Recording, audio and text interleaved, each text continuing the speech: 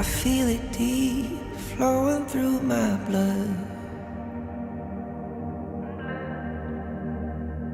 Rising up to become someone, and taking it all on my own. What a sweet victory. And taking all of my control, awaken something deep in me. Like flames, feel it burning inside.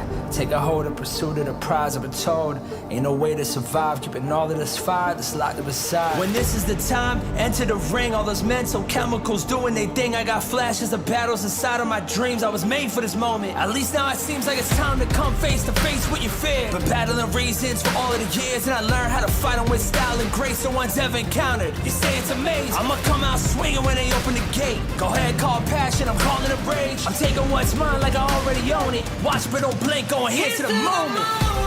The sky rain down. Here's to the madness that's all around. Go on, tell them who you are, you are, you are. Go on, tell them who you are, you are, you are, you are. Here's to the moment, the sky rain down. Here's to the madness that's all around. Go on, tell them who you are, you are, you are.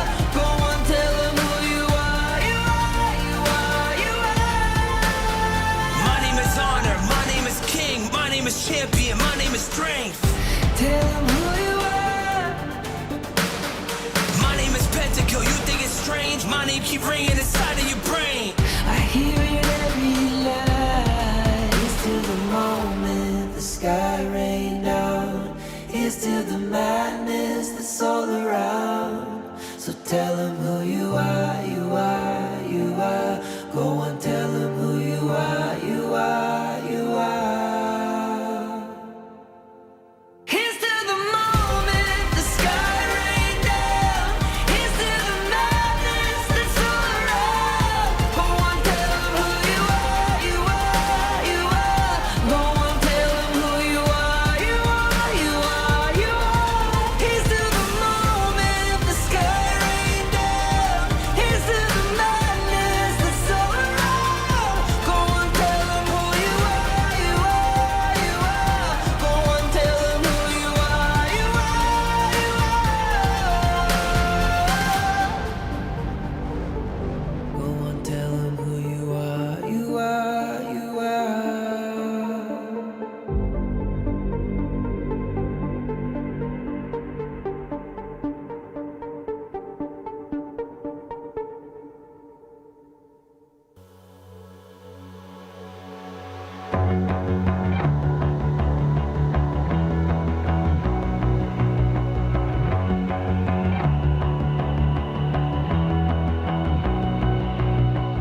You've walked through the darkest nights.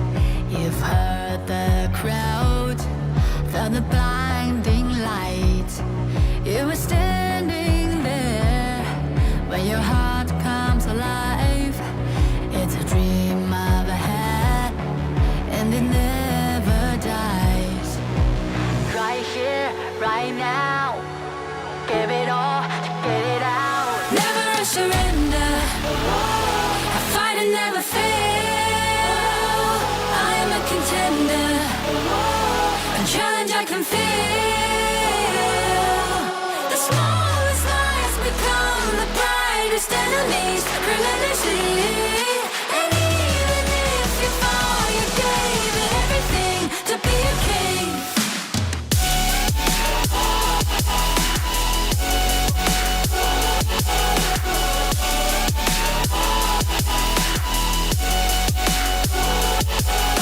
The smallest lies become the brightest enemies, relentlessly. And even if you fall, you gave it everything to be a king.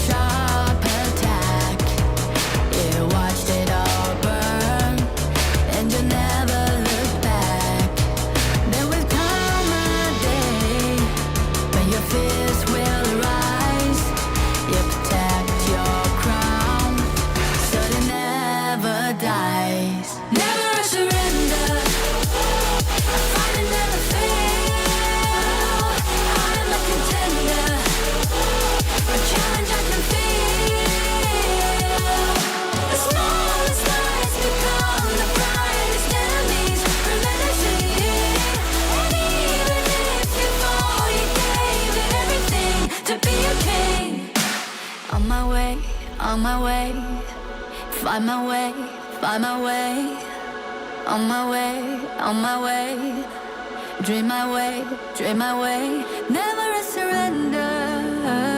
I find it never fail.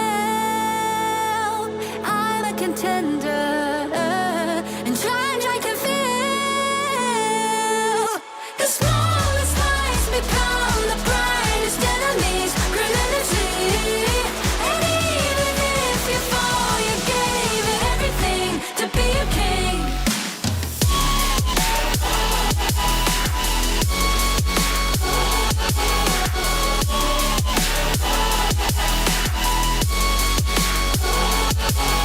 The smallest lies become the brightest enemies, relentlessly. And even if you fall, you gave it everything to be a king.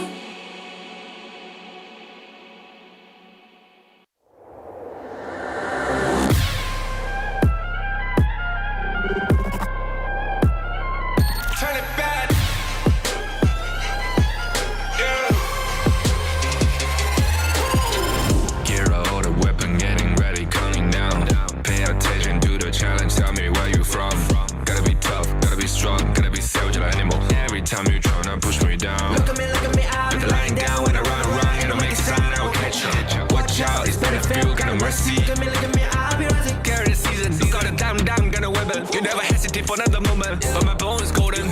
I'm invincible, just let him know. I can show you all the glory I own. To the drunk, go find a way to the palace. I'm waiting here. Go, live from how can we go?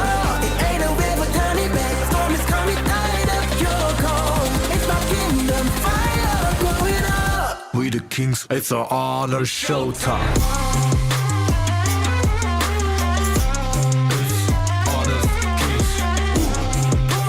Guess we're gonna burn up.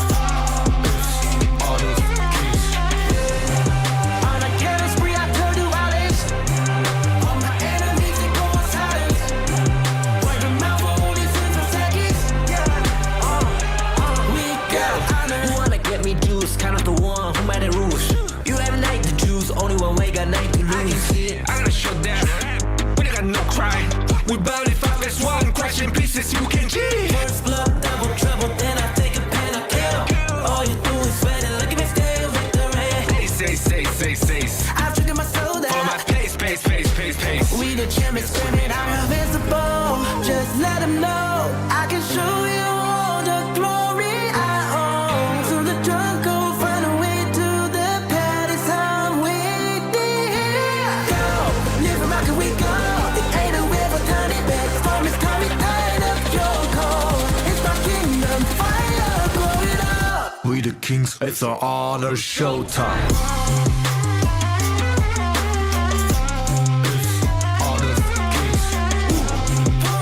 Guess we're gonna burn up. On a killing spree, I turn to violence. All my enemies, they go on silence. Wipe them out for only 6 seconds. We got honor. In this world,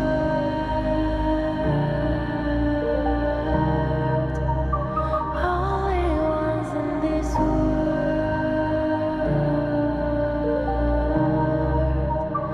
only ones in this call out my name, cut through the sound of the rain. No matter how I feed the flame, you know I feel the darkness and the pain. All of the ways we tried to break free from the night.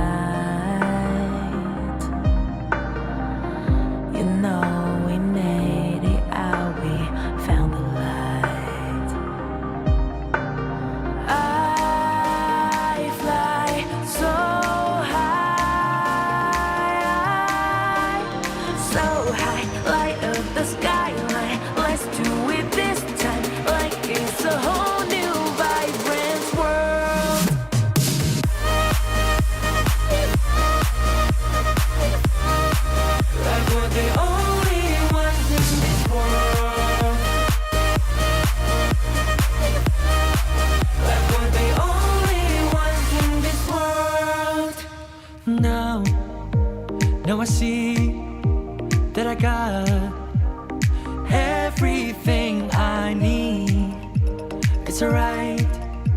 I'm on fire, I'm alive, 'cause now I fly so high,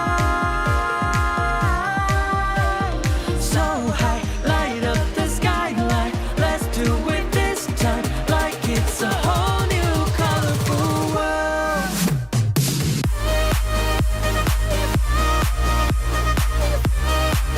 Like we're the only ones in this world. Like we're the only ones in this world. Never thought we'd get this far, burning like the stars. How we get this far, like we're the only ones in this world.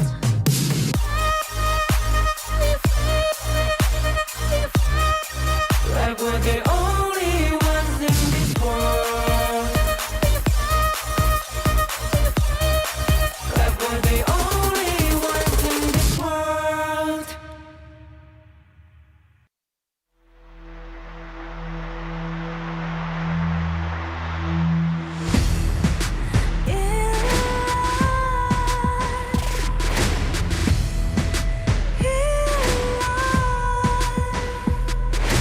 What's a life without its worth? Compromising with what hurts inside, inside. When you let fear decide your fate, you don't choose which path to take in life.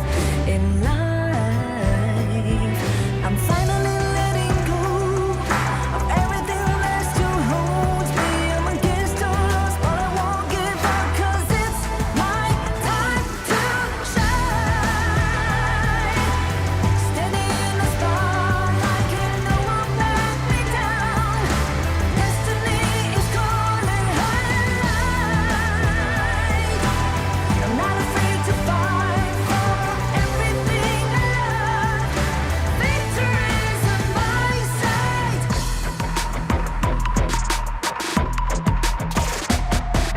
The more we lose, the more we gain. The more that nothing stays the same in time. In time. Can't love ever, can't forget. What you see is what you get sometimes. Sometimes. Gonna show the world tonight. The light that shines inside us. We're against the odds, but we won't give up, 'cause it's our time to shine. Standing in the spotlight, can no one back us down. Destiny is calling high in light. We're not afraid to fight for everything we love. Victory's on our side. Takiki takiki takita. Takiki takiki takita. Takiki takiki takita. Takiki takiki takita.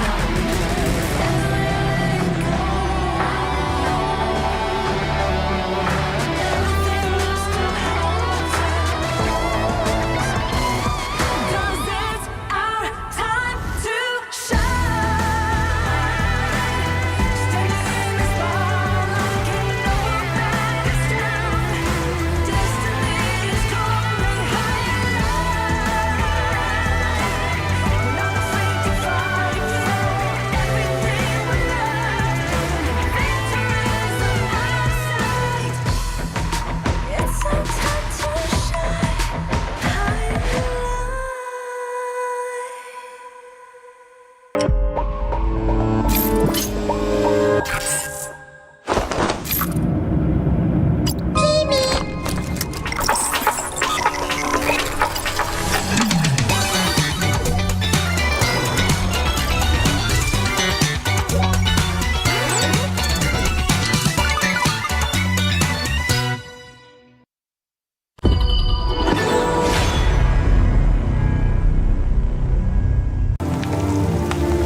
The elders say the seers have guarded the misty marshes for generations. We are the forest's future. For families families to gather in joy, for dear friends to stay together, for the peace of the bird tribe and the forest. Even if my feathers burn away, I will never fear. Even if the sky falls and the earth shatters, as long as we stand together, as long as we endure, we will surely, losing everything. Just as I did. Sinking into darkness. My old self is already buried. How amusing. This eternal blissful heaven. What a beautiful little bubble. I can't wait to pop it with my own hands.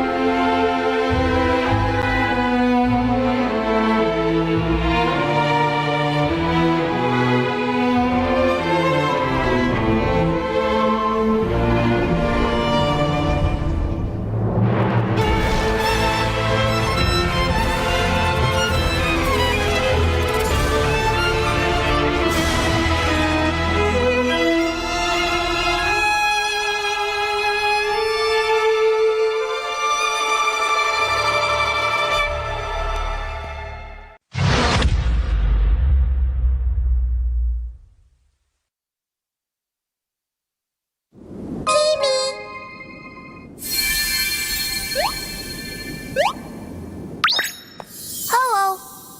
I'm a spriteling. This world is so strange. Happy people are colorful. So beautiful.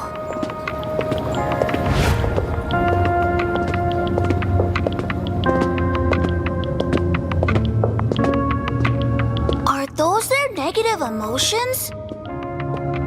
Oh, so scary! Huh? Oh, let me chase away the unhappiness! Spriteling strike! Ha!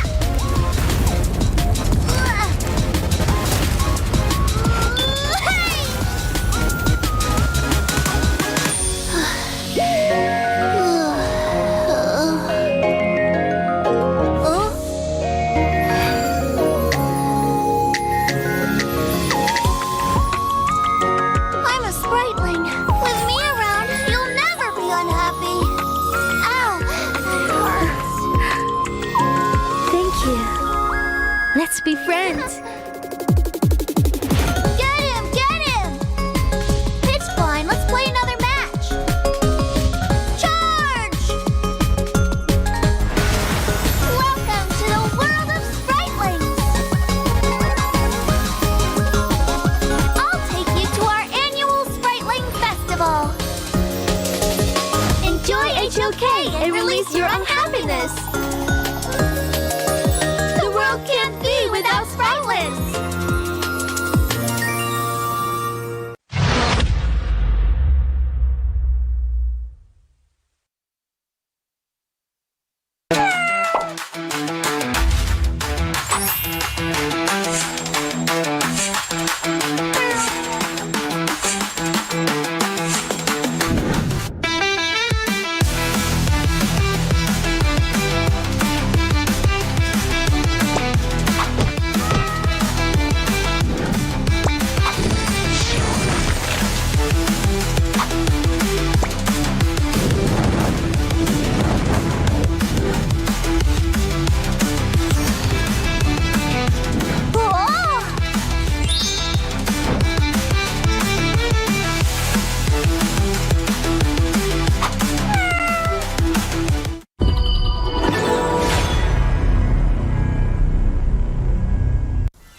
Life's growth has always been bound to conflict.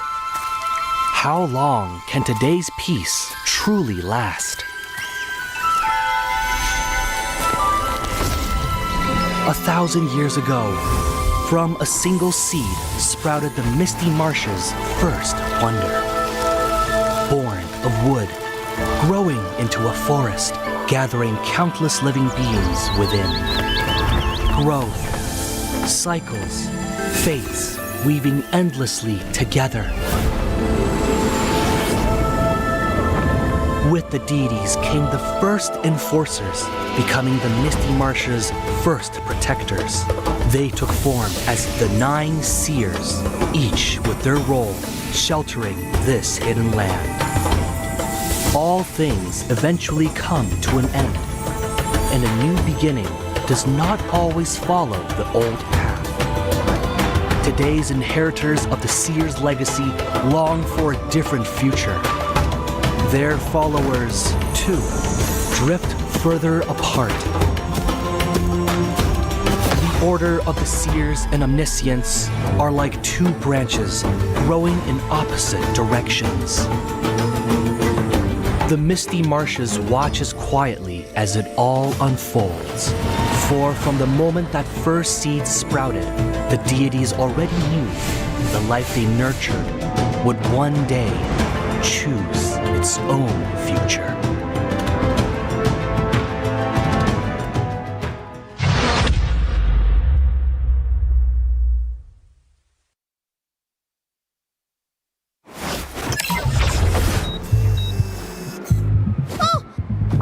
I'm definitely late! Woo!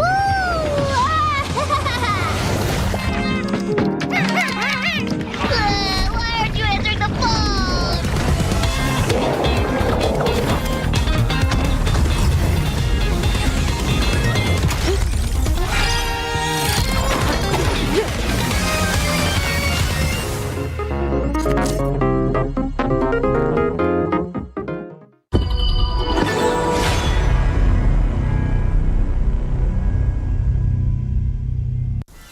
Life's growth has always been bound to conflict.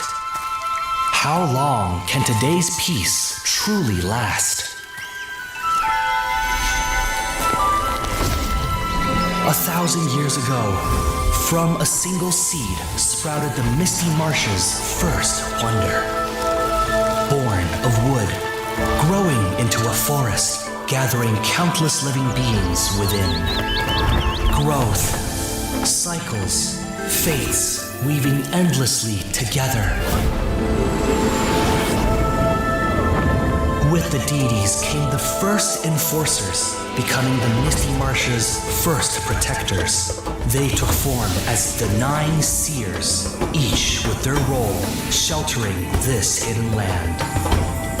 All things eventually come to an end, and a new beginning does not always follow the old path. Today's inheritors of the seers' legacy long for a different future.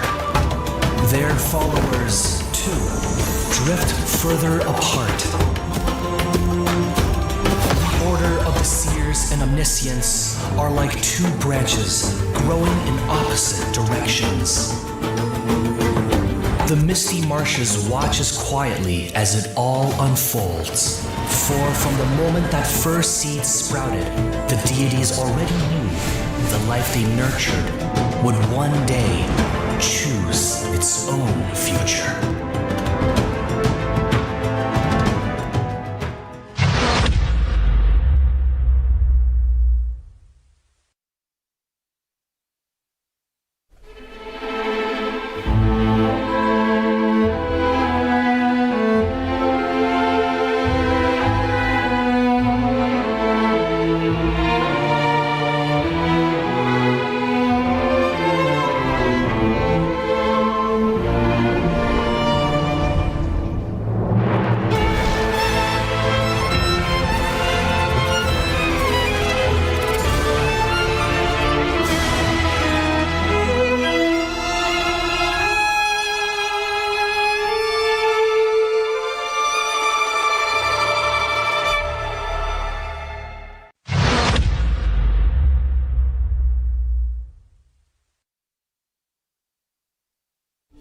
Huang. Recently, a mysterious stranger has been seen about the Misty Marshes. Oh, her. She's an old friend of mine. And she was once the seer, Austrin. Austrin? The seer who once led the bird tribe to repel invaders and protect the Wonder. But didn't she fall in battle back then? Yes, but it seems she's somehow returned from the dead, and she's given herself an interesting new name, Umbrosa. It's exciting, isn't it? Returning back from the dead. What will she bring to Misty Marshes? After all, her current self is completely different from before.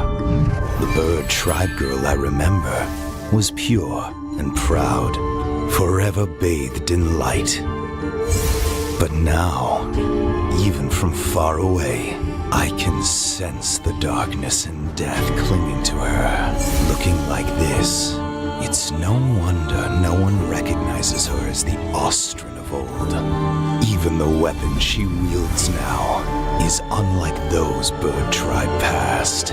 Feather blades dyed in blood, sharp beyond measure. It's said the bird tribe are born war dancers. In battle, they move with a dancer's grace and agility.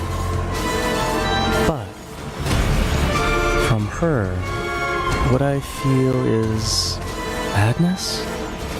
That's right.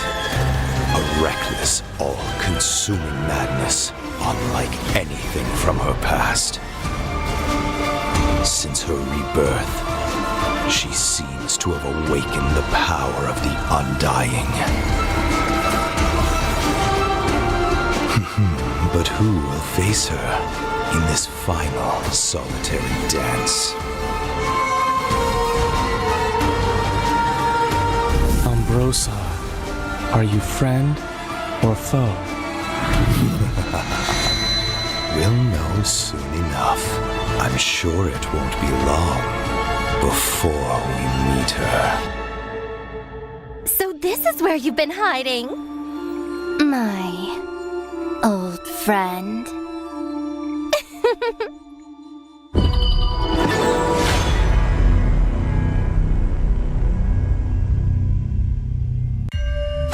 This is her passive ability. Each basic attack applies a mark on the target. Ranged basic attack damage scales with attack speed, and repeated rebounds increase ranged basic attack damage. While in melee mode, basic attack deals multiple attacks rapidly. Skill 1 enhances Umbrosa. After use, it damages and slows enemies within range. Umbrosa then enters a fevered state briefly, gaining a large amount of movement speed and attack speed. Skill 2 is her only movement and recovery skill, enabling her to both dash ahead and knock back enemies. Missing an enemy reduces the skill's cooldown. Landing a hit on an enemy activates their featherblade marks and transfers the mark to nearby enemies. This skill deals damage multiple times to enemies within range and recovers Umbrosa's health. Umbrosa's ultimate is her core enhancement skill. Actively using this skill boosts her movement speed and health temporarily and causes her to briefly enter the Indomitable state. If she dies while her ultimate is not on cooldown, she will slowly resurrect.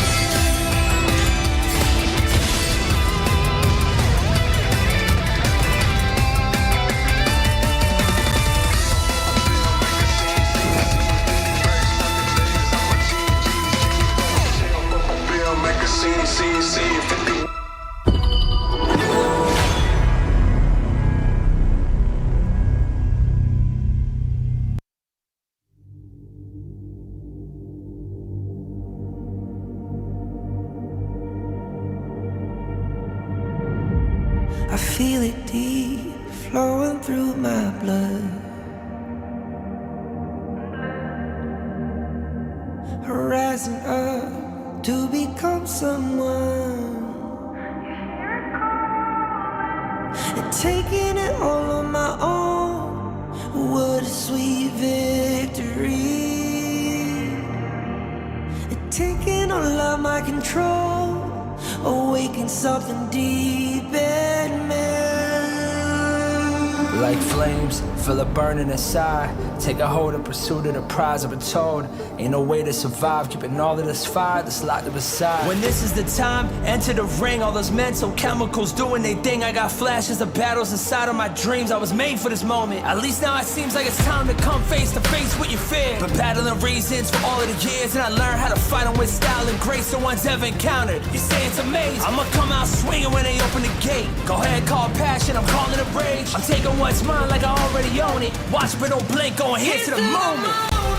The sky rain down. Here's to the madness that's all around. Go on, tell them who you are, you are, you are. Go on, tell them who you are, you are, you are, you are. Here's to the moment, the sky rain down. Here's to the madness that's all around. Go on, tell them who you are, you are, you are. Go on, tell them who you are, you are, you are, you are. My name is honor, my name is king, my name is champion, my name is strength. Tell them who you are. My name is Pentakill, you think it's strange? My name keep ringing inside of your brain. I hear it every night. Here's to the moment the sky rain down. Here's to the madness that's all around. So tell them who you are, you are, you are. Go on, tell them who you are, you are, you are. Here's to the moment the sky rain down. Here's to the madness that's all around. Go on, tell them who you are, you are, you are.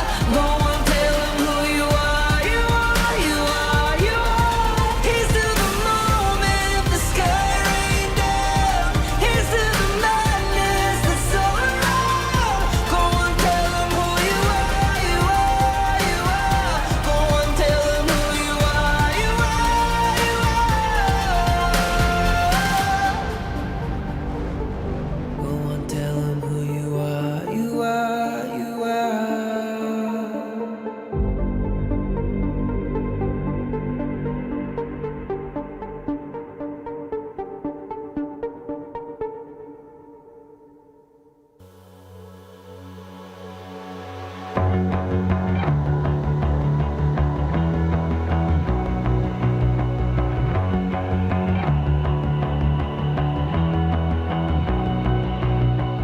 You've walked through the darkest nights.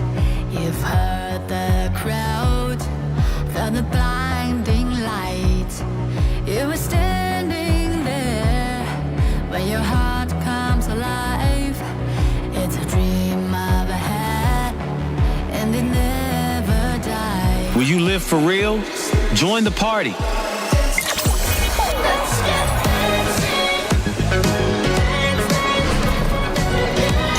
Make the whole street a party and add disco balls.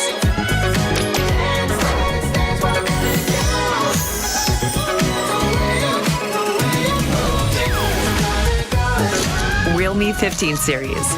Live real in every shot.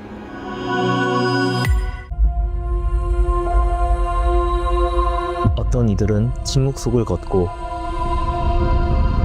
또 다른 이들은 천둥을 뒤에 이끌며 걷는다. Ma una volta entrati, conta solo una cosa, la vittoria.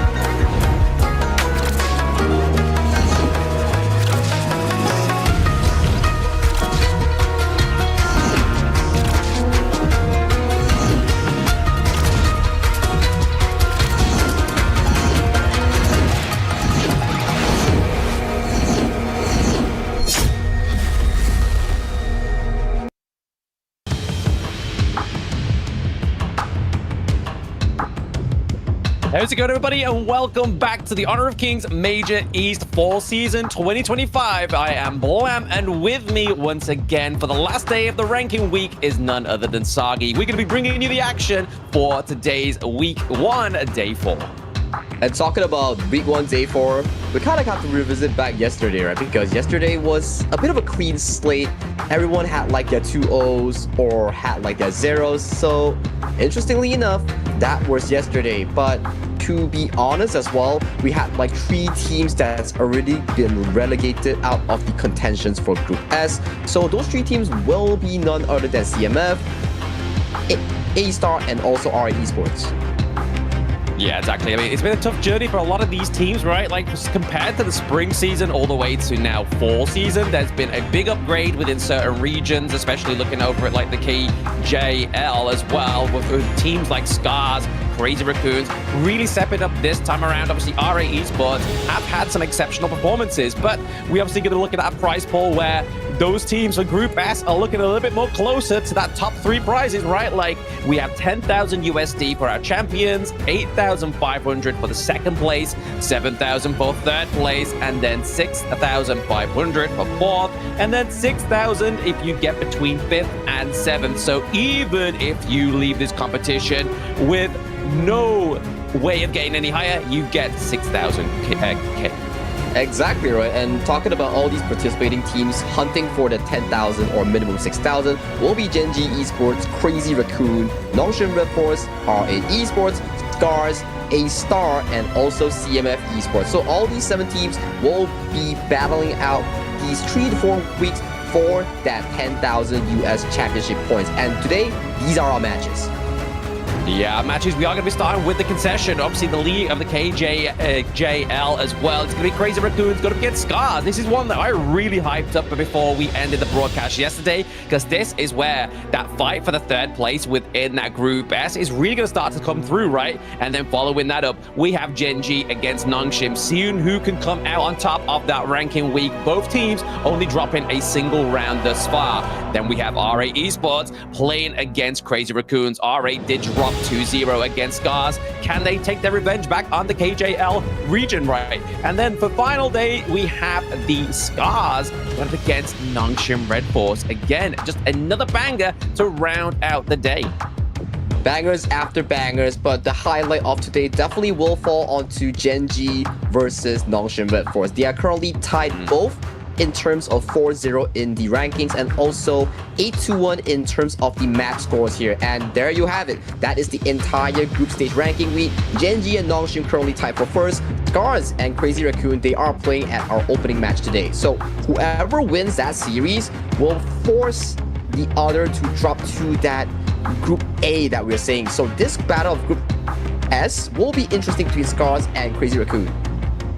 Yeah, super duper interesting. Obviously, both Genji and Nongshim do have to match today. Genji's other match will be offline against CMF, so they still obviously will be seeing who comes out on top of Nongshim matches, but then later on, we'll find out who takes the victory from CMF. But CMF, surprisingly, yesterday with their offline broadcast match, took a 1 game from Scars, who took a clean game from RA Esports just before that match happened. So really, it's showing there that in these offline matches, anything can happen. Yeah, anything can happen. And also as we progress through the ranking week, CMF Esports do seem to have a bit of an improvement, thus allowing them to actually pick up those wins. But let's put our focus on our opening team today. Scars versus... So you should never give up. You gotta fight for it. Whoa, let's go. I know you're running. I see the fire in your eyes. You gotta fight for it. Let's go. The battle's calling. You better give it all you got. You gotta fight for it. The time is right for you to raise a rock. Yeah. Cause you can be the greatest of them all. Yeah. Let's go. The battle's calling. You better give it all you got. You gotta fight for it.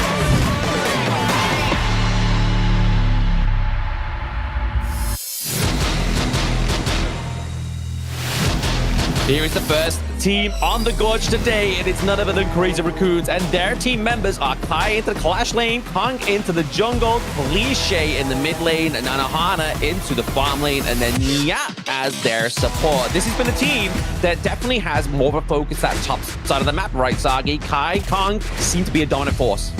They do seem to be a dominant force, especially with the addition of Kong towards the jungle. So far, he has shown us a lot of these signature picks and also interesting picks towards the jungle. But on their opposite end, it will be also another KGL team known as Scars.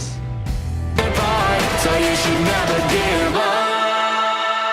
You gotta fight for it. Whoa, let's go. I know you want it. I see the fire in your eyes. You gotta fight for it. Oh, let's go. The battle's calling. You better give it all you got. You gotta fight for it. The time is right for you to raise a mark. Yeah, 'cause you could be the greatest of them all. Yeah, oh, let's go. The battle's calling. You better give it all you got. You gotta fight for it.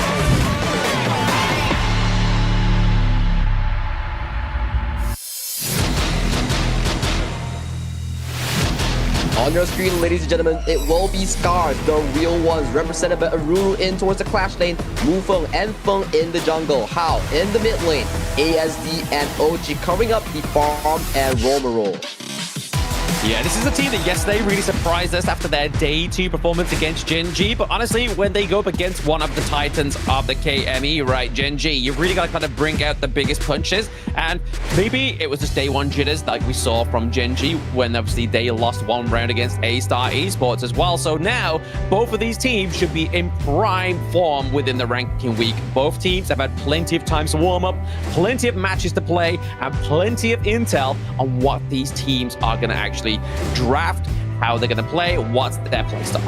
Intel is Wintel, right? We've been talking about this. You need to know the draft, you need to know the pick and bans. Then you move into the game, spot out the jungler start, spot out where the roamer is, yada yada, and that is how you formulate a decent early game for all these players here. But it is very interesting because this is the battle of third. If you win, you save a lot of hassle and stress for yourself to the coming weeks of the survival league. Oh, absolutely. So much stress, right? Like, if one of these teams win this one, they can be like, we've made playoffs, guys. We've just got to make sure we try and get as high into that higher bracket in the survival week, right? That's all the Group S is all about. Like, you've made playoffs. Don't worry about it, bud. Pat yourself on the back. But the loser of this series, Sagi, is on the opposite side of the spectrum, right? Like, they are going to go through so much stress. They've got to be the top dog within Group A. That's a lot of best of 5s, a lot of matches next week for whichever team doesn't actually make it out of this match as the victor. Well said, right? Because why bother put yourself in that situation? So all you can do now is to put yourself into a better state of mind in this series. Allow yourself to win that series. Elevate yourself from that stress. If not, like you mentioned, BO5s, only one making it out of Group A and also towards the lower bracket only. Man, just think about it. I think that's additional stress for both of these two teams. It is as well, right? So, like, you don't know which of those top Group S teams that you're going to be facing in the lower bracket, right? I mean, something could go completely wrong for Nongshim and Gen.G, depending on who wins on this match here, and they could fall to the lower brackets. And that's a team you know will ride the lower brackets all the way to the finals because they have it in them. When their backs against the walls, that's when they play the best, especially when we saw from KWC with Gen.G. They were pretty much last chance qualifiers. They literally threw everything but at the kitchen sink and still obviously didn't come out on top. But they are there, they have the tenacity, and they show that they are able to kind of fight from the lowest of lows to get back to the highs. And that's the beauty of Global Ban Picks, right? It allows you to not just play an aggressive draft, play more of these unusual picks in towards the pool, but it also forces you to evolve your hero pool, evolve your pick and ban strategy, is to allow you to grow from a not so strong team into a formidable team in the HOK esports ecosystem.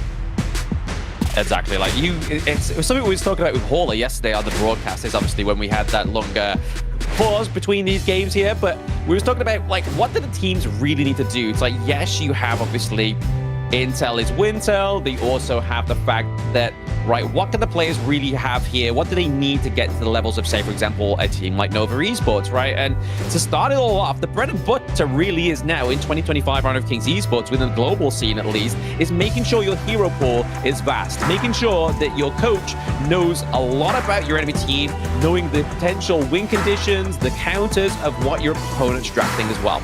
Oh yeah, that is like exactly the case, right? Because the player's hero pool, their hero mastery, like in this day and age, if you are unable to play the Mai Shiranui, the Arlie, or the Pati, for example, it just makes you fall into this disadvantage that you always have to ban out these picks. BO3 is still fine, but when you progress towards that BO5, BO7, that is going to come back biting onto you, because going on to the Game 3, Game 4, Game 5, or even Game 6, that's when you don't have enough bans. You have to start picking up these heroes. And the opposite for that argument is exactly the same as well, right? Like, we see players like Gushing that like to be the carry. You can't always be the carry. You sometimes have to fit into that support role. You have to be the family bench at the park for your team in some of these drafts. And some of these players cannot do that. So really, it's about influencing that side of it, saying, hey, pick the carries, but also you need to pick on how to support that draft. And speaking of that, we're getting into the BP of game number 1 here, ladies and gentlemen. It's going to be the Pei and the Jing being taken off for Mfang on the side of Scars, but then over to the opposite side, the Mai Shiranui and the Byron means that the Dharma, the Ali are potential come-throughs here in game number 1. And I like the fact that Crazy Raccoons, they purposely open up the Arlie for you to take it, because they know for a fact that, okay, we've seen these Arlie in the KME before. We know for a fact that if we lock in Dharma and also call on an assassin like the Fae, like the Jing for per se, we can honestly mark this Arlie down pretty carefully. So, Scars, they know, they read it, they're like, okay, we go for a safer pick. Lock in the low, lock in the Zhang Fei. Okay, so obviously they go for the Lung over the side of Scars here. So obviously, as we've always pointed out, Lung, a little bit more of a mid-range farm laner. What do Crazy Raccoons do? They don't put the finger on the pulse. They don't go, right, okay, lock in the Ali, because they need a little bit more of a long range, right? They need the Flowbomb Marksman here. It's going to be able to poke out and outreach that Lung. But you look at Crazy Raccoons again, they love to pick up this Hu1. I mean, I don't think there's a team within the KME and KMW that don't love this pick.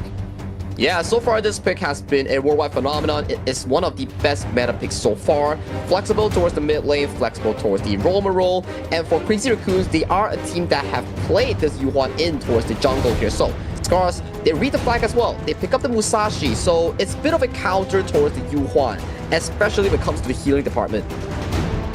Yeah, exactly. But it's only one hero that you can aim onto, right? So if you're looking to get that Herald state onto one of these heroes that need the healing, you've then got to choose wisely. And there's a lot already there to kind of like maneuver around. You've got the likes of the Dharma. Once you've landed that truth, once you've landed that duel to the death, you're then wide open to that truth mantra, right? Like if you're too deep, how are you going to get out? That's going to be the means here for the side of Mfang on the Musashi. We saw him play yesterday, played phenomenally against RA Esports, but who else did they pick against that draft as well? The Zhang Fei. So Ochik, to me, yesterday, was one of my star players. He knows how to get that intel, and obviously, as we say, hashtag Wintel is the Intel the Wintel, but Ochik really played very well to set his team up and find that intel for Scars. And coming into this topic as well, right, when Ochik is playing solo on towards Zhang Fei, you're also indirectly denying one of Mia's signature pick, right? He has so much success on the picks like Lian Po, on the Zhang Fei. So, coming to game number 1, you can see both of these two roamers from the KGL region, they love the tank roamers. They are not a big fan of these utility roamers like the Diadea, like the Yuhuan per se. So you can see Crazy Raccoons, they drafted a Yuhuan towards the mid lane, and to cover up the tanking role, Ogren has been locked in for Kong as well. I mean, did we honestly expect anything different here from Neo, right? Like, we're still waiting for those Enchanter kind of support heroes to come through, right? We've only ever seen him on the Zhang Fei, on the Lian Po. So, when we get into that survival week, no matter what happens here, can Crazy Raccoons actually draft something that's a little bit more different than a tank, right? I mean, you can go for a full best of 5, maybe a 3-0 if Crazy Raccoons are lucky. The only other real tank you've got there is something like the Lu Bang, so we need to start to see maybe Hu1 being flexed onto Nia, maybe go for something like Sakira, Dolia. We need to start to see this kind of flesh out the side of Crazy Raccoons, because I feel like that's already a kind of like a telling sign, right, to the enemy teams that, he's always picking tanks. Why is this? Yeah, why is this? Is he hiding strategies, or is he just not so comfortable with all these utility or enchanter roamers like you mentioned, right? But that is for another day, especially when we go into the BO5 and BO7s.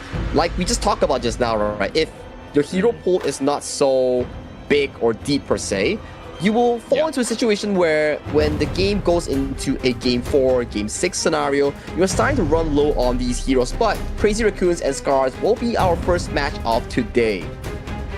Yeah, I mean, I have nothing wrong with these comps, right? Like, obviously, the Orgrin and the Liempo definitely have that synergy within those team fights, right? You're going with a Tri Smash, you obviously get the knock-up, therefore, Orgrin does have to conduct the Conductor Souls too early within a team fight, and then they also have the Q1 to give over that extra bit of sustain, not only to the Orgrin, but to kind of just flesh out the rest of their team fight. So, between Scars and Crazy Raccoons, this is game number 1, getting onto the Gorge right now, guys, and we are looking at the official gaming phone, which is none other than the Realme 15 Pro. Built for performance, made for gaming, smooth, cool, and reliable, just the way esports demands. Ready to level up? Get yours now and feel the difference. You know, every time you ask me the question, Sagi, what are you gonna do if you are the player and you get $6,000 US? Maybe get a Realme 15 Pro. Doesn't that make much more sense? It does make a lot of sense, especially depending on what these players play at home, right? I mean, I'm assuring that 15 Pro Realme is going to be much better than what they've got. But let's get back and look at what's happening onto the Gorge here, right? Obviously, we've seen a lot of contention in the enemy jungle. Oh, okay, Nanahana forcing 2 flashes, but he's not going to be able... Oh! I eat my words! They get the knock-on effect from that skill of the Nua. Oh, the creation second part damage actually landed on the Nanohana there, so... Big punishment here over to the far lane of the side of Crazy Raccoons here. Scars drawing first blood just right 1 minute into the game. I mean, that's one way to counter the long range of the Flowball Marksman, right? Is you bring that Nua down to the bot side of the map. You've got that long range that Lung is lacking. Exactly the case here, and we see much of a rotation here that is covering towards this farm lane that Nanohana is currently residing. So far, this Lung on ASD has been proving dominant with the help of Hao towards this early 2v1 kill. Yeah, I mean, it also helps the fact that once he gets to level 4, right, like, he's a little bit more self-sufficient in terms of, like, if he does get ganked, he can just use his ultimate to just get out of jail free card, right? So, right now, you can see that that's the means and the MO here for Scars, but a little bit of a team fight, a little bit of a tip attack going on to the top side, mid side of the map here, going around those boards. M-Fang tries to get a good result out early. It's going to be that Imperiled State that gets the takedown here for M-Fang. Cliche able to get out just in the nick of time there, but Nia, Kai, they're just trying to push away Scars until any more blood is shed. And this is why the counter coming in for Orgrin will be the Musashi, right? Due to the fact that this Imperil is not just reduced by percentage, it just straight off removes the healing for that 5 seconds. And Kong was like, guys, I can't hold for 5 seconds, I'm just dried out here. Yeah, Kong was kind of like a spaceman, just took his helmet off in space. He's like, he's just breathing, he's trying to breathe, he's trying to gasp for air, and he just can't have it. That's the good thing about the Imperiled State, right? It just kind of just takes that lifeline straight away from you. Exactly, and coming into this early game, Scars is doing an exceptional good job getting that first blood, getting that subsequent kill on towards Kong here. We didn't really talk about jungle matchup, but when we talk about Crazy Raccoons and also Scars, I feel like the focus will be how both of these two teams actually play around both of these two junglers here, as we get a replay on what actually happened towards the bottom side here. ASD, I assume, got Flaming Palm twice in the laning phase, and how? Throwing that spell 1, landing at the sidestepped Nanohana's position. Wow. Yeah, man, it was kind of like a Bomberman bomb, right? Like, that just like landed, it just did the explosion, and it went in those 4 directions. It got a little bit of poker towards the end there as well. But no, honestly, you can kind of see the pressure. Like, it played very well there by the side of Scars, but right now, M-Fang has actually used the duel to the death pretty early there, but then brought left, but it's going to push them back into that mid lane right now. Don't really want to be pushing them towards Hao. We want to be creating that space and distance for Hao. Yeah, Ultimate's traded for both teams here, but I assume M-Fang will have his due to the death coming back right up just before this Tyrant. But Ochake, however, on this Zhang might not have the same case due to the fact that you need that rage bar for that Unbridled Outburst. Did you see Ochik and Nia there just hiding in the same bush, just like tit for tat in, just like in close range? It's kind of like, bro, get out of my hiding place. I'm hiding here. Go, go, go. Yeah, get out of my bush. This is my bush. It's my duty here. But this jungle pickup does seem to fall in favor of Crazy Raccoons as they secure this Tyrant with no contention coming in from Scars. Yeah, that's going to be a bit of an issue here. I mean, Crazy Raccoons needs it, right? They don't have the gold advantage, which is only around about 700 gold difference here for the side of Scars. But now that they have that early game neutral objective, it's going to alleviate a little bit of that gold lead. And this is the consequence, right? Burning that Zhangfei ultimate towards the mid lane just forces you to give away this river control. Losing that key ultimate here means that Scars, hey, they respect the fact that I can't fight this, so I'm just gonna pull out and wait for my next objective point. Yeah, wait for that next objective point. Obviously, just securing these little, like, small objectives here for M1. We need that Azure Golem. Can't be contested. Musashi and the Orgrin both heavily rely on that buff alone. So I feel like, really, if it gets to the point where one of these T1s drop in either the mid or the side lanes and makes it a little bit easier of a setup here for one of these teams, the congestion of that Azure Golem could be the potential spell of the end for one of these jungle heroes. Yep, I'm still waiting for that one big team fight around these jungle buffs here. Sure, we keep talking about, oh, Tyrant, towers, but objectives also come in the form of these jungle buffs. And once you deny jungle buffs, that's a lot of gold and stats being removed from heroes on the opposite end. Not only that, the timer as well, right? Like, you get privy on that mini-map that their timer is for their next buff, so it gives you intel. You kind of know when the enemy team's gonna be rotating, but we still constantly keep seeing this kind of 3v3 into the mid lane. They're really trying to get, like, priority here, trying to make sure that one of these teams can get that T1 early. Yeah, priority allows you to move across the map early, hence we see Crazy Raccoon and Scars keep battling out for this control, right? They need to be fast and available to cross around the gorge, do the attack, do the defense on this entirely not so big of a map. Yeah, I mean, a very wise first itemization here by How into the mid lane, right? The Venomous Staff, there's so much healing onto the side of Crazy Raccoons. It's going to make those team fights as they progress, or even these early to mid team fights, a little bit easier for Scars, and it's already showing up. Yeah, it's showing off. You can't just rely on M-Fong to keep running enemies down with that due to the death. So having like secondary healing reduction in the form of this Venomous Staff does allow How to provide much of this healing reduction, especially on the likes of Cliché and also Kai or even Kong.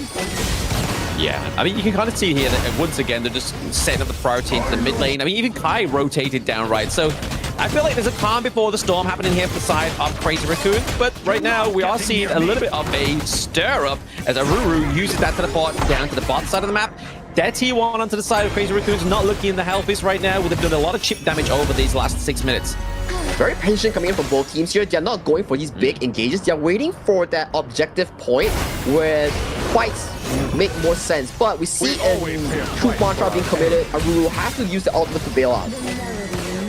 Yeah, again, like you were saying there, like there's not a lot of fights, but now they have the minion wave trying to push it through here. There's only 2 of them, but this could be the takedown. The Tremor Smash could be the zone potential here, but the Annihilation is not going to be enough to clean up. The teleport does come through to save the T1 for now, but the critical result. The Death Precipice gets the lockdown onto How. Into the backline, gets the knockdown onto M-Fong. That is a double kill right now for the side of Crazy Raccoons. They go from 0 to 2. 0 to 2 is just a short span of this team fight. To add insult to injury, they get that mid-tier 1 as well. This opens up the map, and when the map is open, your jungle is going to be under fire as well. Good stuff coming in from the Raccoons. It's a free buffet here for Crazy Raccoons. I was literally saying it moments ago, right? As soon as one of that T1s falls, especially into the mid lane to the side lanes, they're going to make an easier access into the enemy jungle. And you can really see why they were prioritizing and putting a lot of pressure into that mid lane. They were waiting for that prime moment. They were indeed waiting for the prime moment there. I think Scars had a bit of a late rotation to defend this mid-tier 1, hence allowing Crazy Raccoon to really get that win. Let's see the replay real quick. We see Annihilation goes through, Aruru goes in, but he does not have the ultimate here, so that's one threat removed. How gets annihilated immediately, did not flash away from the follow-up. At this point, M-Fong is the sole man in towards the backline, getting executed by that Seer State from the Orgrin. Yeah, I mean, Ochik tried to use the prison sprite there towards the end and trying to kind of like imprison the Orgrim. Orgrim was like, I'm not trapped in here with you, you're trapped in here with me. And obviously, M-Fong, he was always like the duel to the death, committed him way too far away from his team, and that's why he got the takedown. I mean, yes, Scars has a little bit of a Brucey bonus. They got the T1 down to the bot side of the map, but now that pressure has now been alleviated here, right? Crazy Raccoons have the minion wave pressing through to the T2, potentially 2 turrets in one go. I think Crowley's Crazy Raccoons has much more of control here, but but look towards the top side. That's a lot of minions being sacrificed towards this tower here. When we talk about minions, one wave is about like 220 gold. So 220 gold is more than one kill at 150 gold here. So losing out one wave, not the wisest of the resource allocation that we're seeing from CR. Oh, absolutely. Yeah, the good point to make there that obviously minion wave is worth more than a kill. So a lot of these teams like to go for the kills, like to kind of like showboat those kills onto the board and onto the gorge, but it's not going to be paying up for them. And Ojik here keeps getting checked out by Nia. Nia just knows where this tank's going to be situated. It's as if he is a support player himself.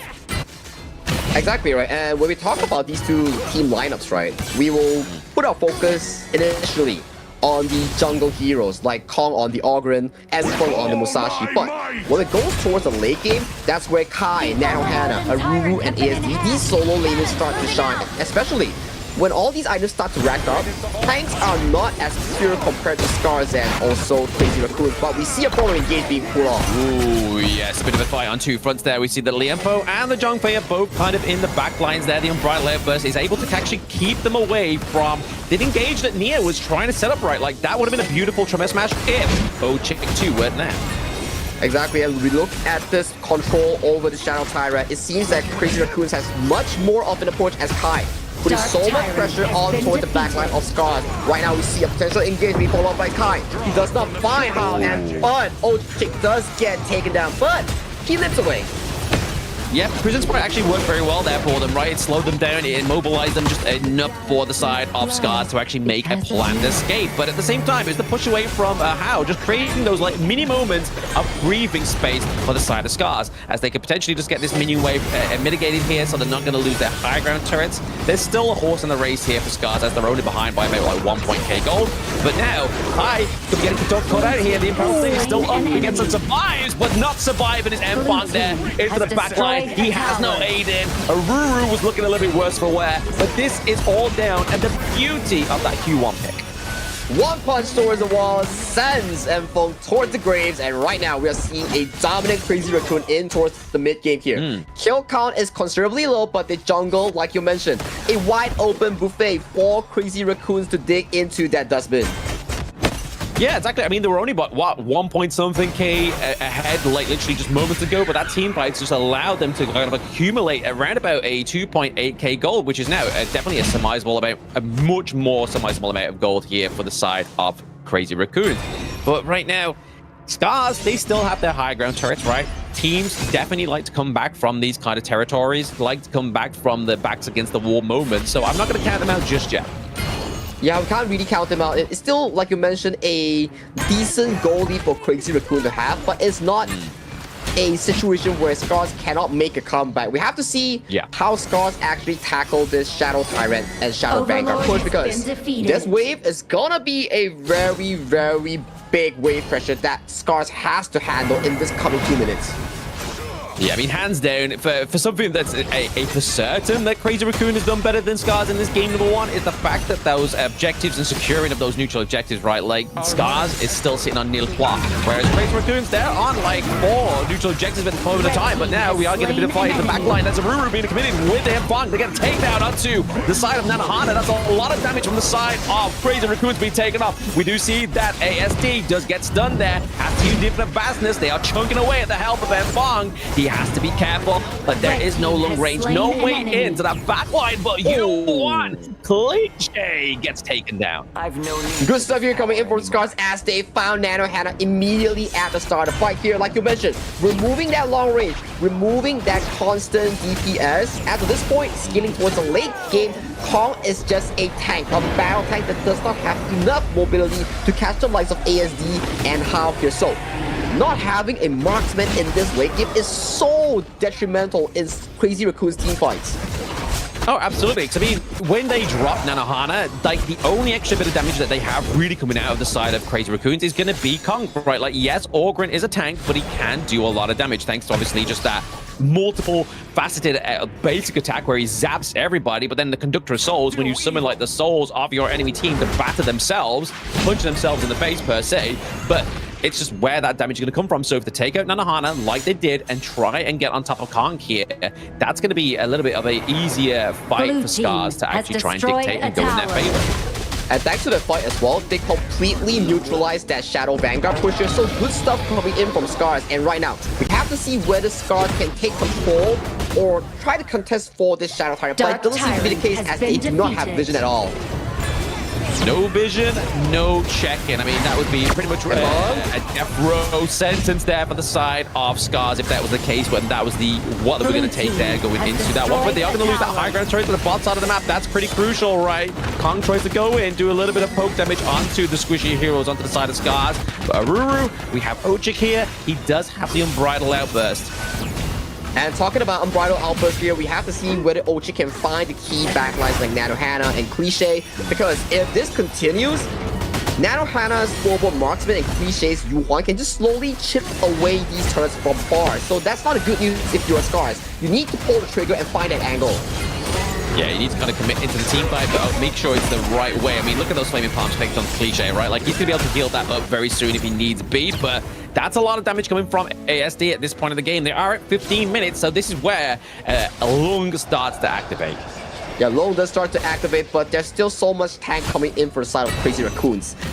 Long relies on the rotational basis of the Flaming Palm, so having Long to take down both the Ogren and also the Lian Po, that is a bit difficult coming in for this single damage heavy marksman.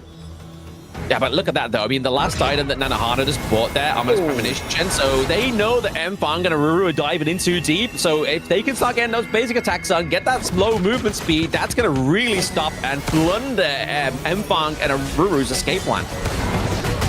Yep, removing the escape plan is key, but when you're tanky as a marksman, you stall so much more time for your team to actually come to your assistant and aid, right? So coming in for Scar's game plan to assassinate this marksman, it will be even tougher as we progress to the end of the game. Yeah, I mean, this is a problem here for Scars as well, though, right? The fact is that they've lost that T3 down to the bot side of the map. We just saw there. The minion wave actually managed to connect onto the crystal, which is not a good sign, right? It's a good sign for Crazy Raccoons, because if they take a good team fight, they can just make sure and know that they're going to usher through a minion wave to that bot side. That pressure is created, and it's in the back of Scars' mind. But look at Mfeng, he's looking for this Grand Slam off a flank here. Still not spotted. The map is very dark here.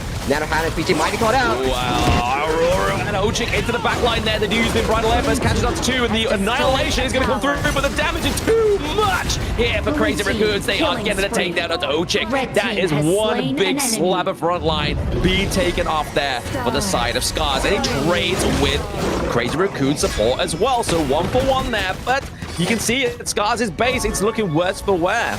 Yeah, worse for worse, and Scars, even though it's a 1-for-1 exchange, but your high grounds, those are not going to be responding towards your base here, as we see a bare base, a barren base on the side of Scars here. Crazy Raccoons, they trade, but they trade well. Yeah, I mean, the only thing scarier than having dragons at your base would be a bear, right? Like, if a bear was slapping my crystal, I would just let him have it. But now, Crazy Raccoons, they're definitely playing at the advantage, right? They only have those T1s drop down into their side lanes. We've seen Team yesterday play at the crystal, get a team wipe, but the way that they don't have this minion wave advantage into even these lanes, it means that at most they might be able to take the T1 into the mid if they are able to come back here, Scars. That's correct, and this replay, we have to prize Nanohana as well, because their positioning was so crucial in allowing him to stay alive in those team fights. If not, that could have been huge for Scars to find that comeback moment here. But since it's a 1-for-1 exchange, it falls in favor of Crazy Raccoons as they have the Shadow Vanguard that allows them to push down all these outer turrets and also high grounds. Yeah, I mean, nice attempt there from Haura. He tries to get the intelligence from the emergence and then tries to get the snipe onto the neutral objective with the annihilation, and it just wasn't enough, right? Like, you've got to make these kind of like desperate Hail Mary attempts while she can, right? Because their crystal is looking like it could be taken down here. The Violet Airbus only catches onto Nanohana into the back line there, but it's going to be the damage. Even a Batter's being used here as a little bit of a counter defense, but it looks very low. ASD has to get back to base with a nick of time. There is so much damage going on here as the crystal. Mfang has to retreat. The Annihilation gets the obviously takedown there. It's going to be a Ruru, and they are keeping their base alive for now, but Mfang does fall. This could be Crazy Raccoon with the final minions. It could be the case here, but it's a 3v3 situation that we see on the front line here, but the Nexuses explodes. The minions are going in. The game one goes towards the Raccoons as they take a convincing 1-0 in terms of the scoreline. Yeah, very good first game, man. Obviously, they were always front and center. We saw the performance from Kong on the Orgren. We had a great plays here from Nia onto the Liempo. So obviously, yes, we do joke and coin about Nia being only a tank support player, but he plays it proficiently. Yeah, the tank merchant is here and he delivers. But yeah, this is global ban pick. So coming into game number 1, he has already expended the Liempo. But if he can clean that game like you mentioned in game number 2, then he wouldn't have that problem here. So coming into the end game, I feel like Crazy Raccoon did a fantastic job. Props to Cliche as well, dodging that final due to the death with her ultimate, which is the Unending Sorrow, and utilizing the full magical damage build on Yuhuan to really remove Enfeng, the key player of Scars, from the map of Hero's Gorge. Yep, Enfeng really did struggle in that game number 1, right? Like, he would always commit a little bit too deep, and that's the beauty of when, like, you have no means of getting out, right? Like, you can get in, but you don't have any means of getting out. You don't have the likes of the Dolia that we've been seeing being paired with a Masashi, right? Like having that double dual death that you can really overextend into the backline if you're really playing at an advantage. But when you're locked down, when you see itemization like the Almanus Premonition being built there, it just makes it very hard for the side of Scars to actually come out on top of that one. Yeah, even in that late game, that last fight, now Hana got annihilated by the newer ultimate, but in a 4v3 fashion, Crazy Raccoon still managed to find that key comeback in terms of that team fight, and then when the minions arrived right in front of Crystal, it was too little too late, as it was just an open base for Crazy Raccoons to dig into.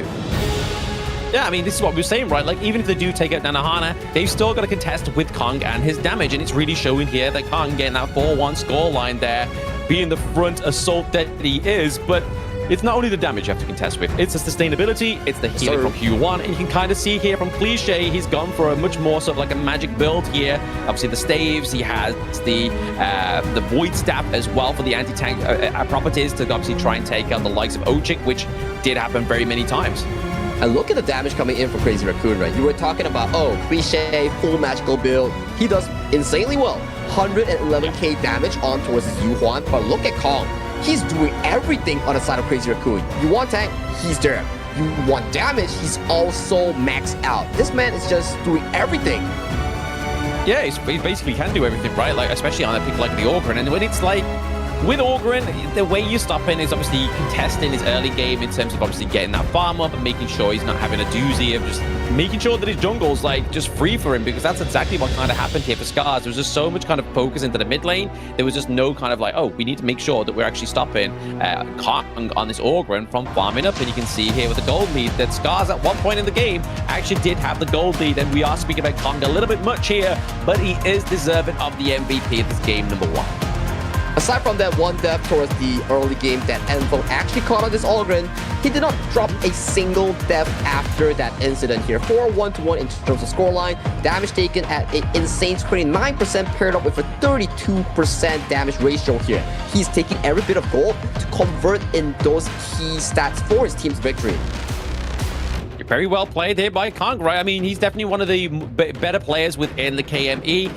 Proven in terms of how many kind of MVPs he's racked up at this point. I feel like he's at 6 MVPs right now, and he's still got another game to go. But that first blood was so poetic, man. Like, you are literally running away thinking, I just survived. It's all good. I'm going to go back to base. And then it just procs that extra extended bit of damage from the newest skill and just gets the takedown. But it's been a very hard game for Crazy Raccoons to dictate here. Like, we're really hoping for a bit of a better performance here on Enfeng with this Musashi.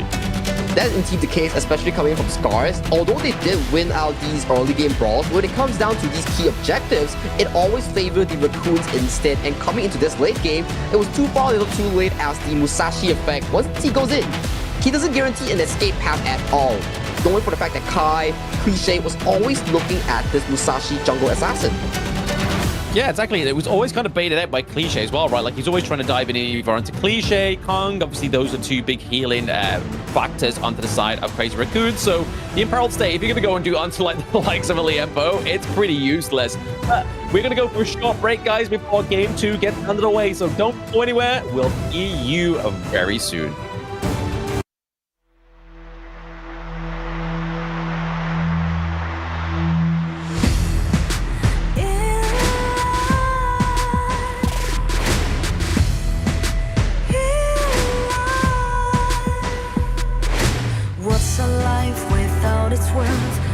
compromising with what hurts inside. When you let fear decide your fate, you don't choose which path to take in life. In life, I'm finally letting go of everything that still holds me. I'm against all odds, but I won't give up, 'cause it's my time to shine. Standing in the spotlight, can no one back me down. Destiny is calling high. I'm not afraid to fight for everything I love. Victory's in my sight.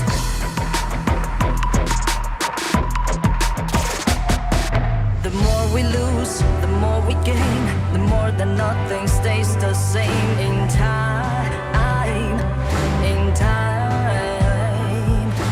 can love ever, can't forget. What you see is what you get. Sometimes, gonna show the world tonight. The light that shines inside us. We're against all odds, but we won't give up, 'cause it's our time to shine. Standing in the spotlight, can no one back us down. Destiny is calling high in light. We're not afraid to fight for everything we love. Victory's in our sight. Takiki takiki takitao. Takiki takiki takitao. Takiki takiki takitao. Takiki takiki takitao.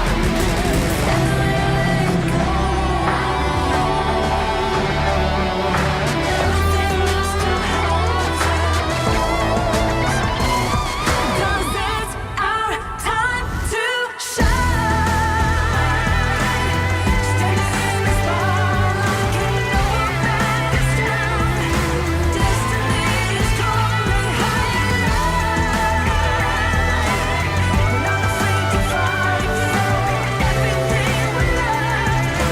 Victory's in our sight. It's our time to shine high in light.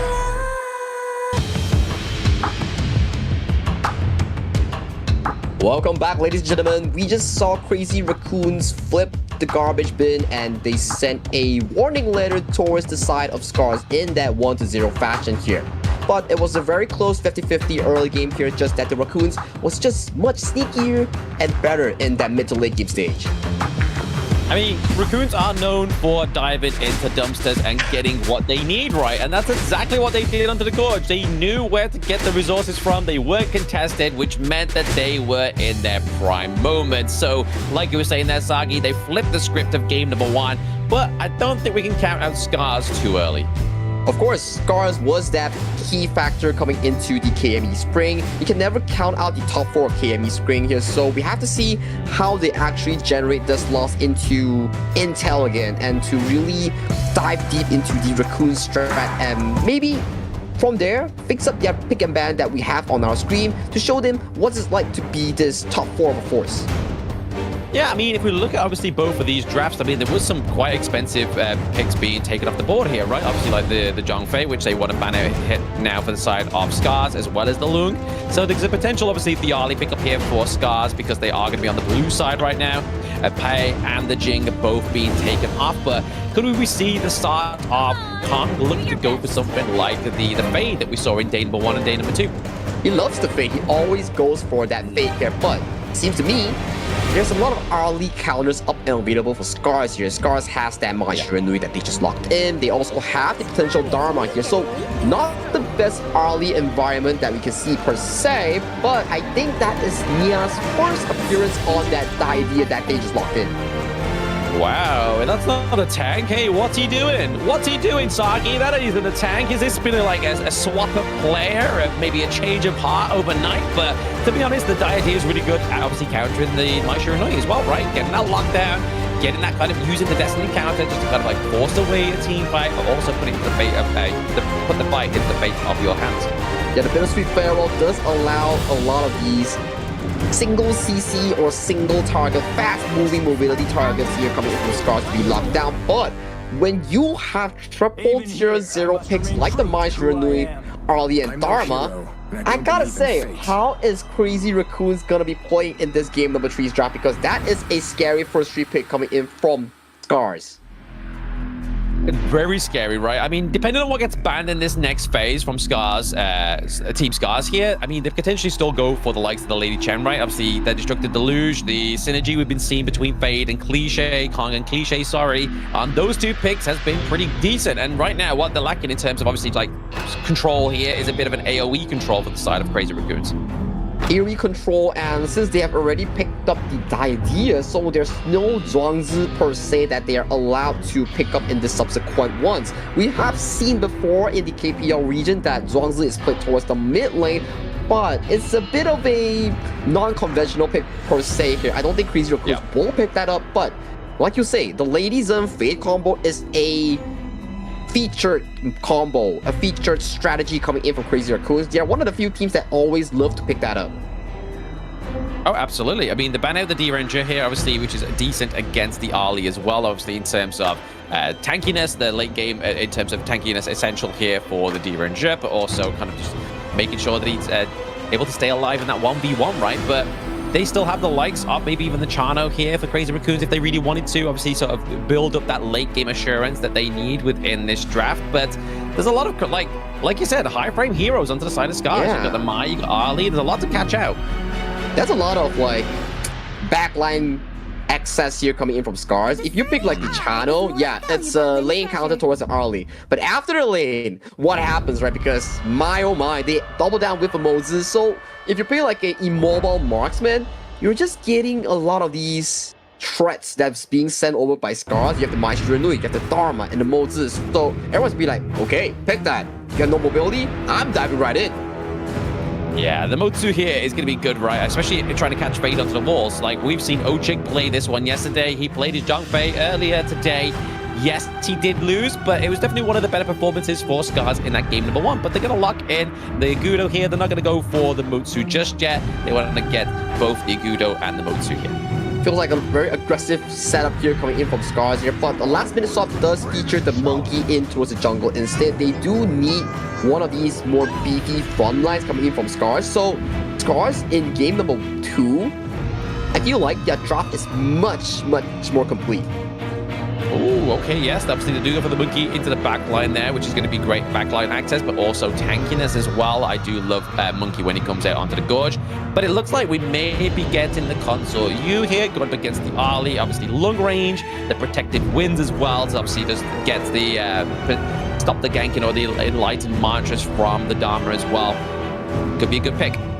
Could be a good pick, and especially they know for a fact that, oh, Blam is on broadcast? Okay, let me whip out that Concert U. I gotta whip that Concert U for my boy Blam. So, locking in will be the Concert U coming in from Nanohana. We've seen him perform this pick once in day number 1. He did exceptionally well, so can he recreate that success here? Because that's a lot of backline accesses here. So, he has to time that protecting wins with the perfect pixel, perfect moment. Exactly, that blessing of the Dyrad, right? That's going to be crucial here for the side of Crazy Raccoons. But if you look over to the side of Scars, in terms of obviously sustainability, they don't really have much healing. So they're really going to have to commit to these team fights and make sure that positioning is on point. Yes, sir. If they do not blow you up in that one team fight, that idea effect will come in and will haunt them back. Those destined encounters, those healings from the Heartlink, it will allow Scars to heal up to the full if they really do fail in those team fights. Exactly. So they've got a bit of a lifeline there for the side of Crazy Raccoons, but whereas Scars, however, they are looking at kind of like, right, okay, let's see what we can do. It's really kind of like, for me, all curtailing on the Motsu. Like, the setup here and the pressure for Ochik is going to be huge, right? Those cannon blasts are going to make sure they're catching out the right person. They've got to then be followed up by something like the Dream Roam from Monkey, even the potential dive for the Mai. So there is a good case of setup here for Scars, whereas Crazy Raccoons, they have a little bit more room for error, right? They have wiggle room, they have sustainability, but they also have the catch of the shirt.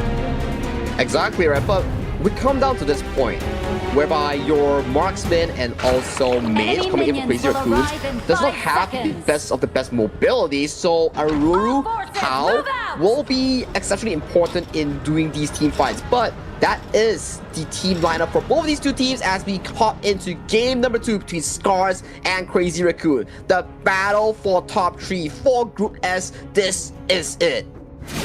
Yeah, like Sagita said, this could be potentially the last game between these two teams, both from the KJL region as well. And it's looking scary, right? Like, Crazy Raccoon up by 1 point. It's looking scary for their next victim. Obviously, RA Esports have already lost to Scars, so it's already looking like a good setup here for the side of Crazy Raccoons. They're probably right in the high right now in this game number 2. And talking about game number 2, right, we are noticing Enfo actually did a roll sword and he's picking up the early. So we've seen this before with Genji last season when there's like a much more mechanically demanding marksman like the early, they will default a bit back to rock. So it's a bit of a repeat of what we've seen so far from Genji, but this time on Scars instead. Yeah, Scars is like, you know what? We saw that in the spring. We really liked it. But I mean, even in the spring season 2025, right? Like, Scars was one of those teams that were known for flexing around those players. You're like, yes, you knew which 5 players were going to play in, but we did do it. Did we know what role they were going to play in? No. No. That's what makes it so interesting coming in for both of these two teams. So ASD, multi-role, playing that jungle on this monkey here. So it can be a double-edged sword, right? You're flexible, but do you remember your role? Do you remember how to play a role? That is the key question here coming in for both of these two players. Yeah, exactly. I mean, Monkey's going to be looking for, obviously, those rotations in terms of the jungle. That's going to be the big kind of adjustment here for ASD. ASD, obviously, was coined as the new mid lane, but as he was previously the farm, he's gone to the mid lane, but there is showing that he can actually play in the jungle, maybe potentially here. But I feel like there's not much room for error for on a pick like Monkey, right? You're just stacking your passive with your first skill, so you're getting chunkier, you're doing a bit more damage, and you're just making sure you're landing those dream roams. Yeah, the chunky boy will be the frontline target here coming in from Scars. He definitely needs to be that engaging factor and also moving factor here. But the Silk Imprint does not land though. Aru seems to be able to run away just without any worry. You have to burn the flash. Yeah, people always mistake Shirt as like kind of it's like a control mage and that's it, but she can do some heck of damage, man. But look at the follow-up here coming in from Pao. He might be looking for some business with Cliche. He's looking for Cliche. Oh, he forces the flash, but I mean, it's going to keep Cliche alive. It's going to stop that attack of the first blood as well. So I feel like that flash there is probably well used. Yeah, it is well used. If she were not to flash there, maybe she would just fall down without even expending it. Yeah. So good read here coming in from both teams to really respect the damage here. As we see a bit of an exchange here towards the mid lane as both junglers look to collect that mid lane farm to further extend that level. Yeah, I didn't know the idea could do parkour, but I mean, that's thanks to Kong. He's like, hey, Fade, I'm going to teach you how to do parkour, the idea, and now the idea gets to mount those walls with Fade, which is a good way of getting out of these like little fights, right? Like, it's hard to zone something when you can use the terrain to get out. Yeah, it's a fit it too Holly as so to speak, right? So Cliche here gets a pull to Howdo. Oh, nice little combo there. It looks like it's going to be the takedown. First blood does go on to How. So Kong with the Jade strike. The Jade Crystal smashing in that mid lane. It's going to be a bit of an upset here for the side of Scars once again. And if Scars don't find those crucial engages and this game progresses even further for the likes of Crazy Raccoon, this culture you will eventually outscale Enfo, but look at his engage coming in! Just the committed, yeah, onto Fade here. Kong maybe a little bit worse for wear. He's on the wall at this moment in time, but that's not going to stop him. Getting the kill onto Ochik once more. The aggression here from Crazy Raccoons. I feel like we're watching a different team here, Saki. Exactly, much more aggressive pressure coming in from Crazy Raccoons. They are so daring in all these exchanges, and that is what makes them so good here. Cliche once again, back-to-back Silk Imprints to make Crazy Raccoons ahead in these team fights. Tyrant has been defeated. And then once that crystal lands, right, like there's no smite contesting that. That's the other thing here with the Fade. It's pretty great. It's the fact that, yeah, if you suck at landing smite, just use your ultimate. Yeah, just use your ultimate, secure that Heart and Steel Jaded, and you will get your free delivery for that objective. Yeah, neutral objective going over to Crazy Raccoons. I mean, last game, they pretty much stacked objective after objective after objective, right? Like, they were pretty much hogging the Tyrant, and rightfully so, right? Like, they were behind in terms of the gold. It meant that they were able to get it in game number 1, but that's not the same scenario here. They're ahead with the gold, and now they have that Tyrant for an extra 50 seconds. That's going to be that increased damage and movement speed here for Crazy Raccoons. They're already playing very aggressive. And the room misses the true mantra here, but Kong here might be caught out by the Arlie. Oof, yeah, no, Aruru is just there. It could be kind of like keeping him alive, trying to keep him in check, but Kai is able to kind of bounce out that one. Ow, this is a 4-man dive here. A bit of a commitment here to the top side of the map. We do get the stun onto Kong. He does trade the wall, but it's going to be a takedown onto How. However, you're not even getting that double kill coming through. To the side of Crazy Raccoons as they get another one. That's a triple. Can he go for the quad? He's trying to go for it. He gets it.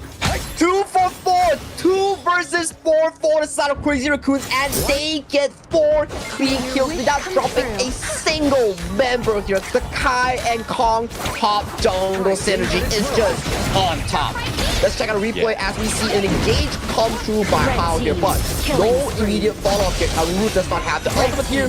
Kong finds the perfect assassination, deletes Emperor from the map here, and as of this point, Aruru, you have no ultimate, you have no more flash, and you are just a piece of meat waiting to be sliced by Kong's fate. Yeah, I mean, it's the beauty of the fade pick for Kong here as well, right? Like, people think, yeah, he's just an assassin, he needs to be close. But once he's mounted on that wall, he has projectiles, bro. Like, that's basically it. Once you're in his sights, that's it. The lockdown is here. But a quadra kill here for Crazy Raccoons when Scars has not a single kill on the board is a little bit of an unfortunate situation for Scars to be in right now. It is very unfortunate, especially that was a 2v4 engager coming in from the side of Scars. They had the man advantage, but in terms of the execution, it was just not there. That's why Crazy Raccoons outplayed them and got that 4-4-0 exchange. Yeah, I mean, they're not looking at showing signs of slowing down as well, right? Like, the fact that they got the T2s into the T1s into both of these side lanes, looking to go and put some pressure into this top side of the map now as well. While Kong already doing so much damage. There goes that T2. So Flash Lane, we're going to see Aruru have a lot of pressure being put onto him right now. He's not going to have that safe space. He's going to need to look for those single target pickups.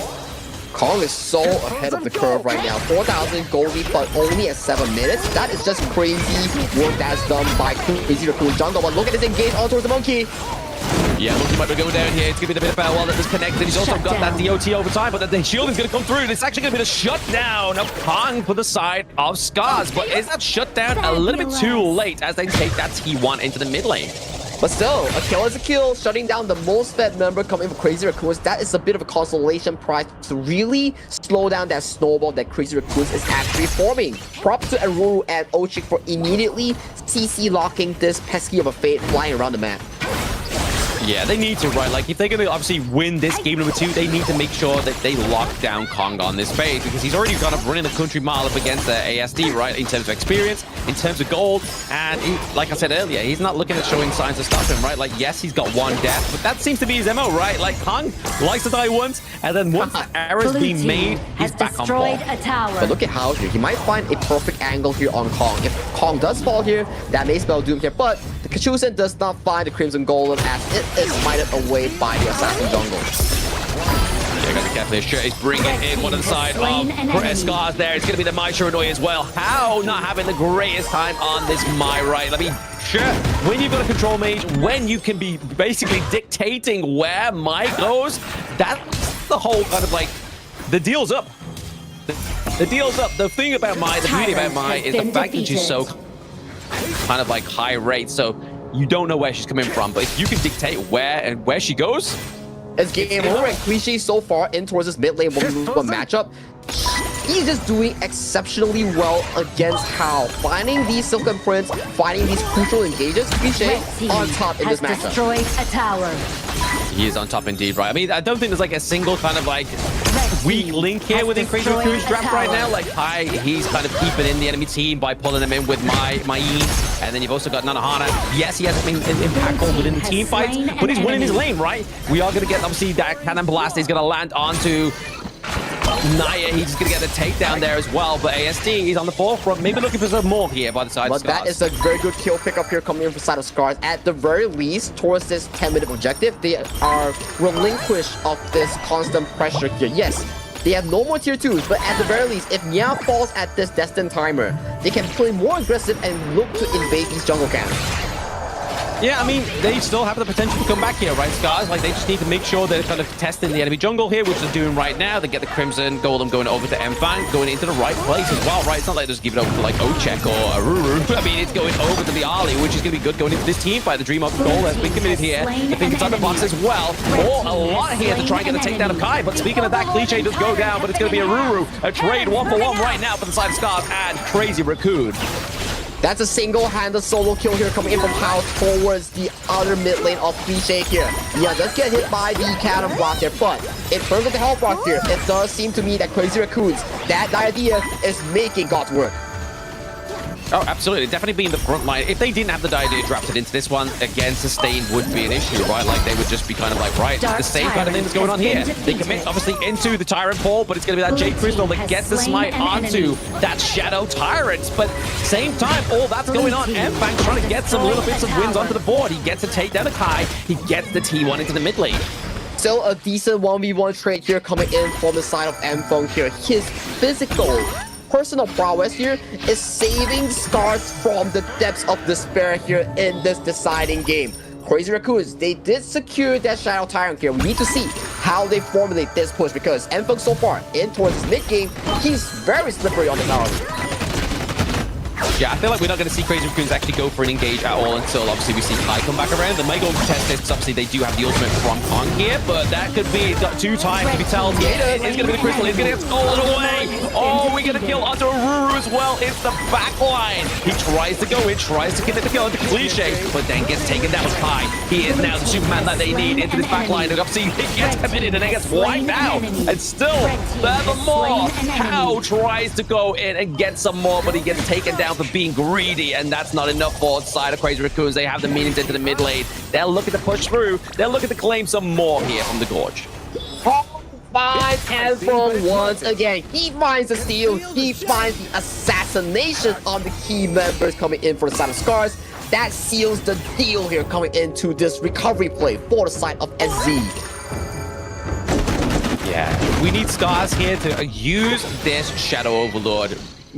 Basically, it needs to be used properly, right? They need to make sure they're using it in the right lane, make sure they use it to focus either a team fight, put pressure into a different lane. But obviously, where they do place the Vanguard down, it's going to be a little bit easier for them to take some turrets. So really, choice is on the board here for Scars. The choice is on the board here as we need to see how they formulate against this push here. But I think that Shadow Vanguard fell into favor of Scars here, even though we saw the Jaded effect just now. So is that the recent change of this Fade being able to be stolen away coming in from the smite? Potentially, right? I mean, he was locked in with the Jade, so I honestly thought that it was going to be going over to the side of Crazy Raccoons, but no, it's actually going to be that kind of like second wind, a bit of a Hail Mary play. Whatever it was that got that smite was definitely a bit of a miracle here for the side of Scars, and definitely what they need. M-Fang gets a takedown there. A 1v1 to go gets high on the Main. Gets taken down. Destiny counter being committed here as well. ASD taking a little bit too much damage for my liking there, but Dream roams out alive. M-Fang once again finding those 1v1 single-handedly, forcing these plays, allowing Scars to breathe more in these games here. If these solo kills would not happen, Scar could be in a much more difficult and different situation compared to just now. Oh, absolutely. I mean, they're definitely getting the small wins where they need to, right? They need to make sure they're getting these small, like, pickups here, getting those T1s where necessary and where they can. Like, right now, Ruru getting that bot side of the map. Even though Scars has been pushed to their higher ground turrets, they're looking to make sure that their head's staying in the game. That's exactly the case, and right now we have yet to see Nano Hana be this late game menace here. He's having a clean year of 2-0-2, but the spotlight is so maximized on our player here known as Kong here. So coming to this late game, Kong's positioning will be even more focused by the side of Scars. So Nano Hana for Crazy Raccoons have to step up to pick up some of the slack that his jungler isn't able to fully cover up.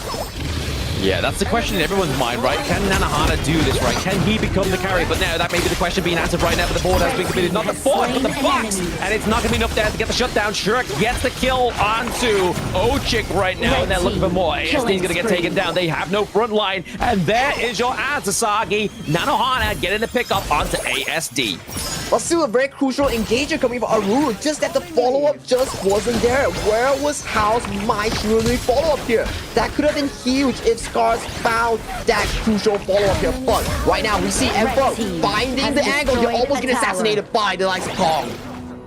Almost goes assassinated. I mean, he tries to overcommit and tries to get the takedown of that Sage's Sanctuary, right? Because Kong, he's now getting caught up, like you were saying, Sagi. He's being focused a lot more as we're kind of transitioning into this late game of this game number 2 between Crazy Raccoon and Scars. But they are not going to stop up here. They're going to go for the Tyrant, go for a little bit more damage, and basically try and go for the final strike.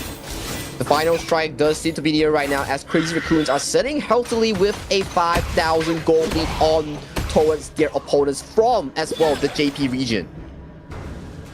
They got to do something right. Obviously, this is either Crazy Raccoons goes in and wins this one and gets into that 3rd spot into Group S, or Scars is like, we're not done yet. This is not all she wrote, but we'll find out soon.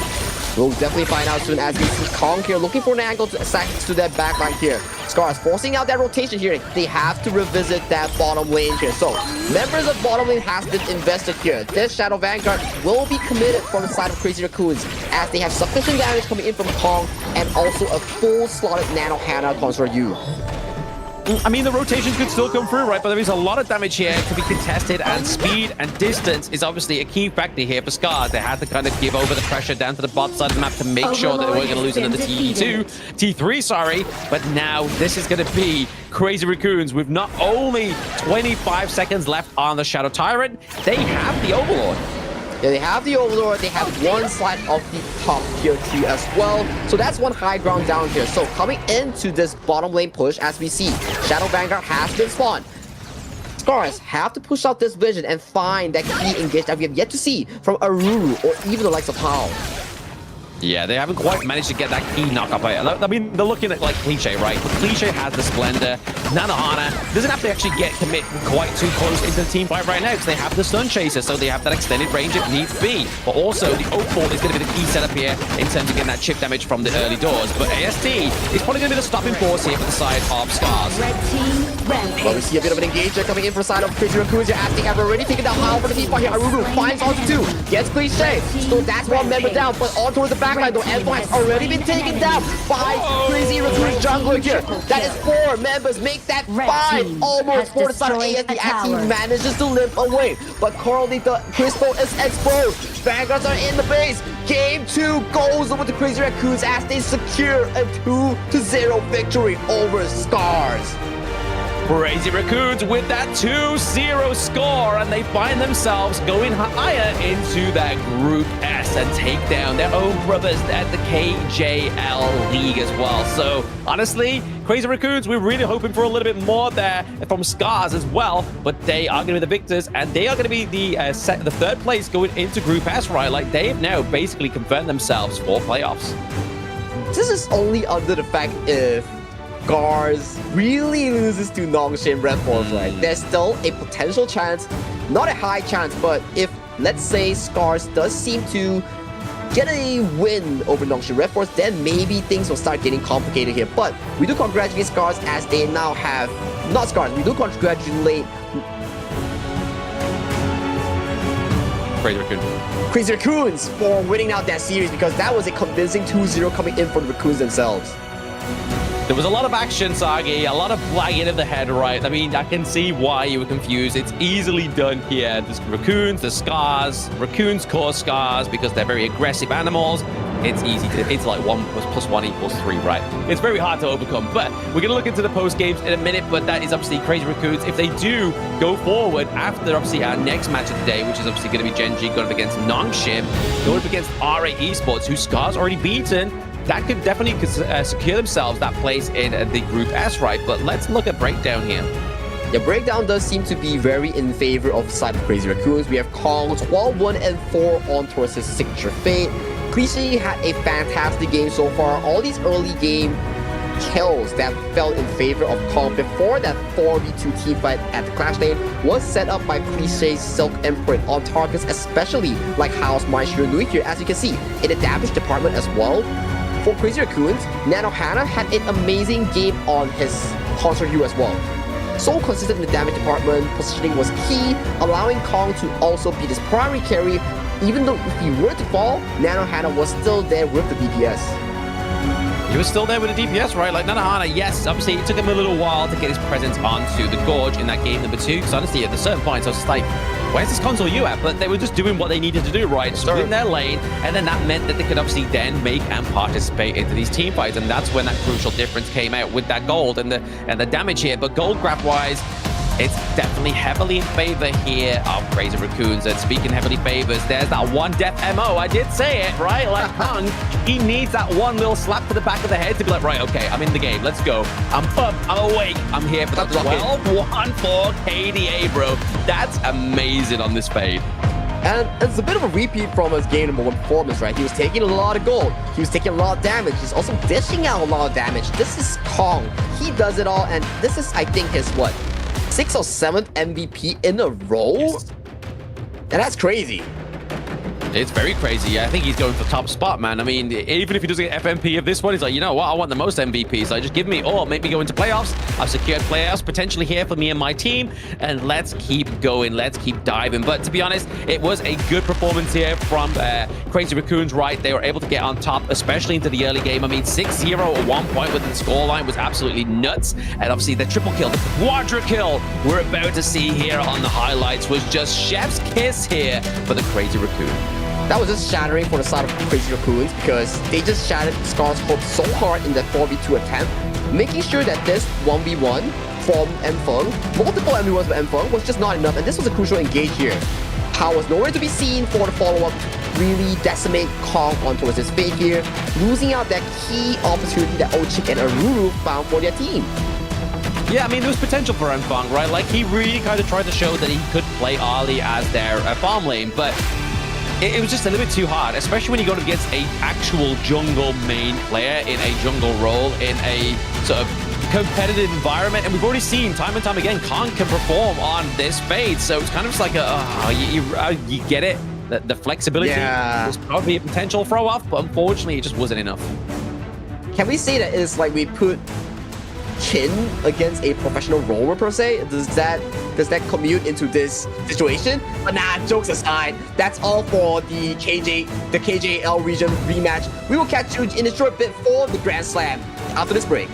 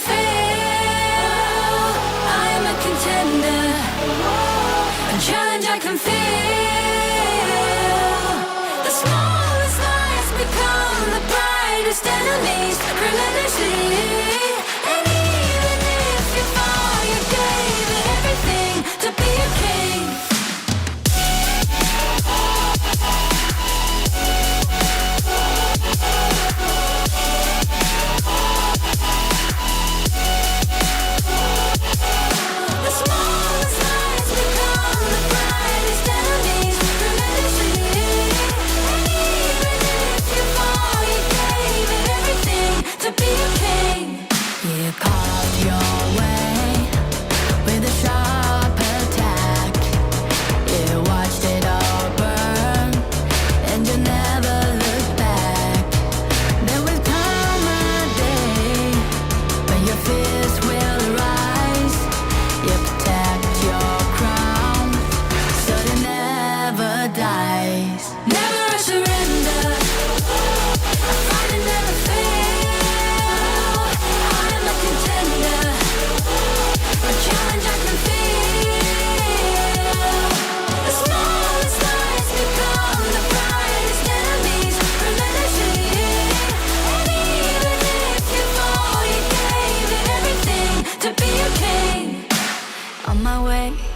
my way, find my way, find my way.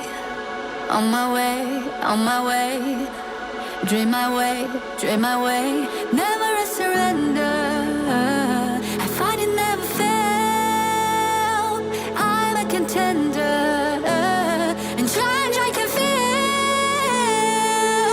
The smallest lies become the brightest enemies. Remember see, and even if you fall, you gave it everything to be a king.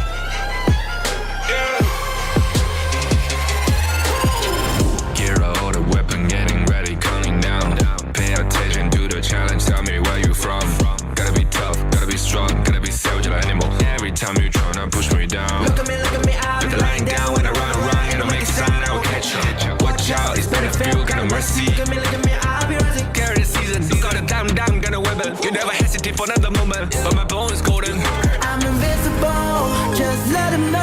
I can show you all the glory I own. Through the jungle, find a way to the palace. I'm waiting here. Go, live and rock and we go. It ain't a river turning back. Storm is coming, tide of your cold. It's my kingdom, fire blowing up. We the kings, it's our honor showtime.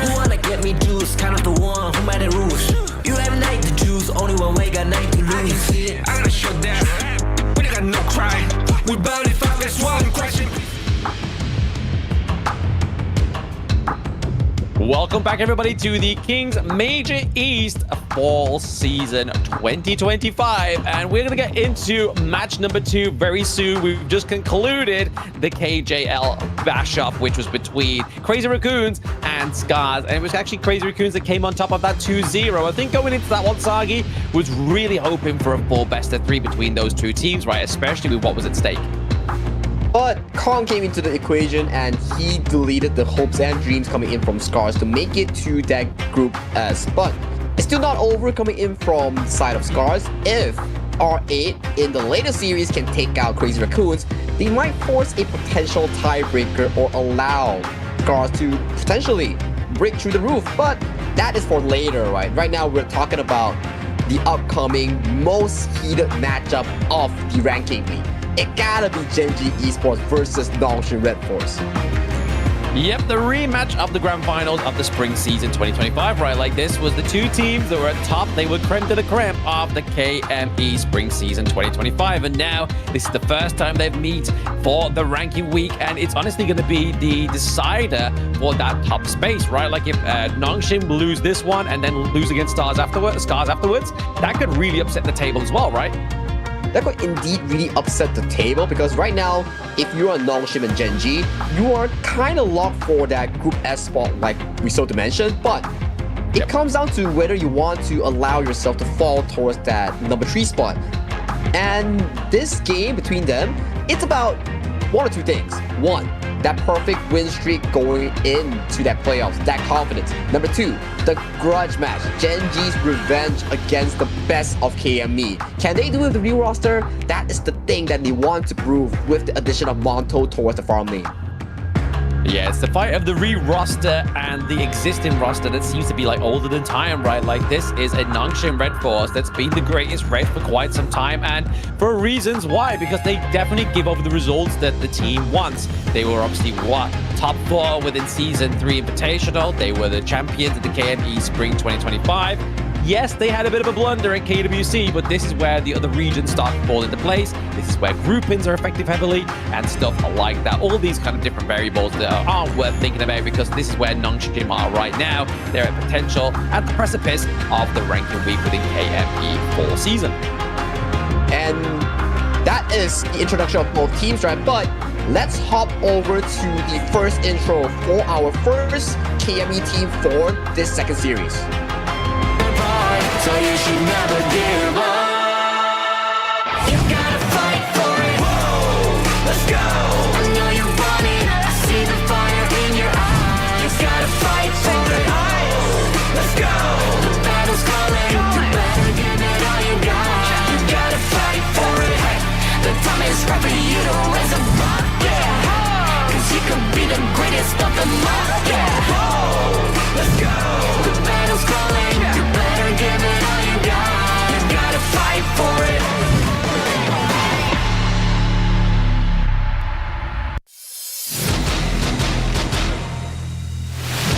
And this is going to be Gen G, the game changers. But can they change the game by winning this as a 2-0 victory to Gen G? And that is Wawa, Rock into the jungle, Inua into the mid lane, Monto into the farm lane, the fresh face, and then Clue into the support role here. This is going to be a team that's looking to change the game and flip the script. You want to flip the script, like just like how we coined them as the game changers, because you want to be the game changers, but the first thing you gotta change is the first and second storyline here coming in from Nongshim and also Gen G. But on the flip side will be their rivals, Nongshim Red Force. So you should never give up. You gotta fight for it. Whoa, let's go. I know you want it. I see the fire in your eyes. You gotta fight for it. Let's go. The battle's calling. You better give it all you got. You gotta fight for it. The time is right for you to raise a bar. Yeah, cause you could be the greatest of them all. Yeah, whoa, let's go. The battle's calling. You better give it all you got. You gotta fight for it.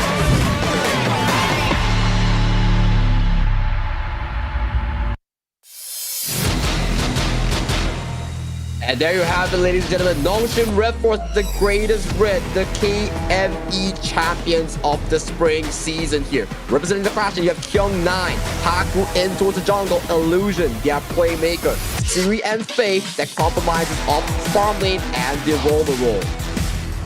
Yeah, a very established team roster here for Nongshim, the greatest red, right? But I mean, there's been quite a few like drafts that we actually haven't seen them kind of implement. Like, we always know that Kyung9, even in that introduction, he loves the sunset, but we haven't seen it yet.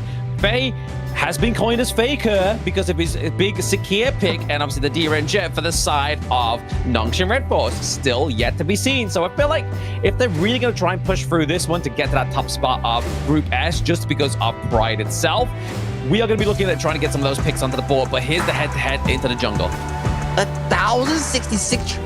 What? That's 1,663 total kills against 134 kills. Is that a potential typo that we have? But it's okay. Let's call it compared to average damage dealt here. It goes a bit towards Rock for most of the stats, actually, if we were to see. So we can see that in terms of the resource department, it is more heavily favored for Rock in Gen G, and Haku is this facilitator that allows his team to play in a more comfortable start. I mean, we look at that, obviously, yeah, it is an error, because if you imagine 1,663 kills, but then only getting around about 10k extra damage onto those kills, and you're like, what, by at least the denomination of an extra 0? that's bad for you. You're basically just like last hitting by like 1 HP, you know? You're like literally just chipping away. But no, it looks like it's probably going to be like 166 kills, if anything. We'll round down, we'll be nice. But yeah, we'll be nice. The BP of game number 1 between Nongshim Red Force and Genji here.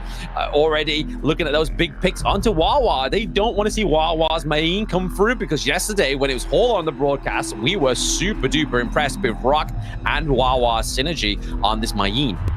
I gotta say, ever since that KWC 2025 performance on that Mayin from the likes of Wawa, he has super evolved himself into this super clash name coming in from KME. I'm so excited and stoked, as this is potentially, after King's World Cup, the first time we'll see Wawa and Kyung9 go head to head.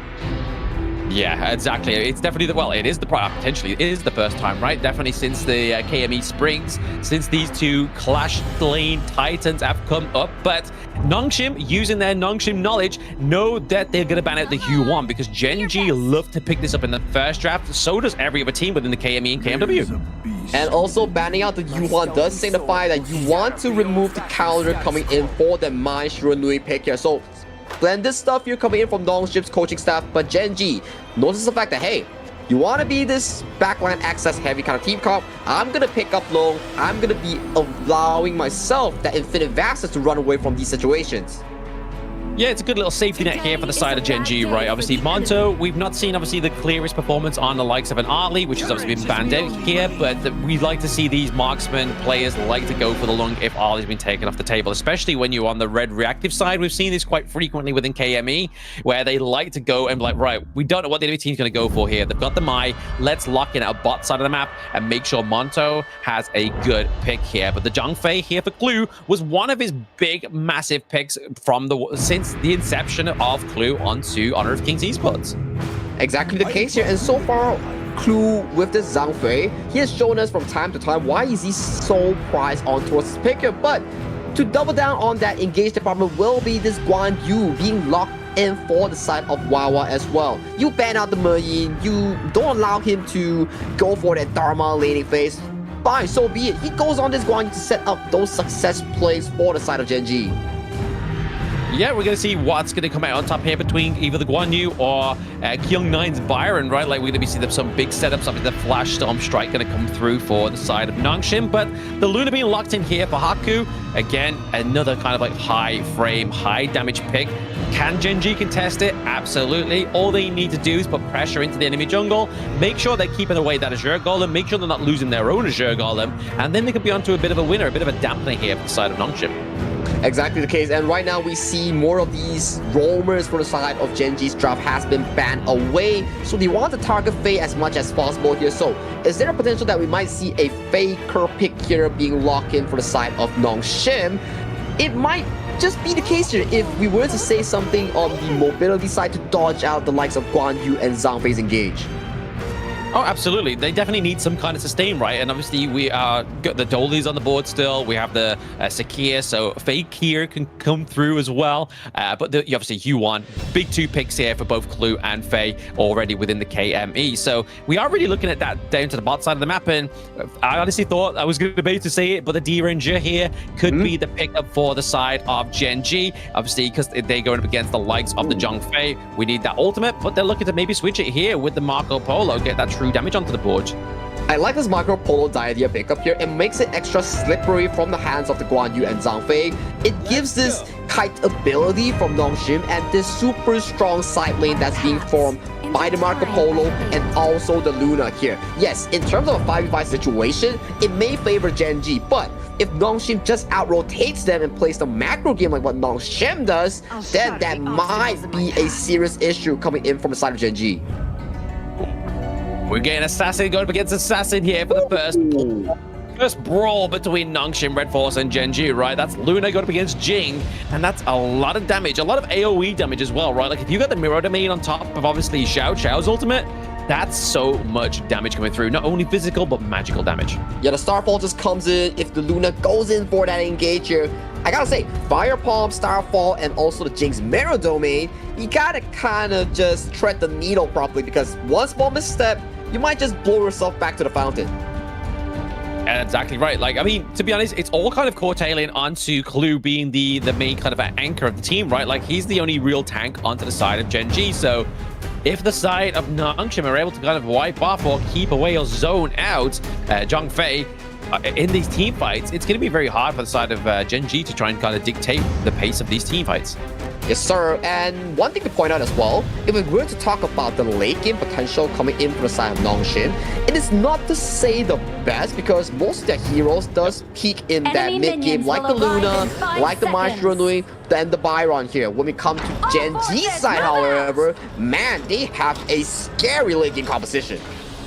Oh, very scary. But I mean, Nongshim have obviously shown that they want to be the fastest finish up of the KME, right? They're already holding the record for both the KME and KMW, which is around about that 9 minutes and 14 seconds, I believe it is. We shaved off quite a few seconds from the KMW, so I feel like because of this early to mid draft that they've got right here, we're looking at that maybe potential same kind of thing. Now we talk about these timers, right? I do remember Nongshim has one of the longest games, which is about like what? 25 minutes, 10 seconds already here, but we see a bit of an engage here onto his Inuwa, already forcing that recall.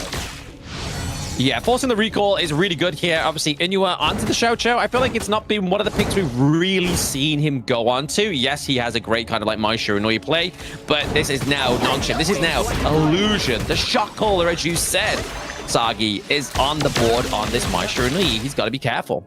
And he's always prized for this Maestro Nui pick, right? Every time it goes to a BO7, it goes to an Ultimate Battle, it is his go-to comfort pick here. Coming to game number 1, allowing this tempo and a comfort pick, it may build a bit of confidence here coming into this full game for the side of Nongshim here. But Hakudo finds that engage, baits out that Mirror Domain. Beautifully done. Ooh, very well done there by baiting out the Mirror Domain, right? Like, that's going to kind of like curtail any kind of like gank or team fight for a few moments whilst that's on cooldown. But at the same time, we're already seeing that Nongshim, yes, they're only ahead by a few hundred gold, but they are definitely already surmising that early game lead for themselves. Yes, sir. But coming to this laning phase, I do think that Nongshim does seem to have much of a better laning phase thanks to their draft. We have to see whether Monto on this lone can realistically push out this Marco Polo's weak early phase. I mean, he's having a little bit of an early upset, right? Like, he's already below with the XP, right? He's sitting on level 3. We've already got Siri on Marco Polo, level 4. But, I mean, first blood is going to get taken on to Faye here. Good stuff coming from Gen G as they punish Faye for walking wondrously towards the river here. So, he gets punished and he gets sent back to base here. I do think that kill went over the hands of Inuwa or Rock, if I'm not mistaken. Yeah, Inuit was able to pick that one up, which is obviously good. Obviously going over to the Xiao Qiao in terms of obviously getting some kind of resources, getting that itemization onto the board there, because the more itemization you have onto this little lady, the more her fan is going to do a lot of damage, and that knockup could be crucial here. Ride the Winds being patented right after it, but there's no follow-up. But Inuwa putting so much pressure towards Siri in towards the bottom lane, catching Faye off guard, damaging Siri towards his farm lane, already making a step here towards this early game as this late game mage. Yeah, they're going to be watching out for Inuwa within this one, maybe looking for the pick off into the early team fights, but to be honest, they're going to have to build some kind of like magic resistance as well, right? Because I mean, Byron, yes, he can dive in, but if you have no magical resistance and you're getting pounded by that Starfall, it's going to be harsh for you to get out alive. And you talk about magic resistance, I just kind of want to correlate to one thing. Nongshim does not have a true front line like the Zhang Fei or the Lian Po here, so that may be a alarming case towards the late game. Yeah, the late game could be a little bit of an alarming call here for the side of Nongshim, right? I mean, Gen G's definitely looks like a little bit more of a favorable late game at this point, but we're still far away from that, right? We're about to get into the neutral objective territory here, around about that 4-minute mark as those tyrants come up. Yes, first blood's already happened over to the side of Gen G, but really, first team fight could be prior here. First team fight could be prior here as we might see both jungle ship up here. Though he goes in onto Haku. He does. He's trying to get that damage up onto him, but is it going around the actual circle itself? It's going to be Illusion, and now Kyung9 is here to help. And Rock here does not have the smite, does not have the mirror domain here. It might have to potentially give away the control over this tyrant here. But 10 members from both teams are locked and loaded for this potential tyrant contention. They're waiting, right? Obviously, there's a calm before the storm happening right now between these two teams. Nongshim still having that goal lead at the moment. They got to keep going, keep pushing, and maybe just create the pressure. Maybe just leave the tyrant for now. Yeah, maybe leave to Tyrant for now, as Crew might be looking for an angle here. Haku does steal away that wild boar camp here, so a little bit of a lead here does fall in favor of Nongshim as they hold that 500 gold lead here, but still a very small and manageable gold lead for the side of Genji. So we have to see where is that first big team fight. It's like you were saying earlier, Sagi, right? Like that, like 500 gold lead, that's what 2 minion waves, right? That's a minion wave into the mid lane, that's a minion wave into the bot side of the map, which if the side of Nongshim was really going to try and focus this Tyrant, then they could easily pick up that 500 gold. But right now, it looks like Genji are going to settle their highs onto this Tyrant, and Nongshim's just like, you know what? Let him have it. Let them have it. Yeah, let him have it. Just allow Haku, our mid-game carry, get as much gold as he needs as possible here. But look at Rock and Inward here. They might be looking for potential engage on to Kyung-Nai. Kyung-Nai is able to dash out of there with that flash, but he obviously they expand so many ultimates and not get that kill. This is crucial here for Genji. This is going to make another team fight a very long means to an end here, because obviously Clue, Zhang Fei, has quite a big cooldown on that Unbridled Outburst.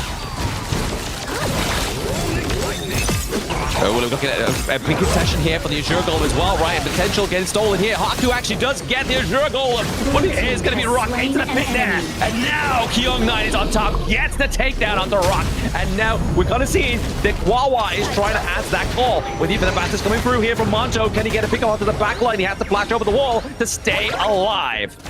Wow, what a contention here coming in for the side of Nongshim as they come in clean, taking down not just one member, but the key jungle member here right now. The jungle is open up for grabs for the side of Haku.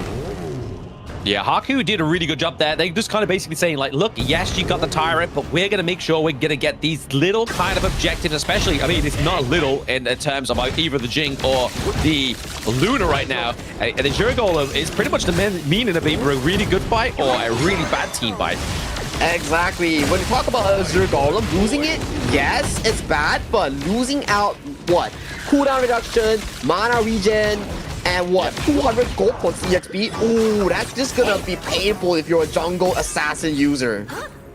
Yeah, it's just a case of a, hey, look what you could have won. Look what you could have won if you just smited me a little bit more better. But no, Haku was just on top there. The series actually been given over the Crimson Golem as well, right? So that's going to give a little bit more damage down to that bot side of the map. And you can already see Siri has been left alone like baby in the corner, which is not what you wanted to do, right? Like, we saw him on the Ollie yesterday. Their enemy team, R8 Esports, left him alone in the corner, and then Siri pounced back with force towards that mid game.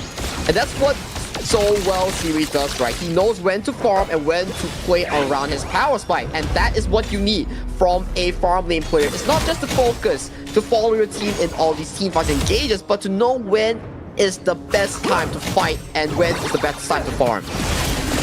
A lot of stuns are coming through here for the side of Genji as well, right? I mean, we got the Frigid Charge being built here onto Wawa. We have Clue taking the common skill stun as well. So they're really looking for the lockdown on either Haku, Kyung-Nai, or even Illusion. More specifically, obviously, Haku and Illusion, they're going to be able to a little bit take down because Kyung-Nai on this Byron, very sustainable, great fighter into these team fights. But they're definitely thinking of ways that they can actually turn these team fights into their favor. Ooh, and look at Clue though, already getting chunked extremely hard by the Chu Sense here. Have to force out that recall here. So that is one beefy tanky boy from the map of Genji. Currently, although the kill score is 1-1, goal lead falls in favor of Nongshim Rep Force by about 1.8k healthy.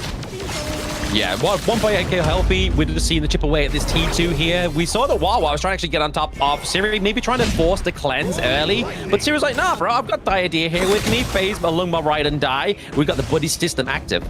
Yeah, we got a buddy system active, Heartlink in, Heartlink out, and I'm going for the Bing Bong out, you know? Hearing him just emote for the Bing Bong, you know? It flicks a switch in my head.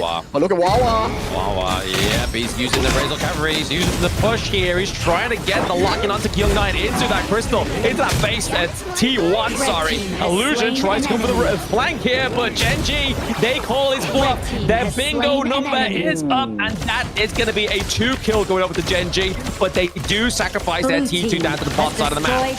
Fantastic punishment here coming on the side of Genji Esports, capitalizing that 4v2 situation here. They are not done yet. They might want to look for Haku here, but they do steal away the Azure Golem here. Nongshim Red Force, can you defend this mid lane push that is about to happen for the side of Genji?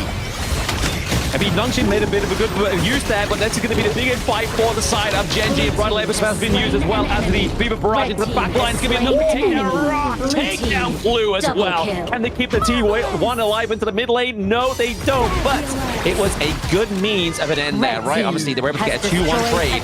It looked very scary for Nongshim to begin with within that team fight. But still, it's such a crucial gameplay here coming in from Siri.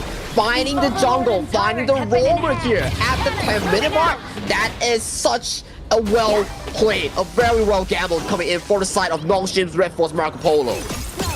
I mean, Nongshim are just looking very quite like tactical, right? Like we saw, yes, they got 2 kills at top side of the map for Genji, but they lose the T2, they lose their Azure Golem, so Nongshim are like, yes, okay, you're winning the team fights, but we're winning these small objectives. We're winning the small objectives as we see Haku go in. Oh, they do get the steal of the Shadow Tyrant. This could be scary for Nongshim. Red Force, Spoke Young Knight into the back line. They get the takedown to Rock. Monto Clue going down now. That's a 3-0 trade for Genji. Genji are looking really good here. They could even potentially go for this T3 into the bot side of the map. Or potentially the game here, right, Black? Because that is a 5v2 situation that we're looking at. Can Wawa and Inua find that perfect defense? Because it is not looking good. But the backline minion has been annihilated here. I do think Genji gets to breathe for one more day. Yeah, they've curtailed the end of the match for now, but this is a big stepping stone here for Nongshim. Genji really were looking like those team fights were going to go in their favor, but Nongshim, after that steal of that Shadow Tyrant, they had to punish the Genji, or else Genji would be riding that high. Genji would be riding that high here, but thankfully, Siri once again with that Fever Barrage, catching multiple members from side Genji, annihilating Monto, annihilating Rock, setting up the success story for Nongshim in that push.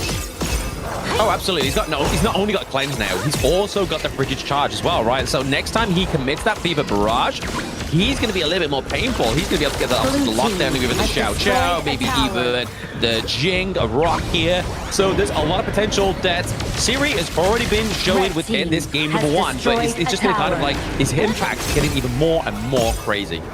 Yeah, the impact is just starting to be applied for the side of Siri here. This Marco Polo and Diadia is scaling towards fruition. And right now, we see a 1-3-1 2-match split up here coming in from Nongshim. Has destroyed a tower. Yeah, they're going to be careful here. Nongshim just pushing that T2 at the top side of the map, just putting the pressure there into the side lanes. They've already got that pressure that's been ultimately created thanks to that fantastic team fight moments ago between these two teams. But this is Nongshim looking to get that calm before the storm moment. Yes, sir. And right now, 3 waves. All tier 2s have already faltered to the hands of Nongshim Red Force here. Genji, they need to figure out a tactic, a way to defend that Shadow Vanguard that is just so happily marching towards their crystal. Yeah, marching towards their crystal, it's also going to be a point of the contention there. They're not going to want to take a team fight down to that point, right? Because obviously the damage reduction is going to be crucial at this point in the game thanks to that Shadow Vanguard. But for side of Genji, they're able to keep those minions from taking those T3s. Still, this situation, even though Genji stole that Shadow Tyrant, we still gotta prize Syrian Illusion for finding that backline access, for finding that CC chain, which resulted into this 5,000 gold lead for the side of Nongshim Red Force. Right now, they're in the driver's seat and they can shot call their way to that macro victory that they pride themselves with. Yeah, 4K gold lead at this point is pretty scary, but I mean, look at Siri, man. He's 4-1-2. He's looking like he's the happiest he's ever been. He's like, got his Daybreaker, got his frigid charge. He's going to be really hard to contest right now. Like, he's going for that second defense item, as you can see here. The magic defense is going to come from the tenacity boots as well, so he's got that kind of covered right now. So yes, Marco Polo, in terms of his late game, can kind of fall off his kind of prime around about this point in the game, but Nongshim know that. Nongshim have been playing to timers in this entire game number 1. Yep, their timers are on point. They play in the mid game towards Haku's power point, and in the late game they play towards Siri. How well he finds these angles, how well he singles out all these beefy tanks. So when you are Genji, it's so hard to find targets like Wawa on these back lines. Yeah, they do get the catch onto the Bridal Labor onto 1 there. Haku actually does take a lot of damage into this early part of the team fight. So does Clue, but he can actually curtail that damage being that beast that he is with now. But they're just trying to fight. They're trying to find that prime lock-off. As you can see here, Young9 waiting in the wing. Kyung-9 waiting to wing here, but that minion is marching towards bottom side here. Rock might want to look for a steal here as they engage potentially on Kyung-9, but Tyrant has already gone through. Ooh, the Tyrant goes through, and that's when Nongshim strikes right. They have the extra damage. Down goes Wawa on the Guan Yu. They do take illusion, however, but that's going to be the Fever Barrage. Committed onto Monto. Monto goes down, but Rock, where is he? He's a clone, but he's fighting 2-1 on the Diadea, on the Marco Polo for now. Faye and Siri get the lockdown. 1-for-3 exchange, but Illusion finds that key engage, forcing out Monto's infinite vastness here, and Siri Faye. This duo locking Monto, locking Rock, and right now they'll lock on for that crystal for this game number 1 victory. Nongshim takes game number 1. Now, a lot of lock-in taking in place here for Nongshim in that game number 1. They take the 1-0 victory here from Gen.G, but they didn't take it lightly, right? Gen.G definitely has the momentum going. They have the potential in this game number 2. But still, even when we talk about skirmishes, yes, kills-wise in the early game, it falls towards Gen.G. They found some of these kills towards the side lane here, but when we look deeper into the rotations, towers, resources, buffs, go all into the pockets of Nongshim Red Force. That's what makes them such a strong team to play against. Yeah, I mean, it's just Nongshim showing their experience, right? Nongshim was just like, right, okay, we've lost the Tyrant, that's fine, don't worry about it. But if you checked your map, we've taken your T2, we've taken your Azure Golem, and that's actually going to be a lot more worse for wear for the side of Gen.G, especially when you've got like a hero like the Jing into the jungle, right? And then it just kind of just creates that pressure, and Nongshim's known for that, right? Yes, their early games, they aren't the most kind of like showman-like, right? Like they're not looking for kills, they're not looking for big brawls. They're just looking to make sure that you aren't looking in one space and then they slap you with the other hand and then they're at your crystal. I think they just played their composition to a full, right? Because back in the big bands, we were talking about, okay, this Luna, this Marco Polo, and Diadea, we will see a lot of these side lane pressures here, which is what they did well. Even though they were losing out that 4v2 engage towards the top side, we were seeing Siri actively looking for these minion waves, these turrets down to the bottom lane here. Always putting map pressure, even though his team was like, what, maybe dropping some kills onto its side lane. Yeah, exactly. I mean, I have to give props over to Clue, though, right? Like, I feel like he played this Zhang Fei very, very well. Like, he was able to get those catches of the Iron Bridal Air Burst very early. Yes, there was some that were forced out, however, but if we're going to look over to the victor here, Nongshim Red Force, a Siri 515, someone call that number because clearly it's a hotline that you need to learn how to farm lane like Siri. But we talk about Clue, right? Yes, his Unbridled Outburst wasn't the best, but he was trying his best because targets were not easy. Everyone on the side of Nongshim, they had a crazy mobility spell. If not Kyung-9, sure, hit me, baby. I have like what, Pure Sky, I have like Force Field Suppression, I have Sustain from my spell 1. He's like this beefy boy that even if you engage on him with all your spells, you're gonna be seeing Illusion, Siri, and Haku fight back onto you even harder, which explains. Look at Siri's damage, 87,000 damage. Yeah, that's set up for the Fever. I don't think he missed a single Fever Barrage. Like yes, it took him like maybe like what 10 minutes to use his first one, but when it landed, it was just so phenomenal. But yeah, to the point of Kyung-9, he was just listening to "Baby Hit Me One More Time" in his earphones, right? Like he was just taking the damage. He was just sustaining it all into the back line, making sure he got the pickoffs. But there it is. Has to be Siri with this MVP. Last time he got MVP was yesterday against RA on the Ali, but now he's pointing the gun at me. I'm held hostage, and I feel like this is a scary guy if he was a bank robber. Well, is he a bank robber or is he a hot robber? I don't know, but that's Siri for you. 5-1-5 in terms of the KDA. 37% damage in that department. Man, he played extremely well, but this is the thing we talk about, right? Okay, you're Gen.G. You're finding all these kills towards the top side. You find Illusion, you find Kyung-9, but look at towards the bottom side here. You have a big jungle camp, all 3 camps available. You have the bottom wave, bottom turret, but you allow it towards the enemy team. And this is the big one that we talk about Siri, finding that engage towards the back line here. He farmed so well that he got that 10-minute bridge charge, which allowed him for that success. Yeah, absolutely. I mean, like you were saying to the top side of the map, like how their presence and how much resources for the side of Gen.G was actually being like used to exhaust and get those 2 kills. If they took Haku off the table, I would probably have a stronger case of saying, yeah, no, that's fine, awesome. But the bot side of the map, However, that's a problem you need to sort out, and that's really the reason here that we can kind of see that the almost game-ending victory here was because of that bot side and that T3 being taken down very early by Siri. And this goes to show why Inua's roaming was so good in towards the early game. It restricted Siri's farm pattern in that first 4 levels here. But that is game number 1. Game number 2 will come just shortly right after this break, where we see whether Gen.G can bounce back against Nongshim Red Force.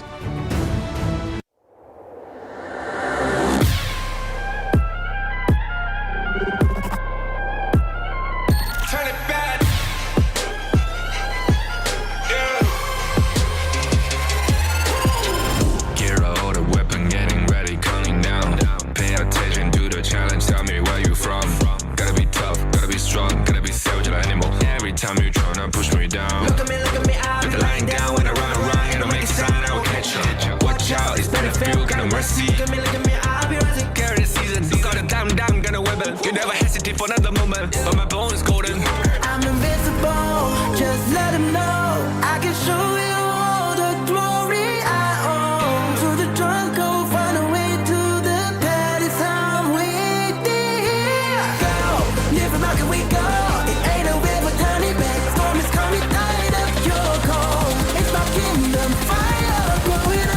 We the kings, it's an honor showtime.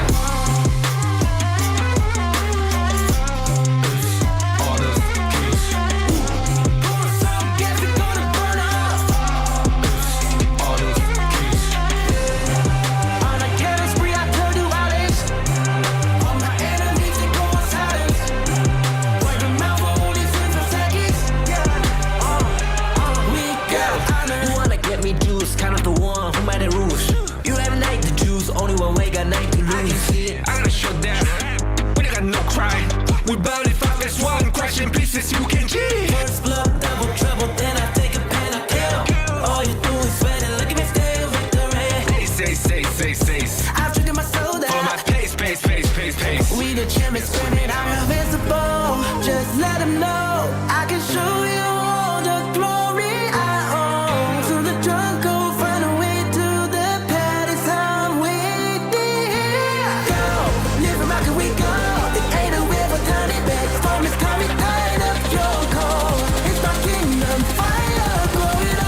We the kings, it's an honor showtime.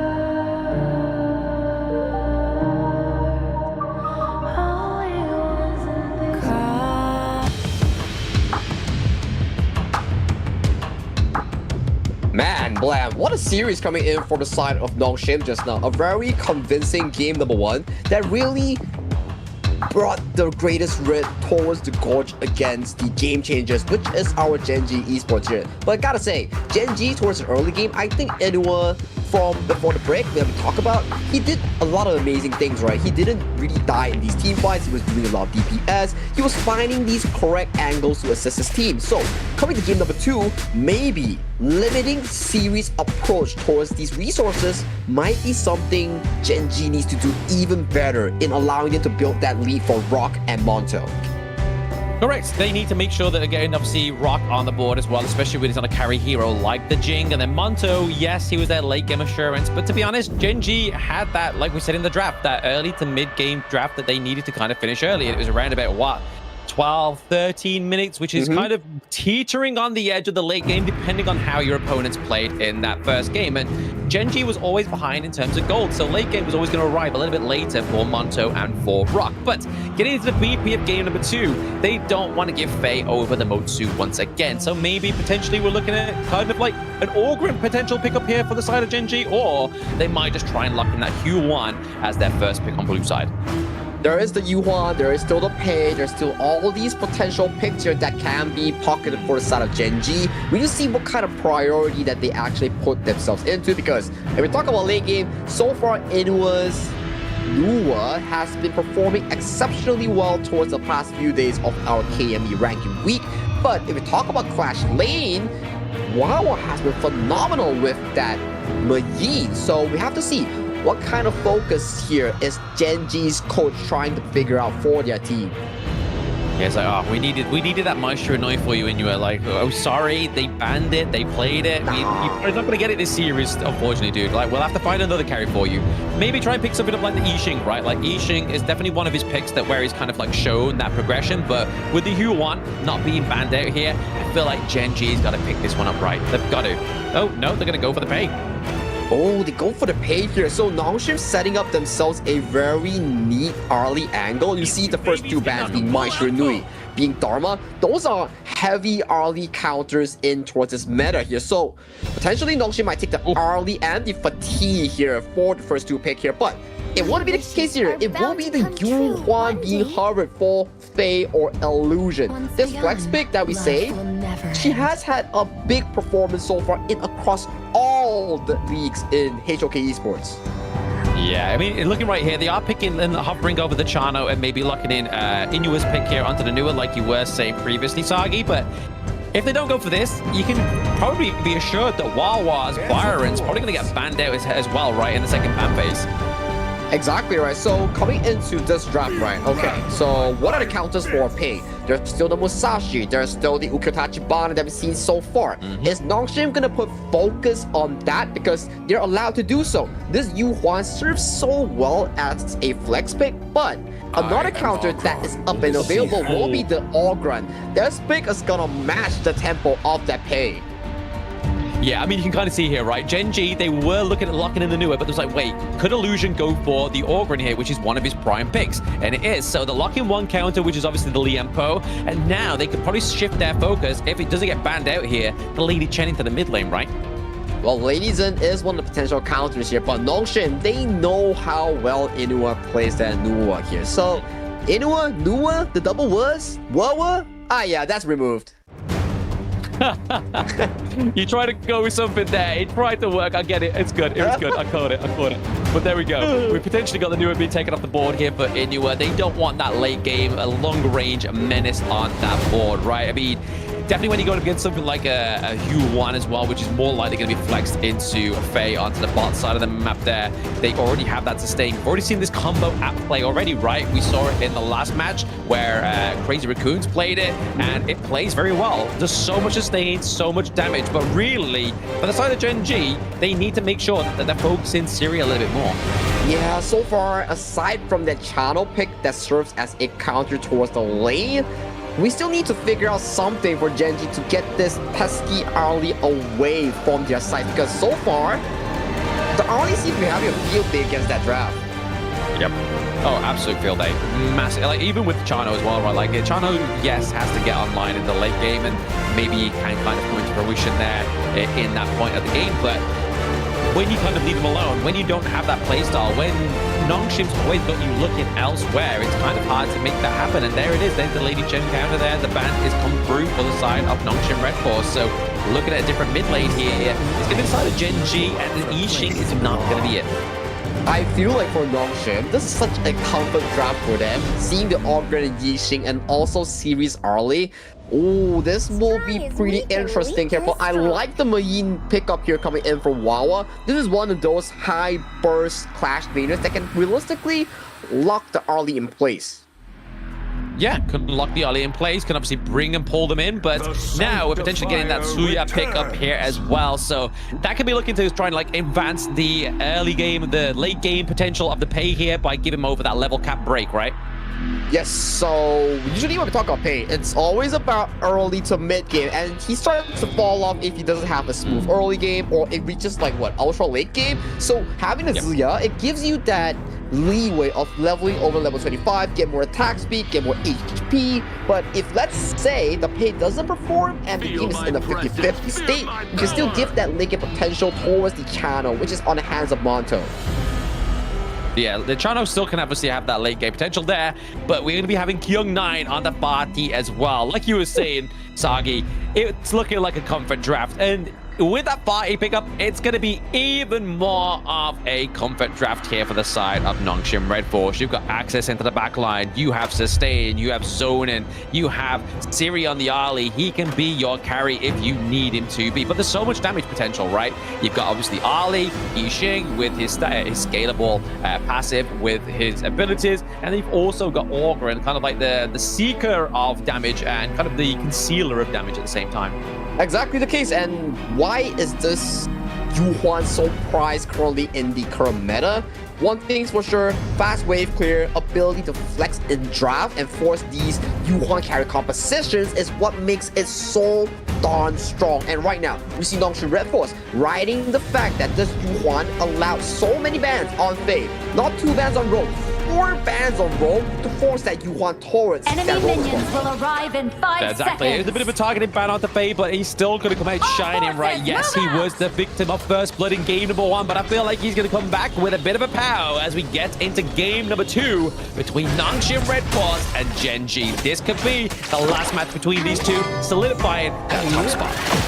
One of them will make it to the first place spot. The second one, not so great, might just end up second place here, but it's still a win here. But Rocket might be caught out here as Haku goes for that aggressive invade. Does not find that wild board, but still has the smite. Wants to contest for this Crimson Golem here. Potentially Rock have to give this up.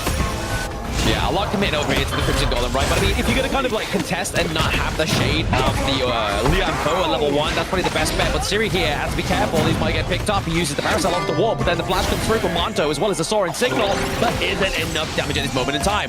Wawa has traversed the map as well to give aid over to his team. But honestly, Genji looked a little bit more worse for wear there, to be honest. I mean, we said that Monto's low, Rock's low, and just Nongshim was able to get it there, punished. I think there's some damage with calculation here coming in from Monto. He thought Siri were to fall after that last auto attack.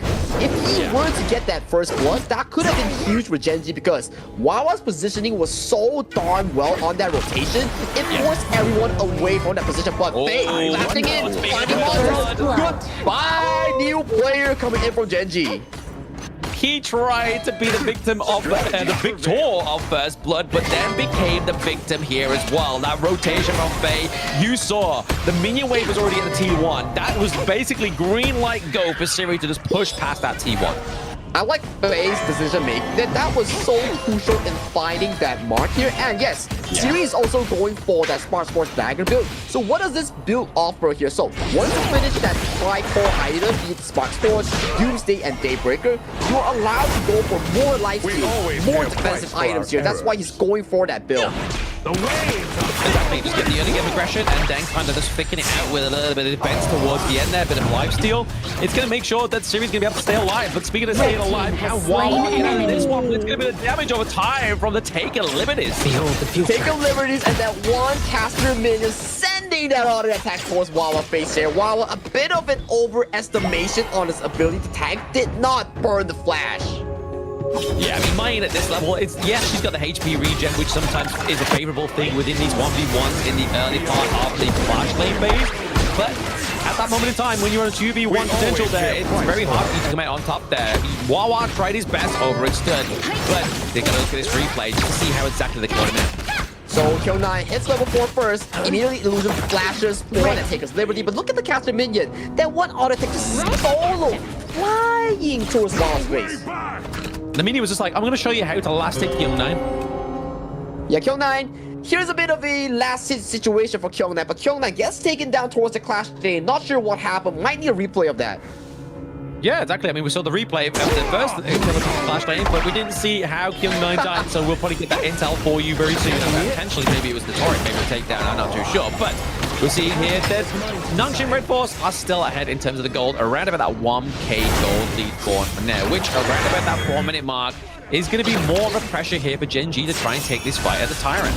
And this is because of the fact that the only thing that they did, and we see Kyung9 being caught out here. Baki with no spell 1, no flash, gets caught out extremely easily here. So good job for Rock and Wawa for spotting that out.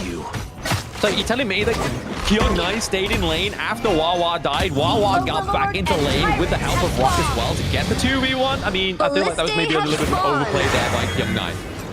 I mean, it's a 2v1, 1v2 special, right? So he brought Illusion, so it's okay. I can bring Rock to do the same as well. So favor for favor, kill for kill, blow for blow. Yeah, you scratch my back, I scratch yours. As we can see that Haku is looking to scratch the back of this Tyrant and try and get the kill here. And the Brian damage increase and movement speed that he gives over. And there it is. They get it. They have the gold lead. They have the Tyrant right now. They have the Tyrant, they take away most of these scans, but Rock though, going for that rotation towards the Clash Danger, takes away that wild board, takes away that tower here for Rock, going extremely low, Wawa gets locked in. Has slain an enemy. Ward gets locked in there, it's gonna be the takedown of Wawa, they don't get the crystal, they get nothing, they get nil.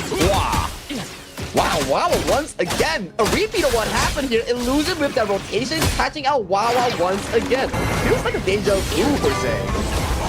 Yeah, we've seen a lot of rotations from Illusion to the top side of the map, right? But I mean, if it works, why not keep doing it, right? But you can kind of see here that Suya has built the anti-heal item for the mages, right? The venomous staff coming through here, they kind of need it, especially with Haku and Faye on both of these heroes as they are. But that T1 takedown into the mid lane, that's frightful for the side of Genji.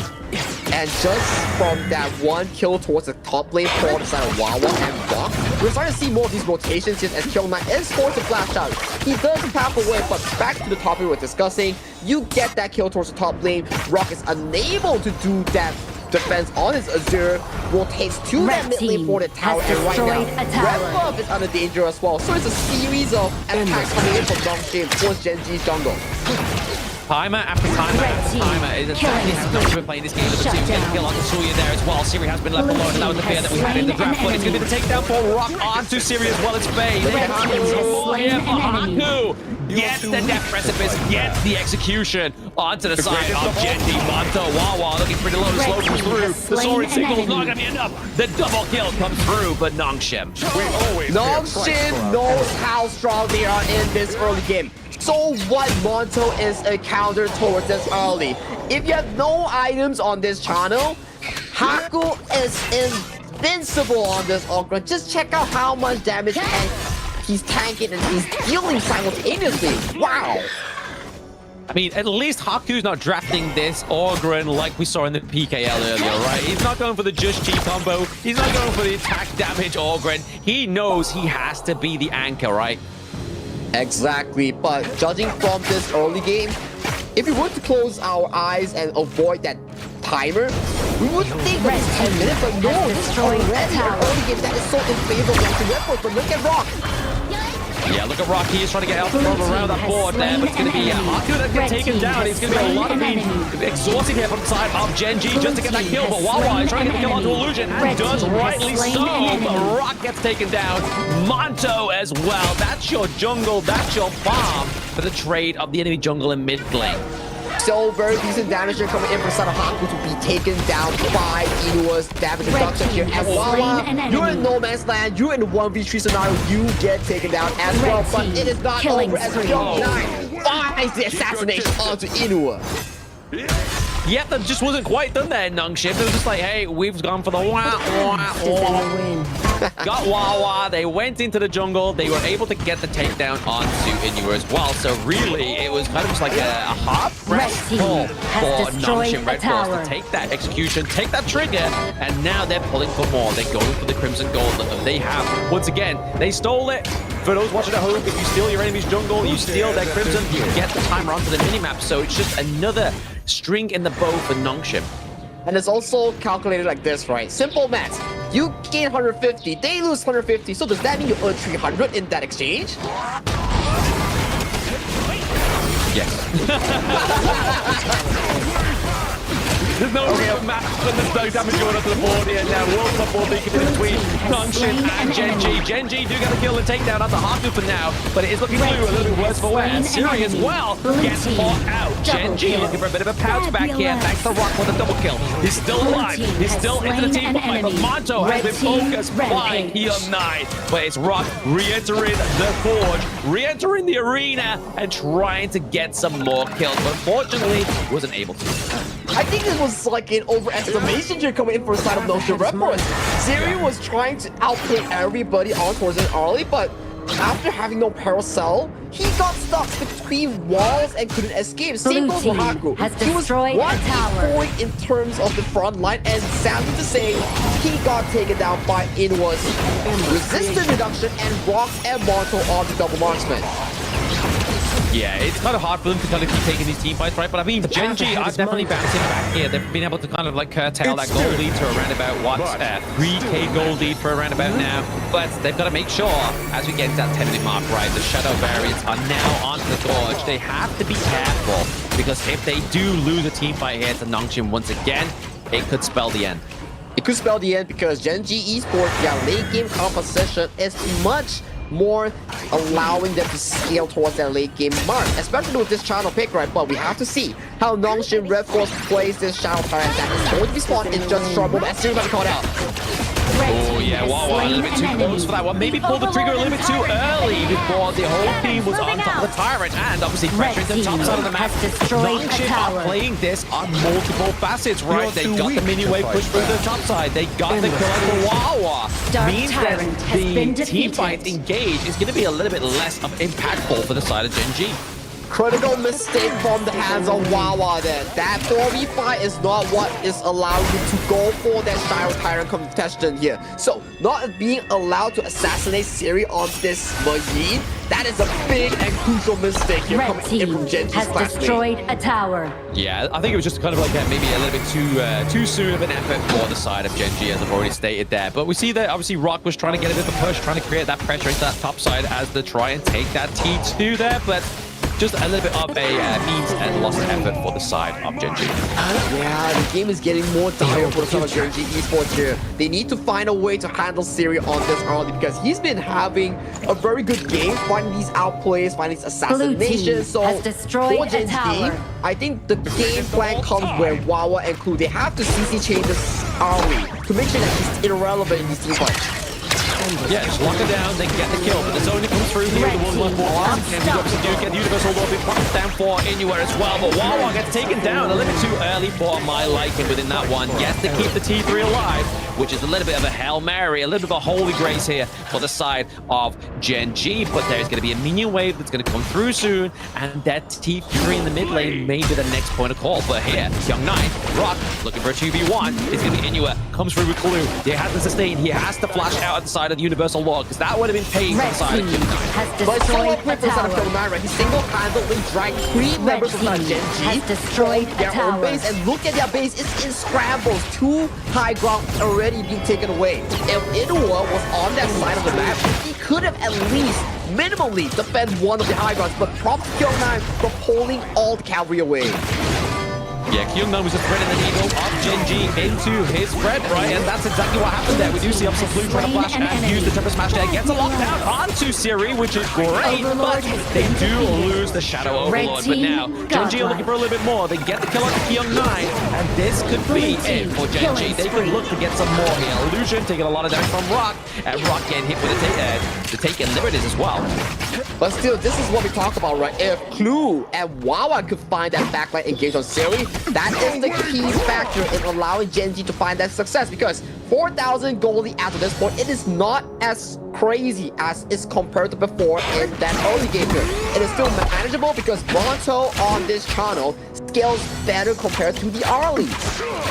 Yeah, exactly. It's that late game insurance policy coming through here for the side of Gen.G, right? Like they're making sure that Monto gets online as Siri starts to kind of fall off, but they've still got to worry about obviously like Haku onto the Ogryn. Yes, obviously Haku has taken quite a few overextended plays there, get taken out as well.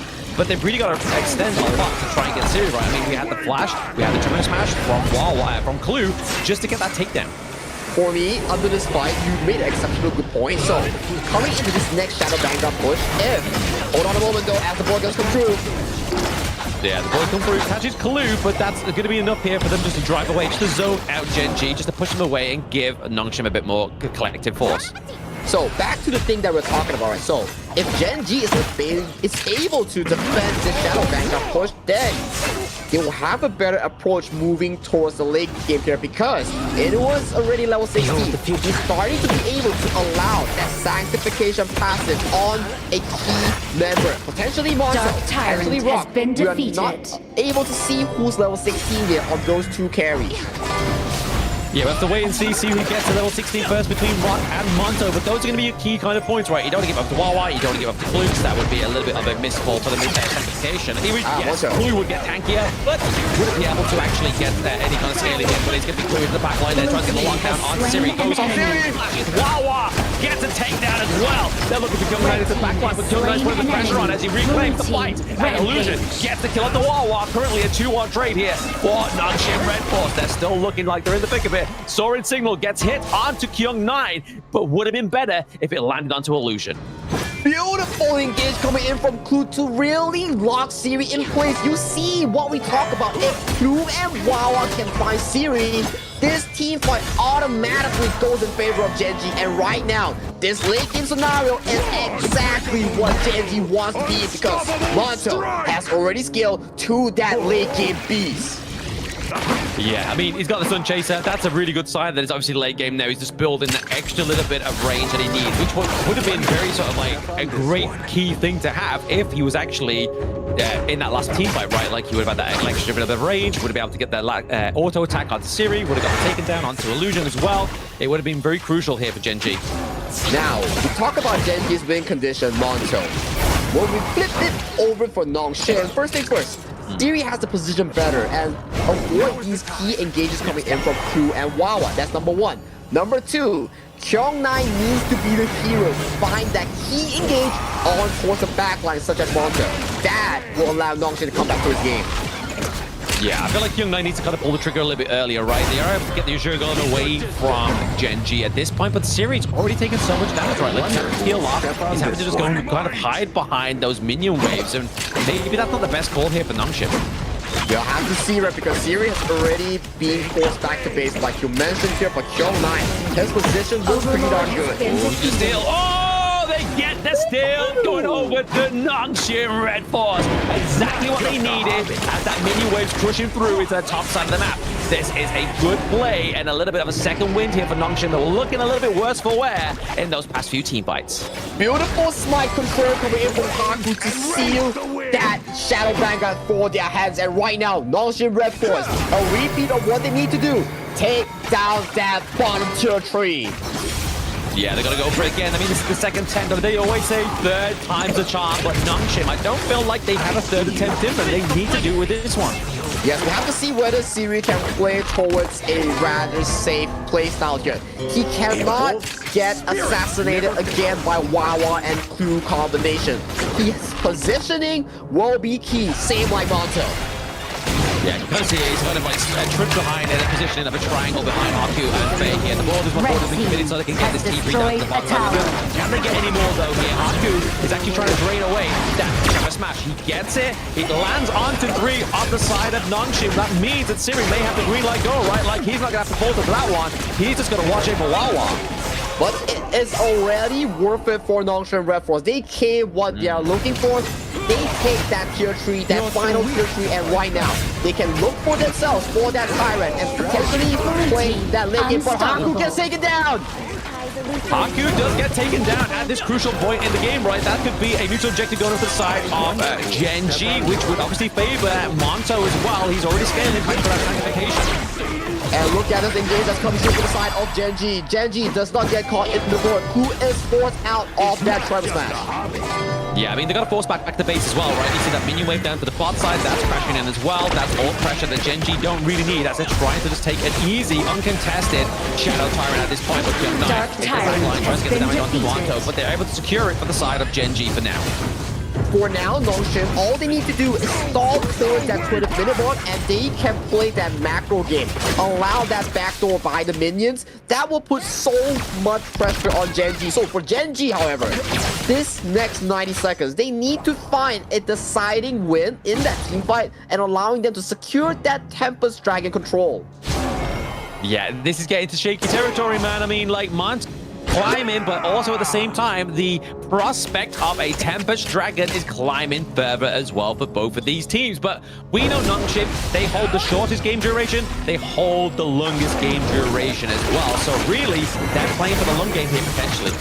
Yes, sir. It is going to Nongshim tempo here. They love the long game. They love the macro game here. We have to see what Wawa is able to accomplish, what Kyung-nan is able to accomplish, because we talk about farm lane, we talk about jungle, but when it comes to late game, these key class leaders will be the anchor in these clutch moments.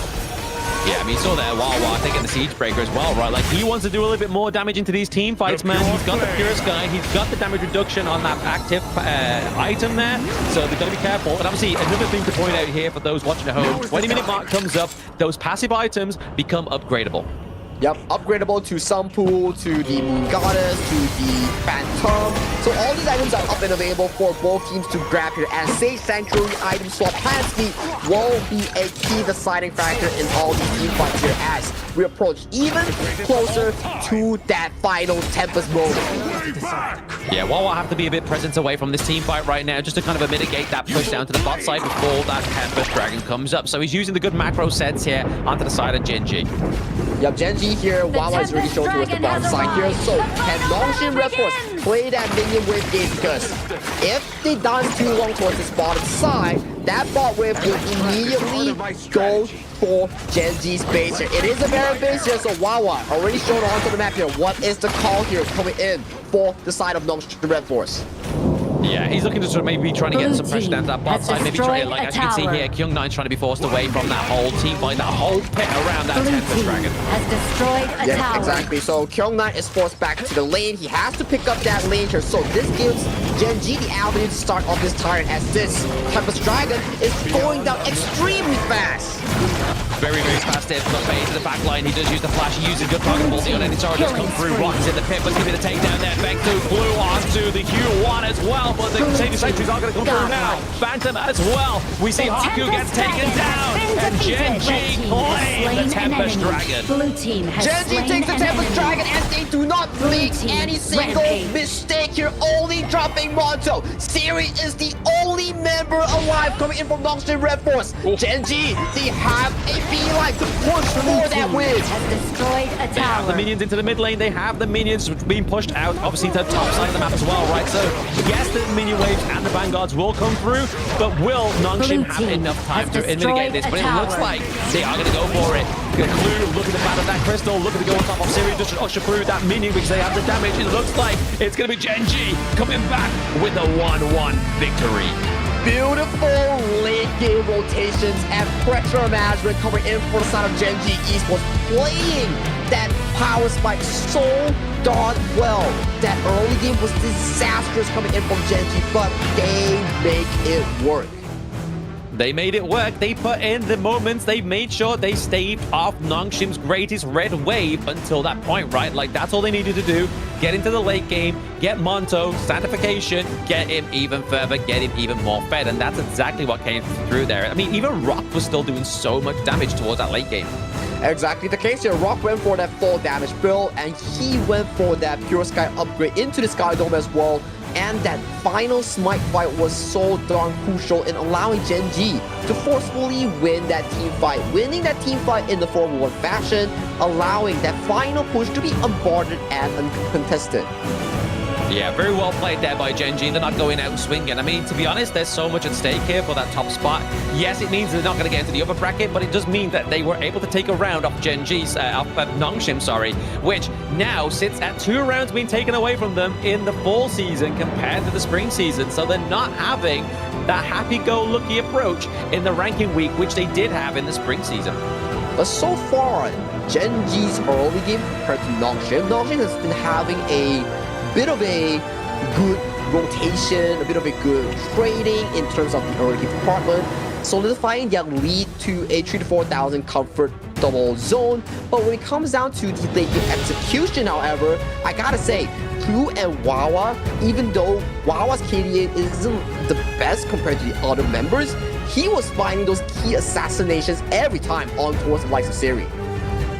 Oh, absolutely. I mean, Clue is definitely the defining factor that made them get that comeback potential, right? Like, Siri was unchecked all up until that point in time, but then Clue was just like, all right, I've got to step up. I need to help my boy Wawa out. I need to get the pick up onto Siri. And ever since that moment, ever since that decision was made, Genji was back on the cards.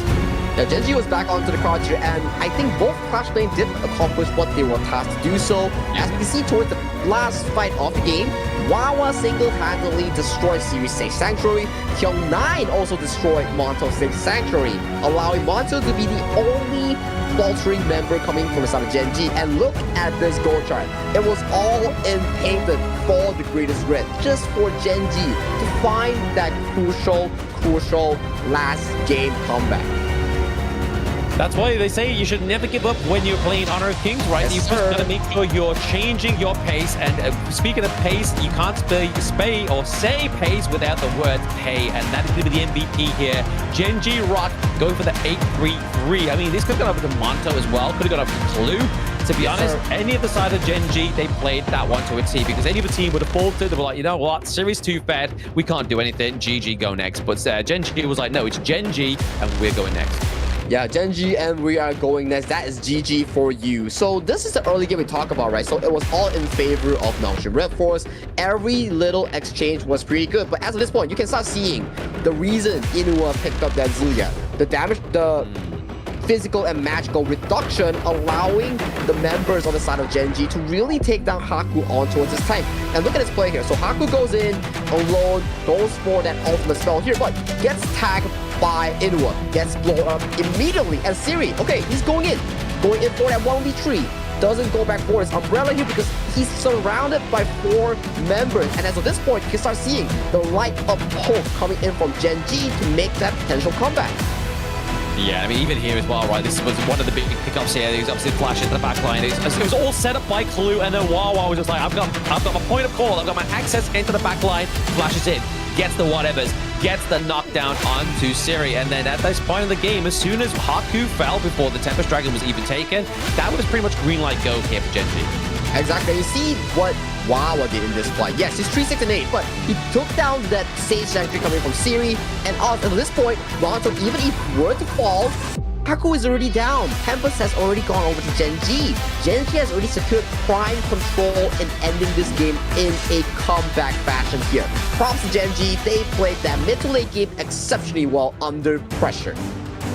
They showed that Nongshim Red Force is not safe in that late game, right? Like all the way to the Tempest Dragon, that kind of game-ending mechanic that we have in Honor of Kings to stop them going any further than around about the 20-minute mark.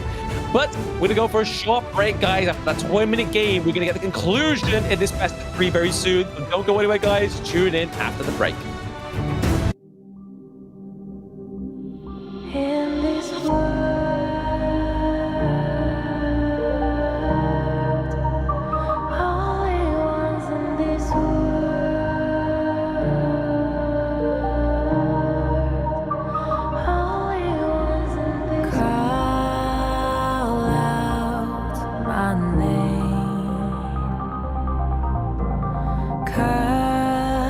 the sound of the rain.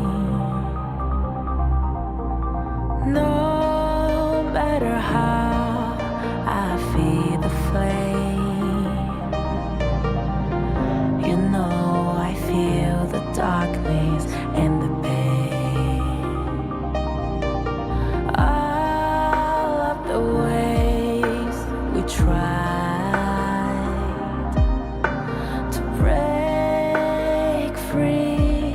from the night, you know we made it out, we found the light. I fly so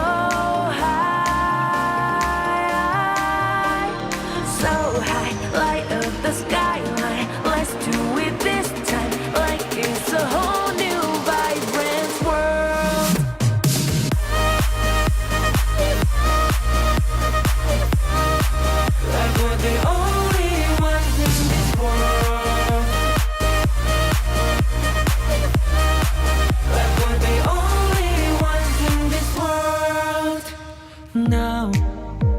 Now I see that I got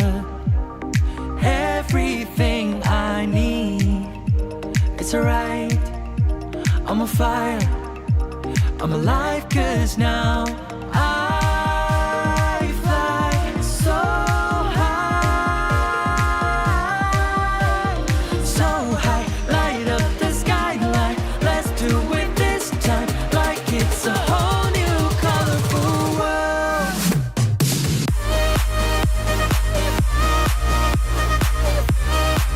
Like we're the only ones in this world. Like we're the only ones in this world. Never thought we'd get this far, burning like the stars. How we get this far, like we're the only ones in this world.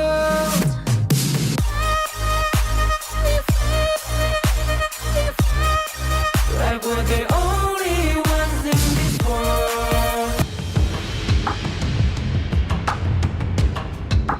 Welcome back, everybody, to the Kings Major East Fall Season 2025. And we've just seen the turning tides for Gen G as they take that Game 2 away from Nongshim after a very convincing Game 1 from Nongshim Red Force. But this is exactly how and why Gen G did it. They were able to adapt just exactly the same way the Greatest Red do in their best of games. And that is a beautiful thing to see, right? In the past seasons, we have yet to see anyone challenge Nongshim's reign in the regular season, which is the ranking week. Only towards that best of 5 starts, only towards at that moment of the knockouts week, that's when Nongshim started to get challenged. But coming into this early season already, Nongshim is being challenged by none other than the Game Changers themselves. Exactly that, right? They're definitely being victims to these teams that are kind of stepping up to the plate and are basically meeting the call of the Greatest Red, right? So now we're getting into the BP of the final game between these two titans to see who comes out on top of the ranking week. But now Nongshim Red Force have decided to take the Greatest Red, the red side, once again. Yeah, red side goes towards the Nongshim Red Force in this game number 3 here. So Gen G banning out that Pei and Liang here. So potentially going for that Luna here is what they are targeting here. So Nongshim Red Force, they probably will be spelling that out because one thing's for sure, they already expended the mine, they already expended the Arlie here. So those are heavy taxes to pay as well. They are, but I mean, onto the side of Gen G, they could go for the Dharma if they really wanted to as well, right? Like, they haven't yet picked that up, and given Wawa, one of his biggest picks, could also be good. But the Hue 1 also is available here as well, so there's a lot to go for. There's a lot to go for, especially Game 1. Nongshim has already picked up Luna, so there is no immediate rush coming in from Gen G to probably pick that up. So Nongshim Red Force picking up Kyongnai, one of his signatures as well, being the Dharma towards the Clash lane. Dharma in the Clash lane, but who's going to be their second pick, right? Are they going to go for maybe their support pick, maybe their jungle? Ooh, okay, maybe the potential of the Fuz. Maybe they're looking for a bit of a flex here to throw them off. No, they're not. They're going to like, we need to play this serious, guys. We need to make sure we got the lockdown. We need to make sure we got Siri his pick as well, because Siri within this series has been playing very well. Yeah, I gotta say, aside from those last few mishaps around the bottom side of the river, aside from that, Siri has had a phenomenal early to mid game. Just that Arlie was just played a bit short-handed at the end stage of the game. A bit short-handed, but speaking of the shorthands, we're going to have the medium range come from the D-Ranger. We're also going to have the close quarter combat champion himself, the hero Byron, come through here for Wawa. So Wawa also always getting one of his prize picks, man. Like, he's had a really good kind of series. He's had Guan Yu, he's had Mai Yi, and now he gets the Byron. So moving on towards this draft, already starting to see Gen G formulate this hyper-aggressive early side lanes here. So in the further stages of the draft here, Nongshim Red Force potentially might have to take the Dolia and also a jungle assassin ban like the Luna, because right now, what Gen G lacks is that late game powerhouse. Late game powerhouse, they are, right? They need to make sure they're going to be looking at something in, maybe something into the mid lane, right? Maybe Inuit will finally get that newer pick that he's been wanting since the game 1, right? But it's been denied all this time and time again. But the Motu being banned out here as well is going to be a good pick here. Also, the Musashi being banned out to stop, obviously, any kind of healing that could have come from Gen G. feel like Nongshim is trying to pick up that Dahlia here to patch with that Agudo and long combination here, and also to simultaneously deny Yuhan from going to that mid lane role, to be that late game damage dealing powerhouse that we've seen so far. So what is this decision here in Nongshim? Is it to follow suit, to play to your comfort here, or to deny that Genji potential double ultimate combination? They gotta wait and see, right? Let's see what Nongshim picking first here for the red side. They got the Ogudo, so obviously got the sustain, got the early game kind of like aggression, fast rotation that they can really go for here. And we've seen time and time again that Nongshim like to go for this, but they want some more late game assurance, some more kind of pressure for Illusion as well. Ooh, Sunbin from Clue. I gotta say, I think this is the second Sunbin that we had so far. The first Sunbin we had, I think it was also from Clue against Crazy Raccoons. So, okay, he's still hovering, he's still thinking, so we will have to wait for a bit. So, the Nua that we're talking about back in the draft has been denied from Genji as well. Inuo had a fantastic Nua showing, so it's logical to do so, to remove it from his hands. Ooh, yeah, exactly. They can't ban it out anymore. They didn't want to give over the likes of the Luna or the Masashi, so they banned out those, go for the Nua. It makes a lot of sense, right? But now they're going to go for the potential Sunbin and Dune combo here. So obviously using that ultimate to get the silence off, and then you can kind of see everyone just climbing on top, right? You've got double engage here from the Dune as well as the Byron. There's potential, a lot of sets here for the side of Genji, but it's going to mean that the Hyo-1 is going to go into that mid lane. Yeah, Yuan's gonna go towards the mid lane here, so it formulates this strong healing combination for the side of Genji. You have Sunbin to allow that mobility for Dune, for Byron, or even for Yuan to look for those spell 2 catches coming in for that Genji engage. Oh, fake here could be coming onto the gorge. Oh, we're gonna get Nongshim's fake here. Oh, we got it! We get Faker. Fake here we got in for the side of Nongshim. So it's very similar coming in for both drafts, whereby Sakir and Agudo is the healing factor for the side of Nongshim. For Genji, it's Dune, Yuan, and Sunbin. This trio that will formulate that healing power for their front line here. So coming into this draft, Nongshim Red Force, do they have enough damage? Because you need to bypass Sunbin's crazy healing, and that healing is not stopped by Imperial effects. Yeah, it's going to be crazy healing, but obviously you're going to have the likes of the Gudo more than likely picking up the Blazing Cape. You're probably going to have the Nua picking up the Venomous Staff as well, right? So there's going to be those avenues, but it's going to be itemization. So yes, Genji might have a little bit of a field day before those items get online within Nongshim Red Force's itemization. But to be honest, this is the key here. It's going to be a good means of closing that gap of that mid-range, right? Between both the D-Ranger and the Lung. Is be able to kind of use that Mulberry Power Slam to lock them up. And then that's when obviously you can see Siri trying to come in, get the damage, and get the kill onto D-Ranger. And this goes to show, right, how well that Genji wants to play that draft. It will be a very strong and firepower heavy early to mid game. The only worry that we will have to think about might be potentially that late game factor that they are not so good at with this draft. Yeah, exactly. We'll have to wait and see, right? Obviously, only time will tell, but there is so much going on here for the side of either Genji and Nongshim. They are looking to make sure they claim their place as the top dog of the ranking week within the KME 4th season. We are going to be going head-to-head here into the mid lane. Here, obviously, being placed into that mid lane just to give a little prio over here to the side of Nongshim. And Rock here, knowing for the fact that he passed that early game pass, he wants to look for this engage on towards this Crimson buff here, but the Cavalry is here. Stun lands on Haku. Oh yes, Sunbin using the time bomb there to actually get the damage onto Haku, but damaging him out alive. But Clue's actually looking a little bit worse for wear. It's going to be the first looking onto Illusion there. So trade not quite happening and not going the way of Wawa, and Genji right now tries to sustain, but it's not level 4. He gets taken down. Over-punished for the over-aggression here coming in for the side of Genji Esports here. They paid with dividends here, as that was a painful start towards their early game. Galaxies flow. I mean, people at home are probably thinking, like, why did that go into the favor of Nongshim, and why wasn't the damage quite coming through for the side of Genji? It's all because of that Garden Sprite, right? That has damage reduction for the first 4 minutes into the enemy jungle, but still, once you're in the enemy jungle, your enemies are doing the full 100% of damage, whilst you are doing a reduced amount, which really showed there in that team fight. Exactly, 10% is not a lot, but when you talk about 10% health, that's a darn big number here coming in for the side of Genji's invade here. So, failing an invade that heavy, that may cause some of their laning tempo, some of their level 4 power fight to be much delayed compared to the enemy team. Yeah, you've always got to pick it carefully, right? If you go in like maybe like a 3v1, awesome, you'll get the kills. But when it's a team fight happening in the enemy jungle and you're at a disadvantage, it's not going to go in your favor no matter how good you are. Exactly the case here. You have to be pixel perfect finding those key engages. But Haku, his reaction speed was pretty down fast in dodging Wawa's fast balls. So props to him for neutralizing that aggressiveness coming in for the side of Genji Esports. But the fight is not over as we see Rocco in for the knockout.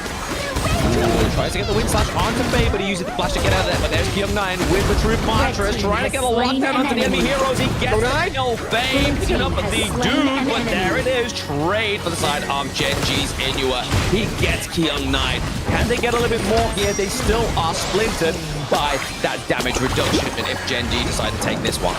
And that is all 10 members of both teams appearing into the top side of the map. Even the frog laners are rotating for this jungle control here. This is absolute madness here. Both teams are relentless in this early game. I suppose it got to be, right? Like, this is one way that they could obviously take Nongshim by surprise. And like Agudo, as we were saying in the draft, has that fast rotation into the jungle. How do you kind of splinter that? Well, if you're always team fighting, how can you farm? Yeah, how can you farm when you're always team fighting here? But that is a worry itself for Genji. Because we were talking about, okay, Genji, you have the Byron, you have the Diren.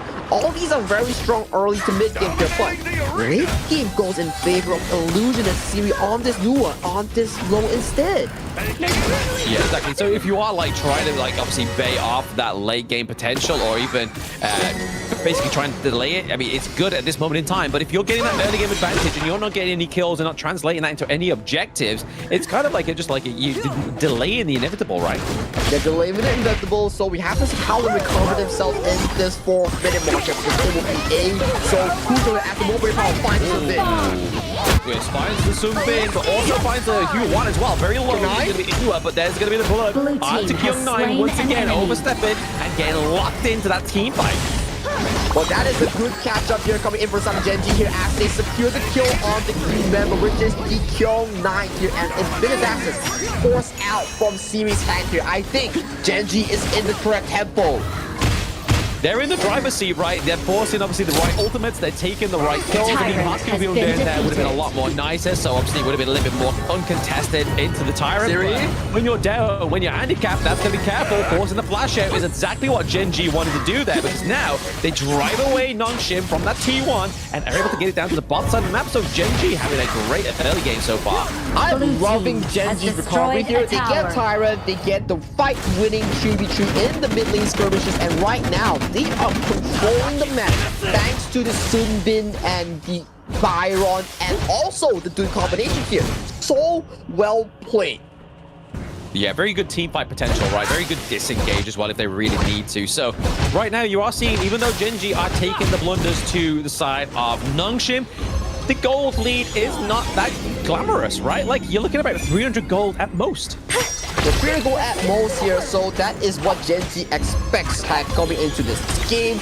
But we have to see how Nongshim, right now, they're in the reverse role of Genji back in game number 2. Annihilation from downtown. Claims there. He took too much damage. Illusion was like, right, okay, let's click go. Let's get that second kill onto the board. And as you can see there, first itemization is that venomous staff. So healing has now going to be a bit blundered onto the side of Genji. But speaking of that, Kyung9 maybe getting caught out again. He does get hit with that time bomb, and that ultimate means they slow down, but there's no follow-up at this time. It will be interesting moving on to the latest season of the game, because we were talking about how the roles are reversed. Genji is playing on a timer. Nongshim has a better late game kill. So this Sun Bin will be a key factor in finding those crucial engages. And that time flux, if they time it well on the Annihilation or that Flaming Palm, it will be very key in these team fights. Yeah, it's all about kind of landing at the prime moment. But I mean, we saw a clue from last game, right? When he needed to step up, he did. So I can imagine on the Sun Bin, he will do exactly the same thing. But Young Knight having a bit of a hard time on top side of the map here. After the pressure has been put into the mid lane. Annihilation is trying to clear out this mini wave. There's a lot of damage on Inuit, but he's able to heal up. Yeah, forcing away that Infinite Vastus. Forcing away that unending sorrow here coming in from Inuit here. So that is a bit of a spell here being committed, but still, game state is at a very 50-50 state. Goal lead is dead even, although the kill does fall in favor of Nongshim thanks to that early game mishap. Yeah, exactly right. They are Genji just basically just confessing for their sins. They're just basically making sure they're condemning themselves for any other kind of overstep here onto Nongshim, because Nongshim know how to manhandle a team that comes into their own territory. So that's exactly what they're doing here. They're allowing Genji to overstep at this moment in time. They're allowing Siri to be uncontested, get his farm up, because they know their late game policy is going to be Illusion is going to be Siri. Yep, Illusion and Siri, once they get to that late game tempo, it will be much more comfortable coming in from Nongshim Red Force. That's where the pack starts scaling off, like Rock, like Wawa. Hence, who is also a late game factor that may be important coming in for side Genji's late game rotation and Uber. Oh, gotta be careful there. The wind that's the Ruby Blades are being used into the backline there just to kind of drive away the side of Nongshim, but they are able to wipe out that minion wave there, so they keep the T1 for now. The bot side of the map goes and disappears onto the side of Nongshim as well, so open both sides of both of the teams are now a open floor. And we look at the engager coming in from Faye, forcing out Monto Splash on the Demon Jig. That is a 2-minute cooldown that is being expanded for the farm lane coming in from Genji. Yeah, Monto's got to know his position a little bit better now, because all he has is that cleanse to get out of there, right? Cleanse and hope that his passive is propped up so his movement speed just a little bit quicker. But really, it's not too much of a detriment here because he does have glue that can give him that movement speed out of there. But this is all going to be down to the side of Genji playing to those micro playstyles. But still, Genji getting that Crimson buff is what they are looking for right now. Kyung-Nai finds Wawa onto the wall, but will Kyung-Nai be able to escape? He does get a bit of a backfall position here as he backs up safety.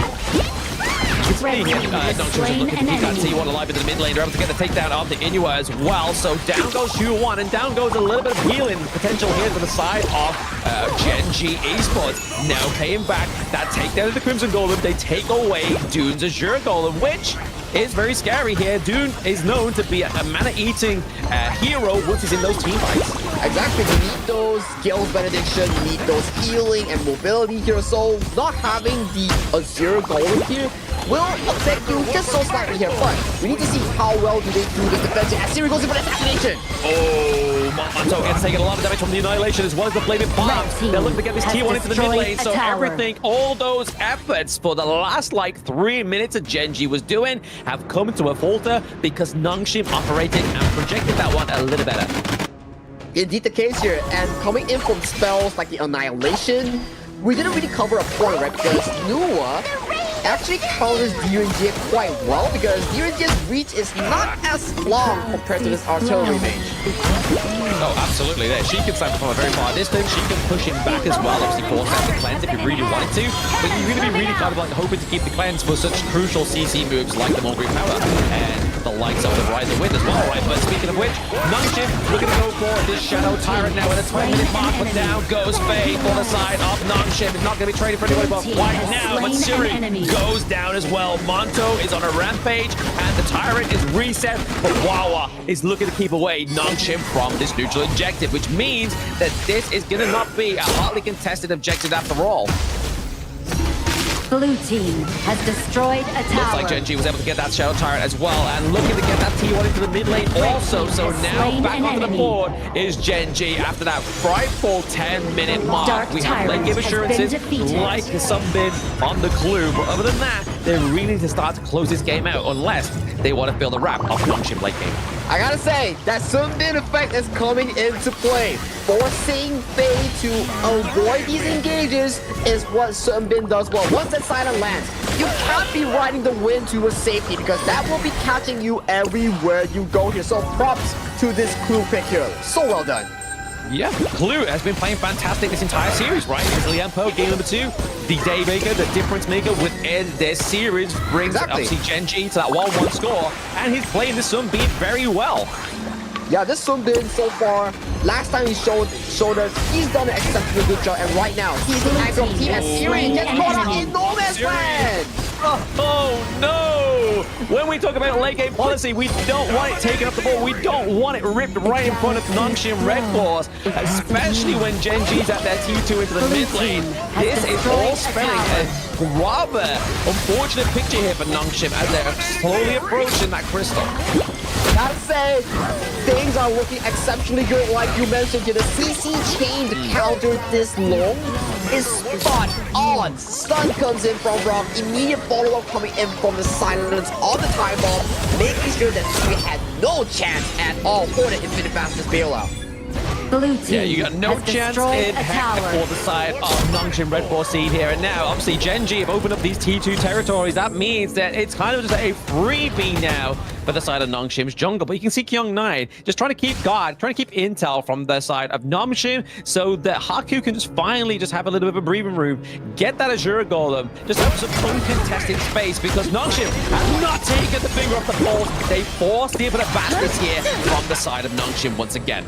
That was so close. Siri almost getting taken down once again, but that gives room for the side of Genji to lay their hands on the Shadow Vanguard because if you have no infinite fastness on this long, you will be an easy target coming in for the likes of Wawa, for the likes of Crew, or even Monto's Gold Card. For the likes of all of Genji at this point, right? Like, we may as well just name them. Wawa can just flash in, use the Storm Chase, and bash down. Absolutely, everybody could be on top of Siri there, especially if they don't have the infinite vastness, but whew, Monto, I think he's playing very lucky in this one. Very lucky and positioning-wise as well. He's actually playing this DRNG very well. Oh yeah, this DRNG has been spot on so far. Positioning-wise, it's been pretty good. Follow-up on that golden token has been really spot on as well here. So, Shadow Vanguard has been casted towards the top side of the map here. I want to see how Genji escalates this push. If they can commit to the 3 high ground turrets, that will be insanely important going to that late game marker. Maybe a same comeback, but I mean, obviously, Genji came back from no turret territory in the last game, and now we can see the Wawa giving that kind of split push of pressure down to the bot side map as well. Looking to try and get that Vanguard in from T3 into the mid lane, but the series looking for the defense there, but most of it's all happening topside, which, where they placed this Vanguard, is going to be in the favor of Genji if they play this team fight protection. HP1 is still up and healthy coming in from side Genji esports here. So, right now, Vanguards are marching towards this topside turret here. I do believe this seems to be an easy takedown coming in for the side of Genji's push here. Indeed it is. Q3, first one goes over to Genji Esports. Yeah, damage reduction of that turret, obviously, thanks to the Vanguard being placed into the top side of the map, makes it just so much easier, right? The Vanguards are in the crystal, but it's now just kind of like tending the farm for the side of Nongshim. I mean, they are behind by around about 5k gold, and we get to that 14-minute mark. But honestly, I think all that kind of slow farming that Genji really kind of like made an effort on to make Nongshim pay in the early game is really paying off in this late game. Exactly, and I do love the fact that Genji, they're not greedy. They know, okay, tower's done. We're going for the Shadow Tyrant respawn, and right now we 4-minute push once again. That shows so much discipline here. And right now, look at how they're pressuring it. Okay, Milling goes for engage, and look at that engage on Siri! Yep, they forced it for the fastness, but they also forced the opening of that mid T3. No, Genji, they don't have the minions just yet into the mid lane, but bot side is still looking a little weak as well. But this is definitely a better Genji than what we saw from spring season, from what we saw from KWC. It's possible just good in this point. Definitely, they are doing so well in this defense, as look at that defense as they're taking down each members of the Red Force. Yeah, they try to get the hit onto Wawa there. Obviously, we see the Truth Mantra being used to expel the limit too early there. But right now, it's just the key momentum, the key image here for the side of Nongshim is to keep those minion waves out of that crystal. But right now, it looks like Genji, they have 1 minion left, but they're not going to attack onto the crystal right now. Kyung9 with the Holy Grail gets to take that of the only crystal, but now it is down to Illusion to deck this, get rid of these 3 minion waves coming through to the crystal. And it is going to be Genji taking top spot of the ranking week.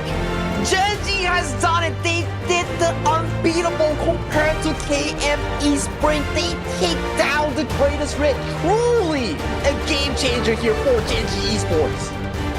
So, ranking week started off with Nongshim having not the best day one. They first lose a round, which from the spring season never happened once. What also didn't happen once is a whole series being taken away from Nongshim, which the fall is now the potential fall of the greatest red. Well, to say the fall of the greatest red is still too early because it's still a BO3 format. If Nongshim still wins out the series against R8 Esports later on, they still can secure that Group S top dog spot. So, coming into this conclusion, it's still a bit early, but props to Gen.G. They did what nobody could do back in KME Spring. They did exactly that, right? They were able to take a series off of them, and obviously A-Star was the first people to take a series off of Nongshim as well, so that's already kind of like spelling disaster for the side of Nongshim, already kind of like sort of like faltering. The wheels are a little bit more wobbly this time around, rather compared to the spring season after their high of the Season 3 Invitational.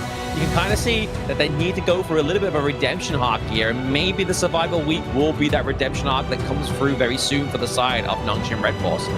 Oh, now this comes into the question here. Who will join Nongshim and Gen.G in that survival week Group S? Because so far, Gen.G and Nongshim Red Force are almost 99% confirmed for Group S, unless there's some crazy tiebreaker that's gonna come up where Gen.G or also Nongshim Red Force dropping a random series to a lower tier team. But that will be between potentially Scars and also Crazy Raccoon to be figured out. Yeah, exactly that, right? I mean, Crazy Raccoon obviously have the matchup against R8 Esports next, but let's dive into the post games here, right? Like, we always keep saying, like, it seems like a bit of a face like value comment that we always say that Inua is one of the most improved players on Gen.G, but when you look at the fact of his just utility on these heroes, the lack of dying as well, you can really see the progress this one player has made to fit in to the actual standards of Rock, Clue, and Wawa. And Monto is looking to go on that same kind of path. Yeah, Monto does seem to be progressively getting better and better on his role. That he doesn't need to be doing all the fancy DPS, he just needs to be following orders, doing what he needs to do on this marksman. But even though 33% team firing wasn't really amazing, but if we were to look at the damage onto his turrets, I believe Monto is one of the highest up there. He's one of the highest up there, exactly. He has to be kind of like trying to do the damage, but Inua as well, the 75.3k damage overall, which is kind of just like giving over the healing, giving over the damage as he needed to do in that mid lane. But look at that, kind of like it was very flittering, very flirtatious early to mid game between both of these teams with that gold lead. But still, we have to remember, this Gen.G win started off at a very difficult early game. They lost, what, 2 to 3 members in that early invasion, but our boy Inua deserving this MVP, 4-1-5 on the Yuhuan with a 31% damage dealt, 22% damage taken, and total goal only 22%, 20%. Yep, that's it. I think this is like what, maybe one of his first MVPs, maybe like his second, maybe on Mark Noise, but definitely a well-deserved MVP. He was the backbone of Gen.G as well as Clue, right? Like Clue definitely kind of being overshadowed in the MVP selection, but we're gonna look at these highlights and maybe the highlights will give us the reason why, right?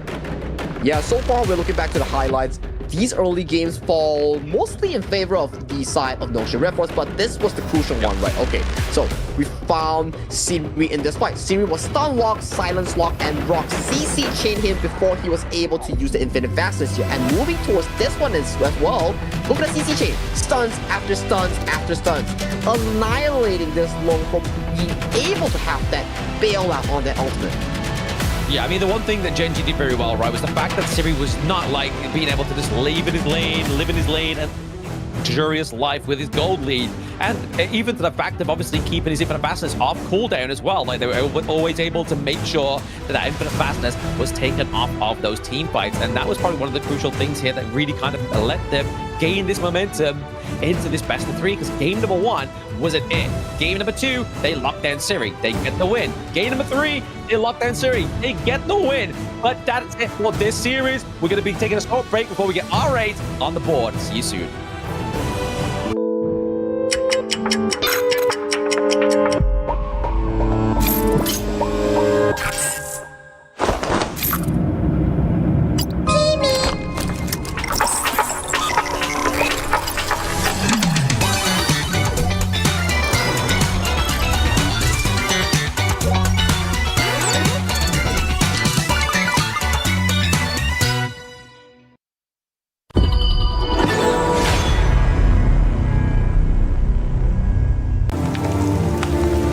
elders say. The seers have guarded the misty marshes for generations. We are the... Shirley! Losing everything. Just as I did. Sinking into darkness. My old self is already buried. How amusing. This eternal, blissful heaven. What a beautiful little bubble. I can't wait to pop it with my own hands.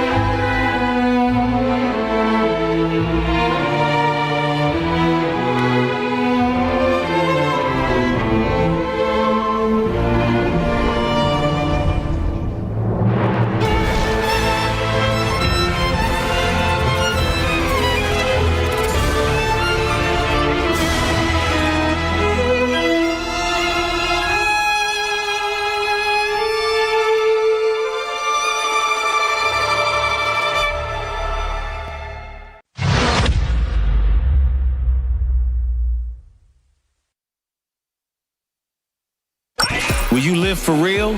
Join the party.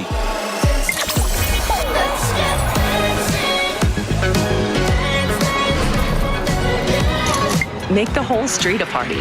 And add disco balls.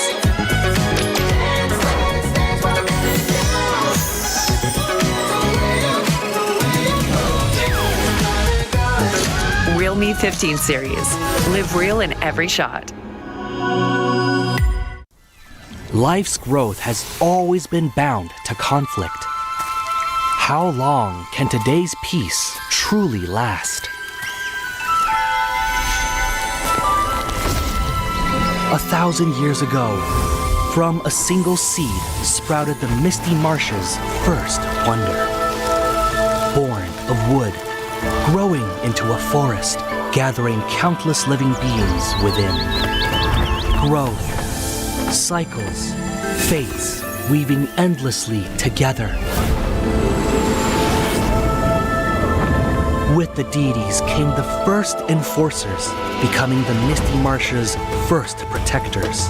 They took form as the 9 seers, each with their role sheltering this hidden land. All things eventually come to an end, and a new beginning does not always follow the old path. Today's inheritors of the seers' legacy long for a different future. Their followers, too, drift further apart. The order of the seers and omniscients are like 2 branches growing in opposite directions. The misty marshes watches quietly as it all unfolds. For from the moment that first seed sprouted, the deities already knew the life they nurtured would one day choose its own future.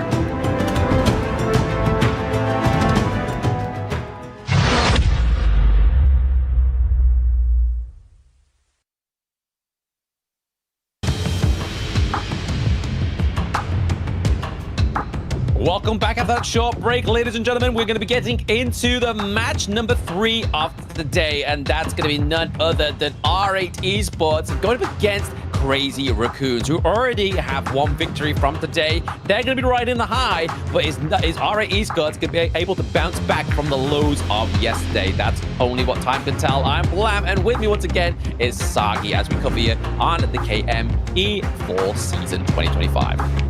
And talking about R8 Esports, although the win or the losses coming into this series doesn't really matter for them, but if they are managed in be able to take down Crazy Raccoon per se, that actually messes up the equilibrium of the 3rd place spot. That is so important for Crazy Raccoon or Scars potentially going into that Group S or Group A. Yeah, I mean, that's really crazy to think of, right? Like, RA Esports is a chaos agent. They've got all the means in their hands that they could literally, like, you know what? Forget your easy time. We're going to throw a spanner in the works. We're going to get a tiebreaker on the go. We don't care. We're rebels. We're RA Esports. We are Infinity and beyond, and we're going to control what goes on beyond this KM fall season. But honestly, I feel like, though, RA Esports did lose 2-0 very convincingly to Scars yesterday. Scars lost against Crazy Raccoons very convincingly today. So it depends on what kind of Crazy Raccoon comes out the trash bin today. Yeah, the trash bin, are they going to dive deep? Are they going to be fumbling and getting covered by the dustbin cap? So it will be pretty interesting to say whether Crazy Raccoon will be able to take down the likes of RA Esports in the 2 old fashion. But the focus will be the junglers for today. It's Guxing and also Crazy Raccoon's Kong per se. I think this 2 matchup will be very important going to the series.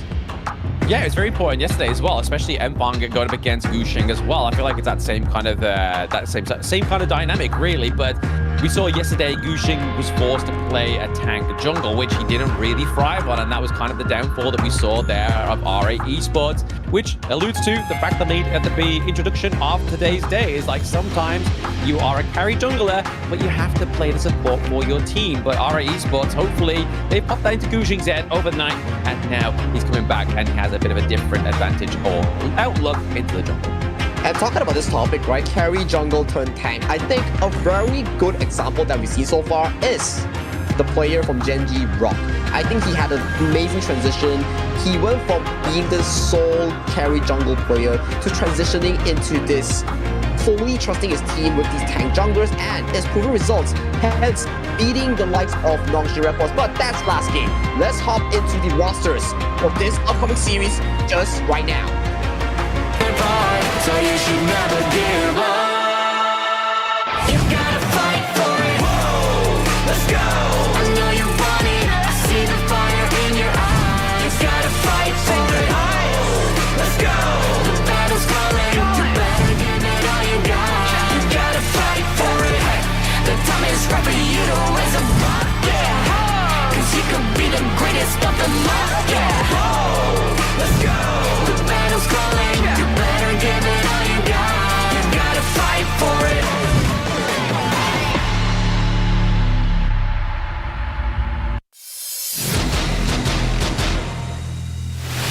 And here is RA Esports for the final time of the ranking week to infinity and beyond. And that is Doma, Guxing, Xenon, Ryuchi, and Mijo. This has been a team that's kind of shown promise. A team from the spring season that was third place. And now they're looking to be a little bit more less than that one as they go into Group A, potentially here after the ranking week.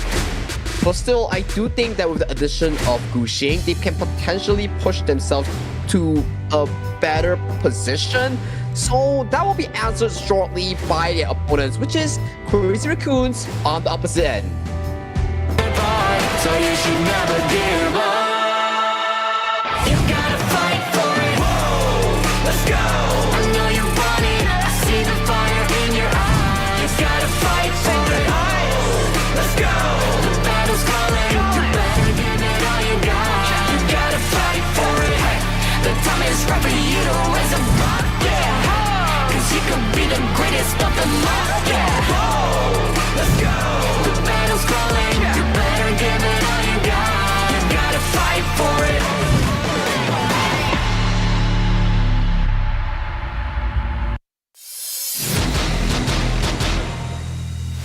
The CR Nation, the Crazy Raccoon, represent the KJL region with Kai in the Clash Lane, Kong, their MVP with a back-to-back MVP performance title, and Cliche in the mid lane, Nanohana and Nia comprising of that far lane and roll.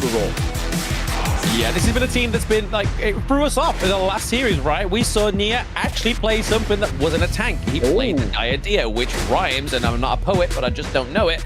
But there we go. It's going to be interesting to see if he pulls in any more of those kind of enchanter, utility mages into that support role this time around against RA Esports, or they're just going to be like, right, let's play to our strengths, let's go for our comfort drafts, and then just round this one out with a 2-0 so we don't show too much of our hand as we go into survival week.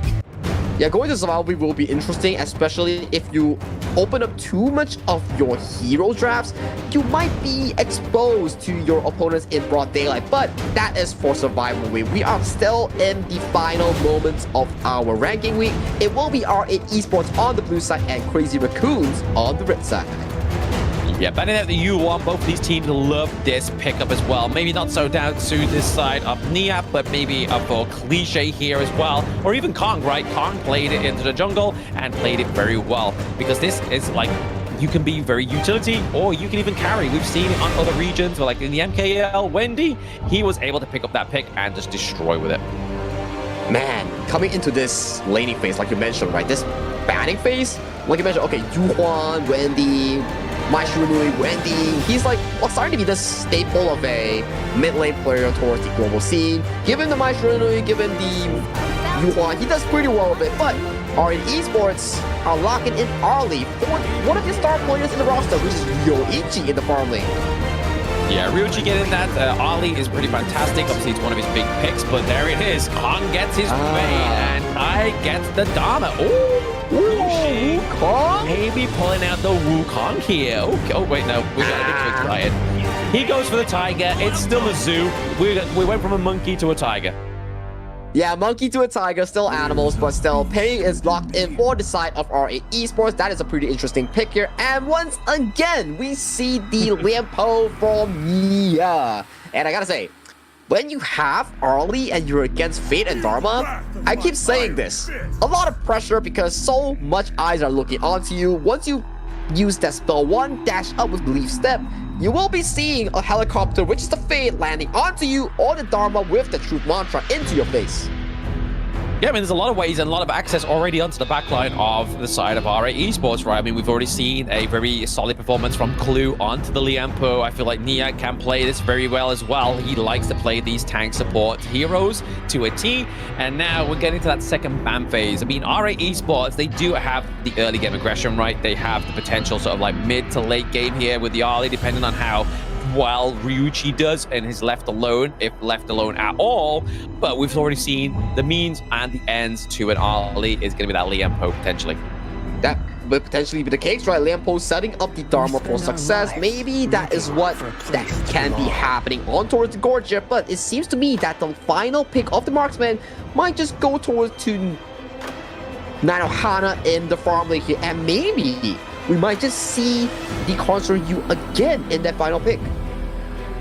Maybe so. Maybe the Consort U comes through here for the side of Crazy Raccoons, and he played very well for Nanohana, but they're going to take the potential of the Lady Gen off the board here. They don't need it onto the side of Crazy Raccoons. They have the Yixing. Yixing is going to just kind of like maximize that crowd control, that zoning potential that Crazy Raccoons already have right now within these team fights. So they definitely need something that's going to be able to kind of counter the Arlie in terms of the long range, and it looks like that Nanohana is going to go onto that Consort U.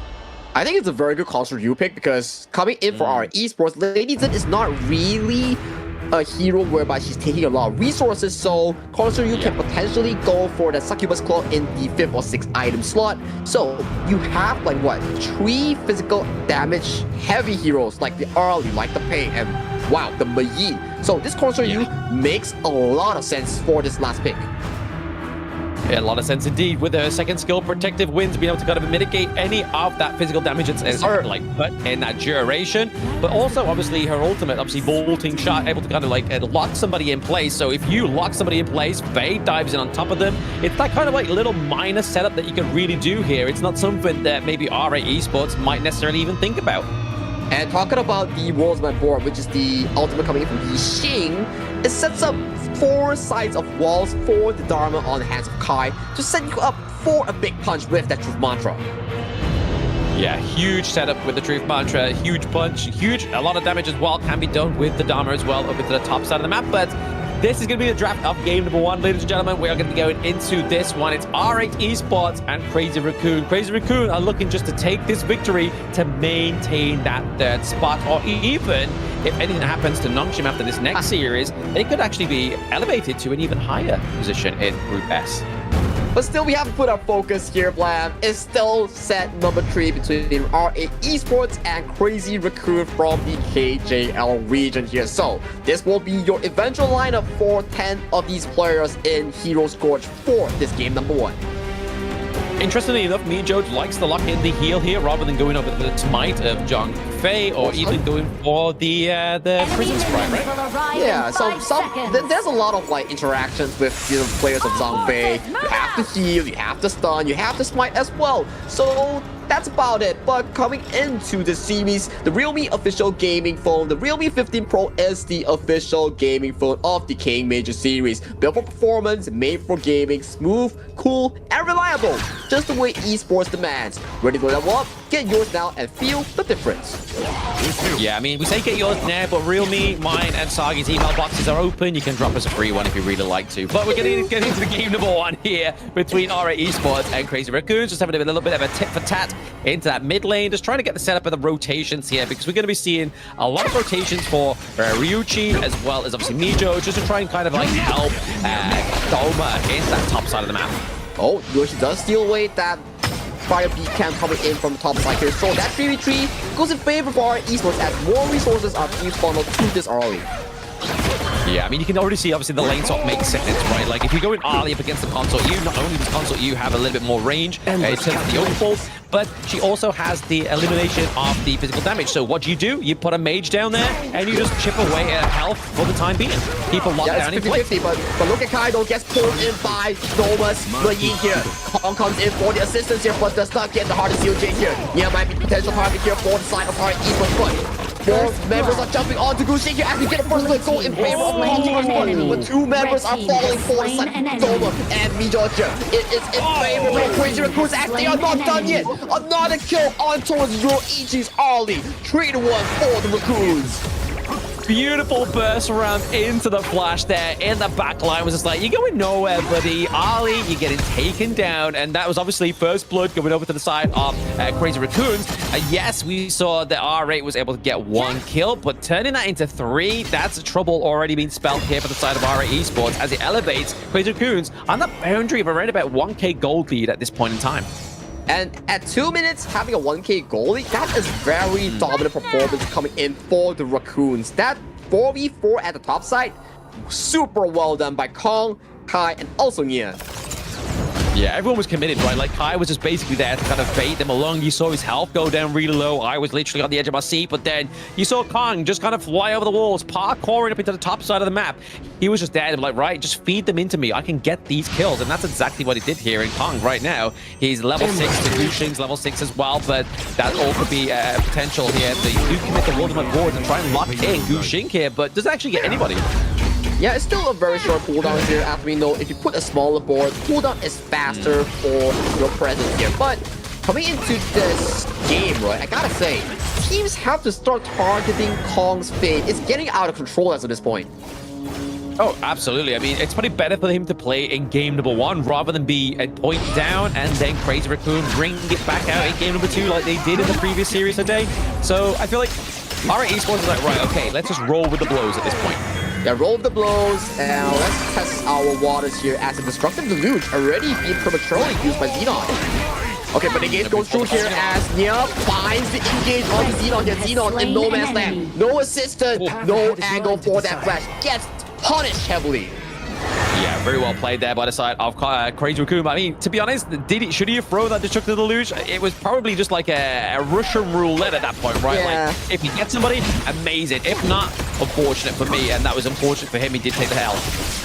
Yeah, did he take the L as CR Kong looks for the engage here? The Unbridled almost cancels out the hardened Jade Seal here. So, it's okay, but that's Unbridled Outburst just before the spawn of a Tyrant here. And towards the mid lane again, we see Kai and Cliche already controlling this bottom part of the river here. So this Tyrant falls towards the Raccoons with ease. Yeah, it's like you were saying there. Obviously, yes, the Unbridled Burst does cancel out the Fade's ultimate, but you've just taken off a Unbridled Outburst as the 4-minute mark comes around. It's like, alright, esports are just throwing ultimates left, right, and center, which is not what you want to do like now. And Gucci gets Hardened J-Seal towards the middle lane here as Kong's damage was just so darn high here. This goes to the lead of the early game again. Yeah, early game lead going up to the side of Crazy Raccoon right now, but Blue Dharma team is just kind of has just like having his own little destroyed a field day up there. He's able to kind of replicate that pressure that Crazy Raccoon was able to get down to the bot side, but now Ollie's going to have a little bit more of a harder time. Ryuchi is going to have to be very proactive on where he gets his farm from. And that is the key part coming in from Kong's fate, right? He's making sure everything works as we see a board, forcing Doma's flash. Yeah, forcing Doma's flash, forcing out the Main in that one. It means that the T1 here could easily be taken down. They have both Nanahana as well as Cliche here to do the damage with the minion. It might actually just stay alive. It could use the predictive winds to keep it alive. Yep, there we go. Just keep going. Boom, boom. Played, said like an actual console main myself. Exactly, I'm telling you, Nanohana's like, oh, well, Blam's still on broadcast? Okay, get in that console, get in the console here. We gotta show this boy that we are respecting the casters here. So, it's been played super well, and we are seeing more of these turns go in favor here, as I think mid lane is having an engage where Zeno just casually dodges away from Kai's engage. Oh, they get the mid T1 as well as potentially getting the T2 into the top side of the map. This pressure the RA Esports definitely do not want to kind of falter to here, right? Like, they don't want to allow the Crazy Raccoon to get too far ahead at this point of the game, because now we're looking around about that 2k goal difference at that 6-minute mark, which is still a big progress here for Crazy Raccoon. Yeah, the Raccoons are digging hard and they are diving deep. Right now, all these towers here, 2 top towers, 1 tower towards the middle, and also 1 tower towards the bottom lane here. 4 total turrets are already, as we might see a potential gank onto Doma here. He needs to back off from this spot.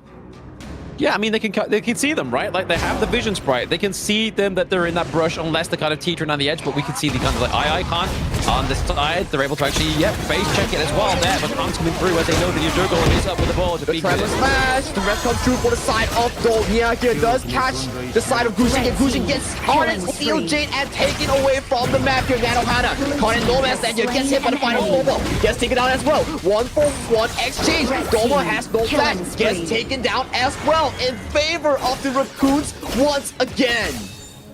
Yeah, I mean, Clash Jungle for your farm at this point in the game. I mean, it's not kind of the best trade you really want to be taking, right? Like, Gushing is getting picked up thanks to Kong on this fade. And honestly, I don't know what to expect on the side of RA Esports. I mean, yes, they found out, obviously, some of the prior picks for some of the other lanes, but surely Kong was needed to be contested here in this ban draft. I have to agree with you. Even Gushing, one of the KPL ex-veterans here, getting so much pressure from Kong's fade here. 3-0 and 4. Full 100% kill participation and winning 2,000 gold against a Pei that needs to be winning in the early game here. And right now, this Pei is putting behind, so darn behind. Oh, very far behind. He's paying the Kong right now for a toll. He's like, hey, can you let me go into, can you let me go into my own jungle, please? I will pay you a toll so I can actually just get a little bit of farm. Because look here, Kong is level 13, Gushing is level 11. So it's not just gold that he needs, it's XP to get him back onto the board, get him back up to that same level as Kong. So you have to pay the pays for Kong, right? That's what you mean? Yeah, but the Pei has to pay Kong so he can get his pay from the jungle. all right. That makes so much sense here. As we see a Radiance here spotting out Gushing and also Midro here from the Azure Golem here. But even this is up, we see another Tyrant being attempted by the side of the Raccoons here, as there is no contention, and they take it with 0 contentions. 0 contentions, but it's all the fact it's the PTSD the Crazy Raccoon has already costed, right? Yeah, exactly. The Raccoons are just dominating the map as of this point. Look at them just running through this bottom tier 2 once again. The last outer will be that mid outer tier 2. Red team has destroyed exactly a right tower. there. But there we're getting a T2 takedown into the bot side of the map here. Got to be careful for the side of RA Esports, but you can kind of see efforts here from Gushing is kind of helping himself to Kong's jungle, because he's so far in deep into Gushing's jungle. He's like, he's not going to be in my jungle, right? He's not going to be in his own jungle, so that's where I'm going to get my resources from. At least get something back, at least make sure you get a bit of a consolation prize, as we see Nia's Tremor Smash does not hit anyone, forcing Doma away from that bush. Yeah, I mean, it's maybe a little bit early of the commitment of the Tremor Smash now, but I mean, the neutral objectives aren't up for like another like 30, actually about 40 seconds from now, which will be the Shadow variant. So I think at a moment in time, if you're going to be sort of using a massive ultimate like the Tremor Smash, now is probably the time to do that. Exactly the case here, and especially 30 seconds into the game here, we will be having our Shadow Tyrant off, the first one in the series here. So with the Raccoons lead, I think this might just go uncontested here unless RI Esports find that backline assassination with Doma or with Guxing.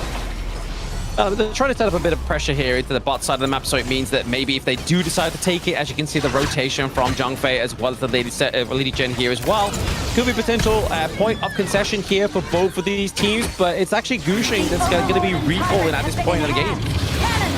They can't really contest this, not with the item discrepancy that they have between Kong and also Guxing. Kong is really level 15 on this phase, while Guxing, this early tempo of a jungle is only 13.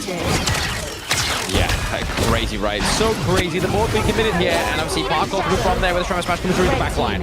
Yeah, Kai does get taken down. Mid-Josh is the one that gets taken down as Kai sends him towards the grave here. Not even able to commit that unbridled outburst. Kai sends him to the sky. I mean, we're going to be starting to be poets on the broadcast right now. I'm making that decision for both of us, Sagi. We've now got to rhyme these broadcasts. Well, to be a caster, you gotta be a poet as well. We rhyme with words, we use words defensively and also as entertainment here. So, pretty sure we are in the same industry here if we were to say entertain with words.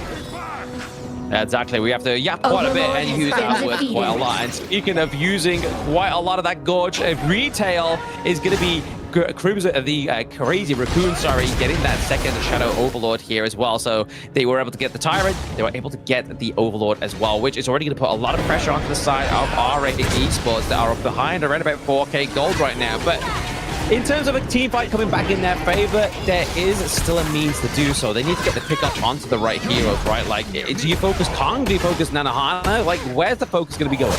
I think if you can find the perfect unbridled outburst and onto Kong, and Ryoichi and Doma finds the sufficient damage, it could be very pivotal in finding these perfect team fights. But the first thing they have to settle will be these Vanguards.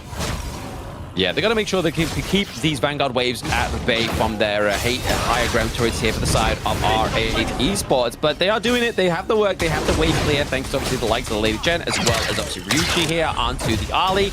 But the board being committed here is going to keep pushing into that T3 territory as they take it, thanks to the Shadow Vanguard here as well, with ease, thanks to that debuff in that top side of the map. Now they just need to wait for every single board, and then one board leads to one tower, another board leads to another tower, and just rinse and repeat until the demise of RA Esports. Yeah, they're just going to keep going, right? They keep putting the pressure on. They're going to make sure that RA Esports cannot come back, because as soon as they find any kind of means of a comeback, that spells a bit of a disaster here for Crazy Raccoons, who played a fantastic early game. Exactly. I gotta say that 4v3 towards the top side was so pivotal in Crazy Raccoon's success, allowing Kong to really fast-pace this jungle, avoid that early game weak spot, and right now we can see Guxing on this pick is struggling to repeat the success that he has had on this pick. Yeah, exactly. I mean, I don't think it's been like his biggest pick. Like, I feel like Guxing's been more kind of like very dominant onto the likes of the Masashi, hence why Crazy Raccoon banned it out in the second ban phase. So, yeah, it's a bit of a weird one here that they're struggling with the Pei for now, but it all happens with that early game, right? Like, if Pei doesn't get that great early game, doesn't have the tempo-making potential himself, then the enemy team's just going to abuse him. They're going to create a tempo, and he's going to have to dance to their beat, which is not what you want to do when you are Pei. Yeah, whatever happens, happens for a reason here. 0-2 in terms of scoreline here for the play against the 3-0-4 Fade here. That is already full items here. Almost 1,000 gold per minute for this Fade. Yeah, crazy, man. Crazy. 12.2k to 9.3. It is definitely a deficit you want to be trying to control for yourself, but do RA Esports have the means to the control? I mean, only time will tell, right? They're trying to just keep this defense to their base at a minimum so that the assault doesn't come through, but they have no means of going out. Like, they are pretty much on house arrest at this point in the game. Tyrant yeah, house arrest, and the Raccoons are playing such a methodical game, making sure that they get all these resources uncontested, and then they go for that inedible final push here. So this Shadow Tyrant will lead to a Shadow Vanguard push just 30 seconds later on.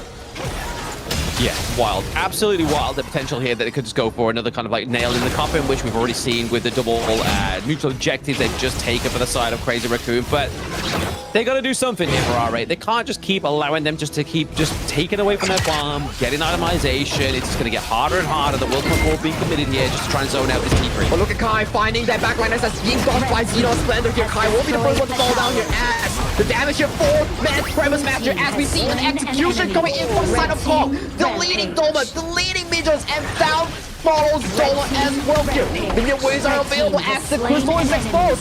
Game number 1 falls toward the hands of Raccoons as they take this with a 1-0 scoreline. Crazy Raccoons coming out on top there with that game number 1 victory. I mean, it was dominant from the word go. It was dominant till they had to stop. But I mean, they were like playing with their food at certain points there against RA Esports, unfortunately. But it's something they have to kind of navigate and talk about in this next break, right? RA Esports didn't have a great early game. Yes, they were obviously able to get kind of like a 1 trade for 3 up to the top side of the map. But when you were like going up against Crazy Raccoon, that's not a good trade, especially when one of those kills is a first blood as well.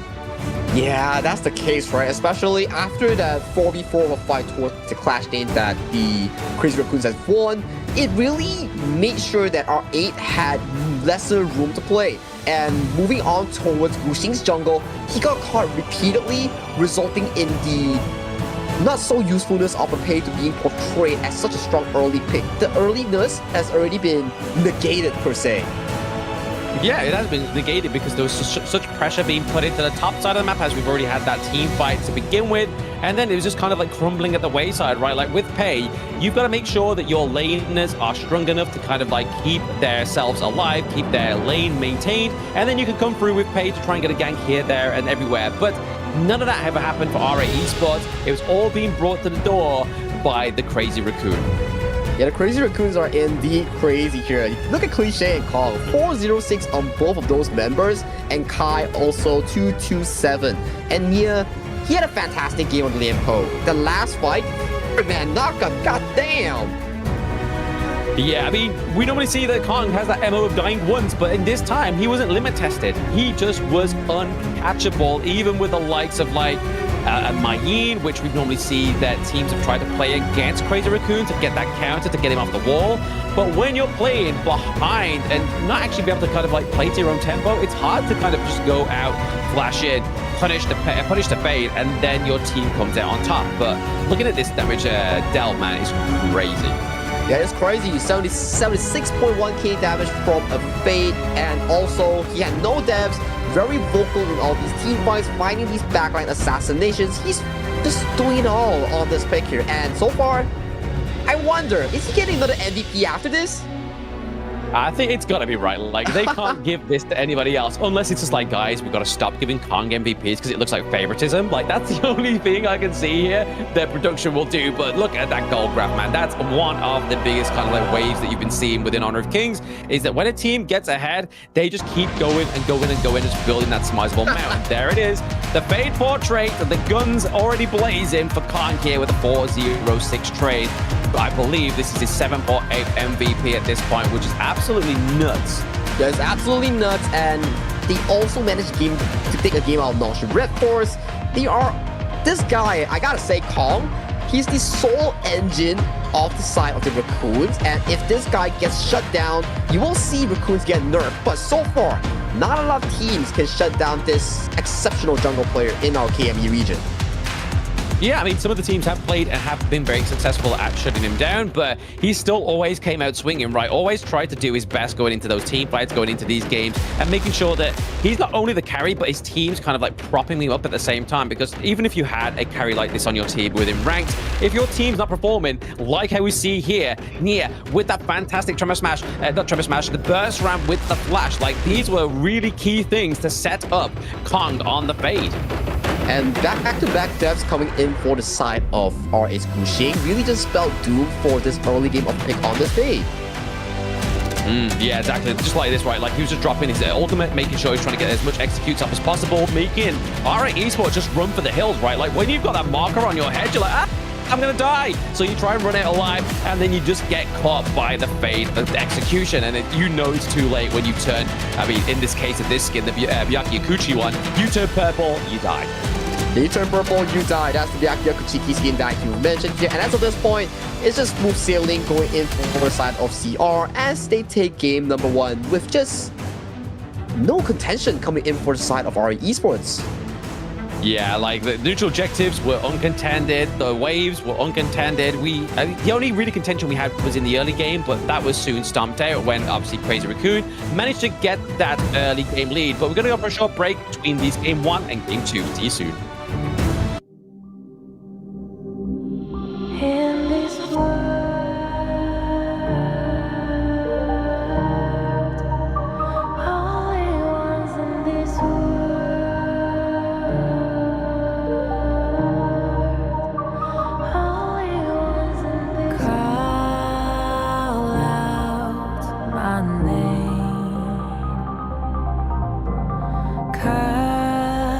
the sound of the rain. No matter how I feed the flame, you know I feel the darkness and the pain. All of the ways we tried to break free from the night, you know we made it out, we found the light. I fly so high, light up the skyline. Let's do it this time, like it's a whole new vibrant world.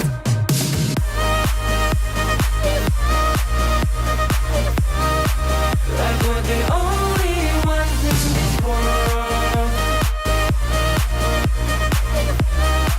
Like we're the only ones in this world. Now I see that I got everything I need. It's alright, I'm on fire, I'm alive, 'cause now I fly so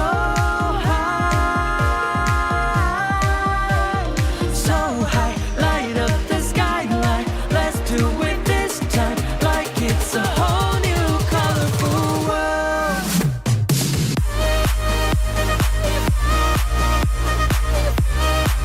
Like we're the only ones in this world. Like we're the only ones in this world. Never thought we'd get this far, burning like the stars. How we get this far, like we're the only ones in this world.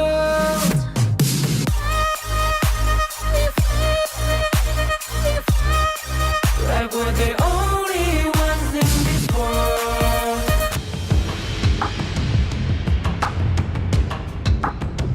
How's it going, everybody? And welcome back to the Honor of Kings Major East Fall Season 2025. We're underway with match number 3, game number 2 between R8 Esports and Crazy Raccoon. And honestly, that game number 1 was looking frightful, but now Kongs fades off the board. Can R8 Esports excel and go to infinity and beyond?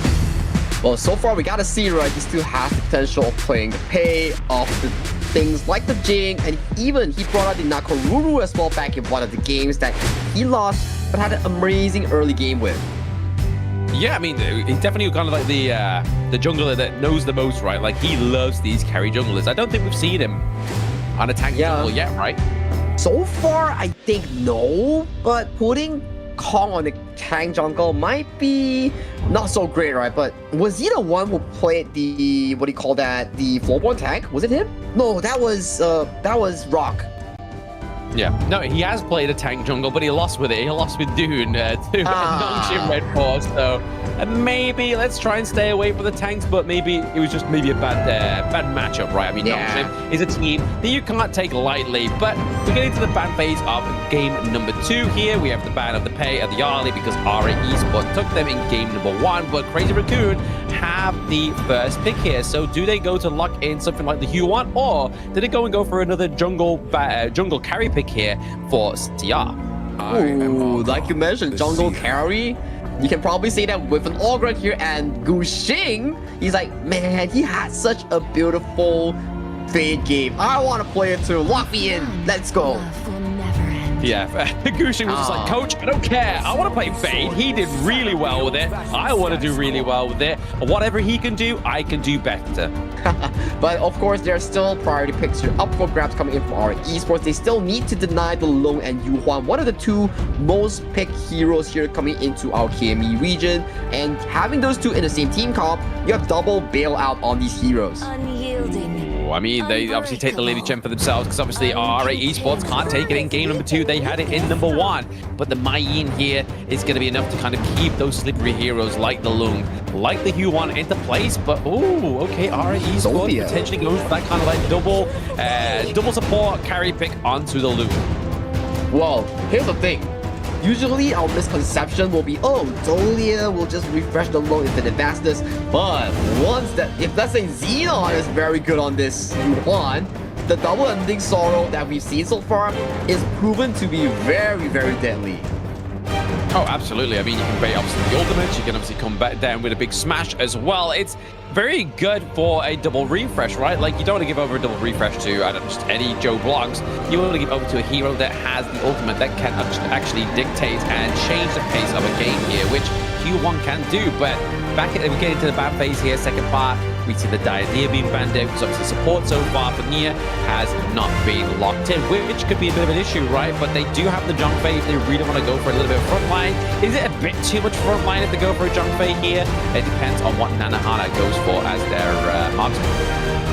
Well, Nanohana definitely needs to be filling up this damage department, maybe potentially picking up the Jam per se to lock in that early game laning phase against the Long or even likes of the channel here, but we're seeing a Daji being hovered here. I have seen this pick before in the other regions here, but of course you have the Dolly and the Yuan already here, so the Daji doesn't really fit into any of these team compositions, so Fatih gets locked in here. RA already off to a pretty good start.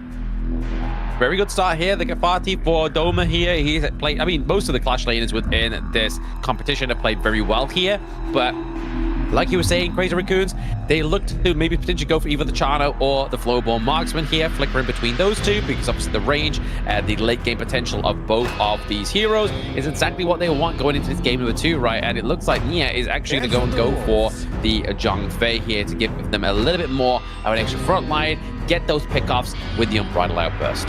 Well, it's his favorite pick here, and I don't know why our esports not targeting it, so he gets his Zhang Fei, he gets his channel here, so it's a very well-rounded team composition, and okay, this is definitely not a Zia here. They still lack a jungle pick here, so our esports, what are you planning here coming into this final pick here? Or is this Yuan going into the jungle?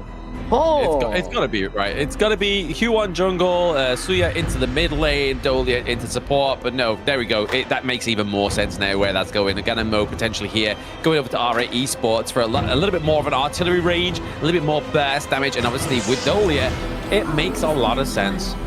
It does make a lot of sense here, but my concern here is this.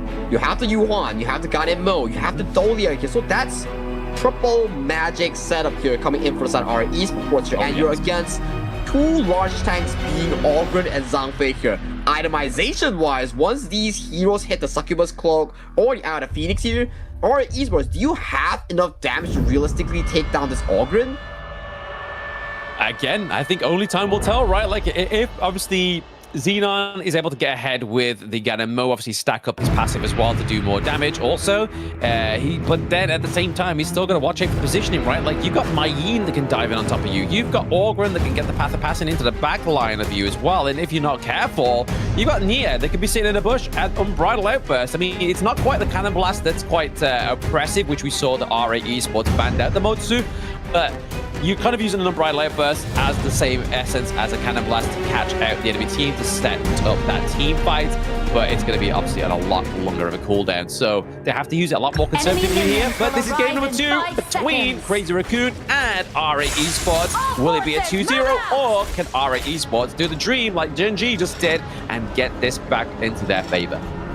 Only time would tell, like we mentioned here. Gotta say, RA Esports, they need to figure out their early game better here, but Wuxing here already being face checked by Nia here, and Nia laying down that Prison Sprite will lock Gushing in place. Potential first blood might go into favor of Kong as he is executed along with the Wild Boars. What an oppressive Prison Sprite. And I mean, honestly, we should have caught this one out because Nia was probably the first support player to actually lock the Prison Sprite onto the Zhongfei within the KME, right? Exactly, and he's using it to a very smart approach, right? Jumping in front of Gushing, landing that Prison Sprite, locking him in place, and they get punished heavily. And Nanohana, oh my goodness, stealing away the Fire Beak. Oh, absolutely beautiful there. I mean, this is the kind of congestion that they need for the side of Crazy Raccoon here, just to make sure that it doesn't kind of develop and go into that kind of like slow but surely late game essential here for obviously the likes of Ryushi on this Lung. But man, Crazy Raccoons are not looking to like... Normally between games, some teams that are winning like to take the foot off the gas, but Crazy Raccoons, man, that's like, you know what? We can't take the foot off the brakes. We need to make sure we're going in full steam ahead. Yeah, full steam ahead is what Crazy Raccoon is towards this early game here. Just about 1 minute 30 seconds in, and he has sitting comfortably with a 800 goal lead already. What a beautiful early game so far for the Raccoons. Great early game so far. I mean, it could all get time coin flipped over here for the side of RA Esports if they really wanted. But Gushing was able to actually get that Crimson Golden here. We are into the image jungle. There is going to be a bit of a reduction in terms of damage onto the side of Crazy Raccoon. They have to play this one carefully. But hey, they come here, they steal the Wild Boars, and they back off. By stacking these leads, you will see a goalie being formulated, which is this 1,000 goalie already in favor of the Raccoons just 2 minutes into the game. Yeah, I mean, it was a good kind of like call, a good excursion into the enemy jungle, right? They got what they needed, they got back out. It's kind of like there's nothing really going over to the favor of RA Esports from just doing that, collecting those boards, but they are going to lose gold for the fact that that came through. Dodging a couple blades nicely there is Nanohana on this Chano. That's very well done here, and I believe if they can manage a freeze here, it will be even better for the side of Crazy Raccoon, as it will escalate into a safe farming tempo for the side of Nanohana. Yeah, just keeping him kind of like very comfortable into the bot side of the map. We've seen that obviously Nia is just going for those rotations between mid and bot side just to make sure that Nanohana is not going to get taken advantage of here and has that support system as well. But we're going to be seeing obviously the teleport down to the mid lane here by Cliche as they're kind of already trying to alleviate that pressure for the side of Crazy Raccoon. And Kong is having yet another field day into the jungle here, giving out most of the resource here from the likes of that. But hey, look at the top side though, as Kai goes for the 1v1 and slays Stoma under his legs. Slay Queen! It's Kai with the kill onto the bomb there, but Gushing is just to have that fast rotation, unfortunately. Maybe if he had the intel a little bit quicker, he maybe could have saved him, or at least maybe get a shutdown in time. But no, once again, CR are in the behest of the enemy jungle. They're looking to get some more. Looking to maybe potentially go and get this Crimson Golem. No, Gushing's actually outsmiting that one this time around. Unfortunately for Kong, he's not fade, but he is. Ogren, and Ogren is taking a lot of damage here. Oh, gonna take down here, but the Infinite Masters is still available coming in for the side of Ryoichi as he finds the execution and he bails out safely. 4 minutes is on the clock right here as RA Esports, they have a beeline here to walk straight towards that Shadow Tyrant. If there's any time to take down your enemy jungler, it's literally prior moments to those neutral objectives, which is exactly what RA Esports did there to AT, but maybe they get the... Imagine if that Soaring shot there got the takedown and got the steal. That would have been absolutely beautiful for the side of Crazy Raccoon, but RA Esports were able to claim it. RA Esports were indeed able to claim it. It does stop the bleeding that they had back into the early game here, so props to them for finding a perfect kill onto Kong's over-aggressiveness towards the jungle. Yeah, exactly. They're able to sort of like alter him for now, right? Like Kong is playing less of a carry, but you can still obviously have carry potential on the Ogren. But you gotta make sure you're unchecked. There is gonna be the Sorrow into the back and just put pressure onto the side of Crazy Raccoon. Oh, they forced the Unbridled Outburst. That is a very good use of the Unending Sorrow. Exactly the case here, and that shows the power of the Golia and Yuhan combination, right? It makes it so that this combination gives you the power of playing both aggressively and passively when needed. Exactly that, right? Like, you can obviously choose which one you want to go to. It's just like choosing Huon's ultimate. Do I heal? Do I do damage? Do I go up? Do I become untargetable? Exactly. Which one do I do? So also you can obviously choose the pace and match whichever you fancy or whatever mood you're in, right? Like if you're in you're like, you know what, someone stole my lunch, I'm gonna go in and go damage. And then someone's like, you know what, I shared my lunch today. You know what, I'm gonna go for some healing on the Q1 here. But off on a tangent, but still not quite being able to get that gold back into their favor is RA Esports. Exactly, and we see Doma really popping the ultimate here to force Kai away from this tower here. I don't think Kai is able to defend this tower, as we might see a one-to-one trade in terms of power from the top side and the bottom side of the Raccoons and RA Esports. Ooh, they were looking for Kai. Hold on though, Kai looking for the knockup here. Does find the infinite basket away from Ryoichi though. Ryoichi lands down. Doesn't find the fire palm here as Kong looking for the potential re-engage on towards the Yuan here. First ultimate is out here as Brighter Opus finds the backline here, but they look to disengage as there is no damage coming in from PC or Nanohana as they are pushing the mid lane. Yeah, they commit all those ultimates, but now they're going to crush the Minion Wave into the T2 potentially here. Prison Sprite also being used. I mean, I feel like this is a bad move by Crazy Raccoon. But no, actually getting that mid turret here, I think is still a decent trade-off here coming in from the Raccoons here. At most a 50-50 trade-off here, especially having the mid tower going down, you might just see the Raccoons just beelining towards that Azure Golem off the side of R8's Wuxing. Very true, right? I mean, it kind of makes sense. It's also a plausible deniability for Kai. Like, they're like, hey, why aren't you in your lane? You're like, hey, just check your minimap. I've got no turrets, bro. There's no safe space for me. So Kai can really just kind of like tend the chickens, get the minion wave out of the table, and just make sure it crashes in naturally. And then he can just be elsewhere onto the gorge, looking for those important pickoffs onto the likes of Xenon, onto the likes of Ryuchi as well. Exactly the case, and we see so far a very good early game here for the side of Nanohana here. Unbothered, unharmed, playing the lane very safely here compared to his past performances. Back to the mid lane here, Kong is still going for these jungle camp invasions here, pressuring Guxing, wanting to make sure that this Yuan gets to bail out with the ultimate here, wants to bait out the ultimate as much as possible. Use that area of effect, right? Just make sure you kind of like check in using the CC, whatever you need to do on this U1 pick is Guxing's main objective here. But they're doing very well. RA Esports are definitely maintaining the tempo a lot better in this game number 2 compared to game number 1, right? Like, Kong doesn't have his fade. They don't have the executioner. Okay, Ryochi here finding Fire Palm on towards Kai here. Kai is forced to back away. So he is taken down to half an HP here. So he slacks off, gets some of the HP back, but River Control falls in favor of RA Esports as of this moment. River Control does fall into the favor of RA Esports right now, and that's... Yeah, finding down right off, finding onto Xenon here. Flash is forced out of Xenon here. Mijos might be the next to fall here as we see Ryoichi stuck in no man's land. Infinite Back is being forced away. The second ultimate here is Doma, finding the backline onto Cliche. Cliche and Nia gets taken down. Nanohana fighting the backline here. Xenon pushing him away. As we go back to the front line here, Kai and Kong focused by Doma here. But Doma, can you win the 1v2? He does not here. 3v3 in exchange. Both teams pay the price, but Kong is still up and available to take this Tyrant.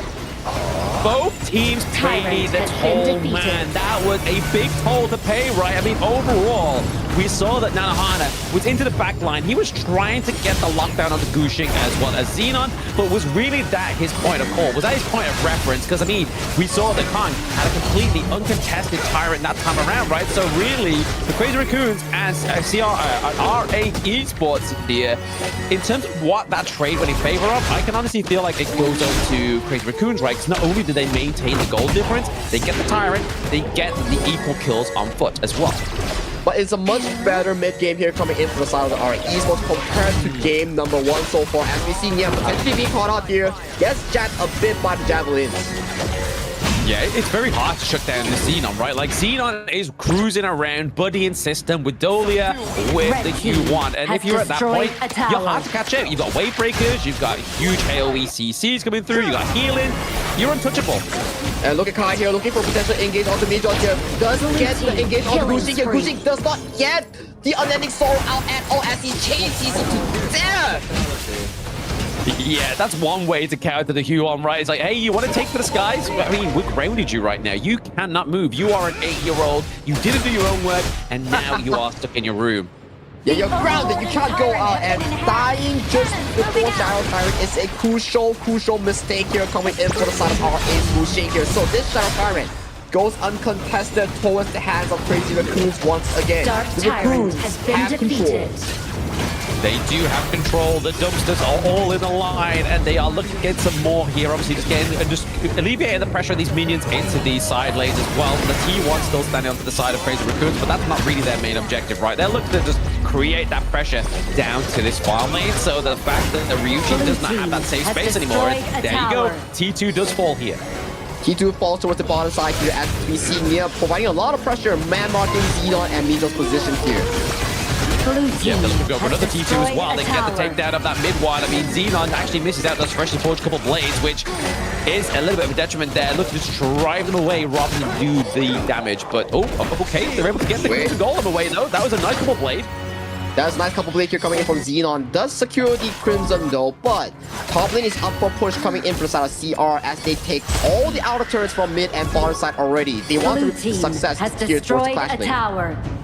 Exactly, they just want to kind of have success on all fronts at this point, right? Like, they are just committed into making sure that their dominance onto the Gorge is going to be on all lanes, not rather than just one. Like, you can kind of see here, RA Esports, they set up the top side of the map, which could potentially be a backdoor, but they've given no love to it since, and they've not had the right kind of team fight, which means they can kind of give over those resources to that top side to make a bit more of a push. But right now, you can kind of see that Kai, after so fantastic team fights from Crazy Raccoons and getting the neutral objectives, he's able to just be away from these big parts and these big sort of like other objective fights right now. Exactly, and we see Crazy Raccoons get another shadow variant of the objective here as Nia has spot out Guji's position here. He takes a flaming palm towards his face and he's going critically low ahead of this big final push here. But look at Doma fighting the potential engager, baits out the unbridled alphas here as he walks away stylishly, but Gushing here, especially caught out here. First underneath Sword goes through, but the jabs away Kai's life as the members of CR are forcefully backing away here. Ryuji falling from the sky here, wants to go for the assassination here, finds here. 3 members on the side of CR goes down in favor of Bar 8 Esports. Yeah, those flaming palms definitely did a trick there to run down near towards the end of that one. Kong and Nanahana still alive, just to try to put a bit of a bandage onto their own jungle camps. But just before he died, able to put down that Vanguard as well, which is going to just keep that pressure going for Crazy Raccoons. It means that R8 need to get a little bit more of a push going through here as well. Obviously, they're defending the Vanguards, but let's look at that replay, man. Like, honestly, we go into the back line there. Tries going on top of Gushing, gets deleted by those couple blades. And then Xenon is just doing so much damage, able to position himself and get himself out of there thanks to his flash as well. But Doma into the back line was just a huge play potential there for the side of RF Esports. I mean, in the end, what mattered was Doma baiting out the initial unbridled outburst coming in from Nia. That set a precedent coming in for RE Esports to really win out that fight. Massive upset for the side of Crazy Raccoons. I mean, they had it all, right? They had the unbridled outburst that they needed to place down at the correct moment. But then Doma was just like, I'm the thief of joy. I'm going to take that away from you. And that's how they were able to get that team fight. But let's look at the gold chart right now. As you can see to the left side of the corner, Kong is ahead by 11k gold to the enemies. Where are you? Where is the Gushing? He's all the way down there. Look at the roundabout. That 7th place on the gold chart. So Kong doing it. Though, as we see the gates push through, as Doma does not find target towards the back like as he getting kind of by Nanohana on towards the channel here. First to go down will be the Doma on towards this team. We are seeing Ryoichi being forced to flash away. The infinite battle has been expanded here. Gushing next to fall. The javelins are hitting extra hard coming in from this freshly forged, but it is a win for the Raccoons as they find the top jungle duo from R8 Esports. Yeah, I mean, just beautiful there from Kai, just coming from the left side of that team fire right. You're able to come in on top, exhaust so much, keep Gushing into place, and it was all really just left down to Xenon, Ryuji, and Mijoji. And at that point, you've not got that kind of like solid kind of anchor that would be Gushing normally within those team fights. And Gushing making a pivotal mistake here after destructing the news. Captures onto Xenon here. A critical mistake. The mid lane mage of our Esports gets taken down right at the high ground turret of their own base. I feel like that's his first death of the game as well, right? Like to die this late into the game as a hold on, no, Kai tries the assassination onto Ryoji. Ryoji gets taken down. The umpire almost finds 2 members as Kong goes for the backline here, forces the mid and forces the roll away Bomb assisting the front end of the team here. 4v3 in terms of the team fight here as we see. BJ going extremely low. Nexus turret is open for grabs here and is going critically low. Nanohana going for the last hit. Crazy Raccoons take the 2-0. 2-0 for the KJL team here as they play against RA Esports, played them to their own strengths as well. RA Esports, they were looking really strong in that early to mid game, right? But you can see here, Nia's just making some like hand gestures of S or anything like that. Something along those lines. I'm not too sure what the S means. I don't think I spell loser with S, so maybe that's me being dyslexic. But at the end of the day, we see Crazy Raccoons coming out on top there with another 2-0 in the final day of the ranking week. That's going to boost them higher. So if anything of an upset happens here for Nongshim, that could really sort of like unsettle this balance here that's happening right now. Only time will tell, right? If, let's say, it actually happens, maybe they'll force a potential tiebreaker. We will have to check back on the scores of the overall rankings. But if we are based on the overall win-lose ratio, Nongshim does have a very clean slate at about 4-1 in match score and about, I think, 3 losses only here. So it's very hard for the Raccoons to actually force out a tiebreaker per se.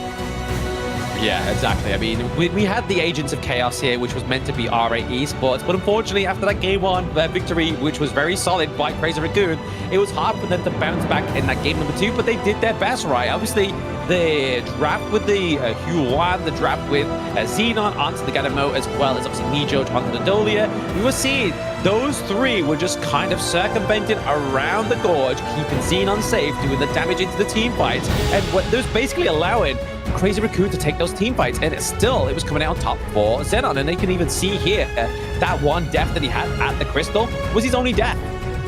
It's not about having how many deaths, it's about dying at the most crucial timing there. That engage coming in from Cliché's Destructive Deluge just caught off this Ganemo so darn well. So props to Cliché for finding the key moment. Oh, absolutely. But at the same time, look, I mean, we're talking about deaths, but who's the guy that only dies once? I mean, we're not talking about SpongeBob SquarePants, but I'm talking about Pong here. He only dies once, and then he gets back on the horse. I feel like it's like, I don't know.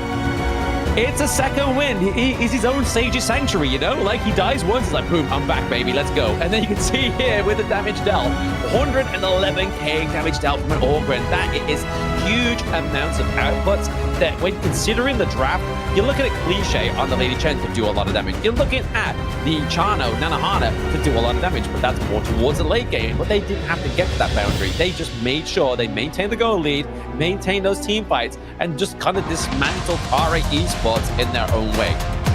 But MVP though goes over to Cliché instead of Kong this time. Cliché comes onto the board. That final Destructive Deluge on that high ground was so pivotal in making sure that they find the game-ending push. So it's sometimes not about the KDA, sometimes it's not about stats, it's about that key play you did in-game. He's holding the MVP hostage. Look at him. He's like, I've taken it for myself. You normally put the guns up at the casters, but I am now the hostage of the MVP, and I'm going to keep it for ransom. But Cliché, with a very good performance here, dropping that Destructive Deluge down very kind of oppressively onto the side of RA Esports, meant that, like, when it came to a team fight, when it meant to try and fight in a circle, it was just death doors for R8.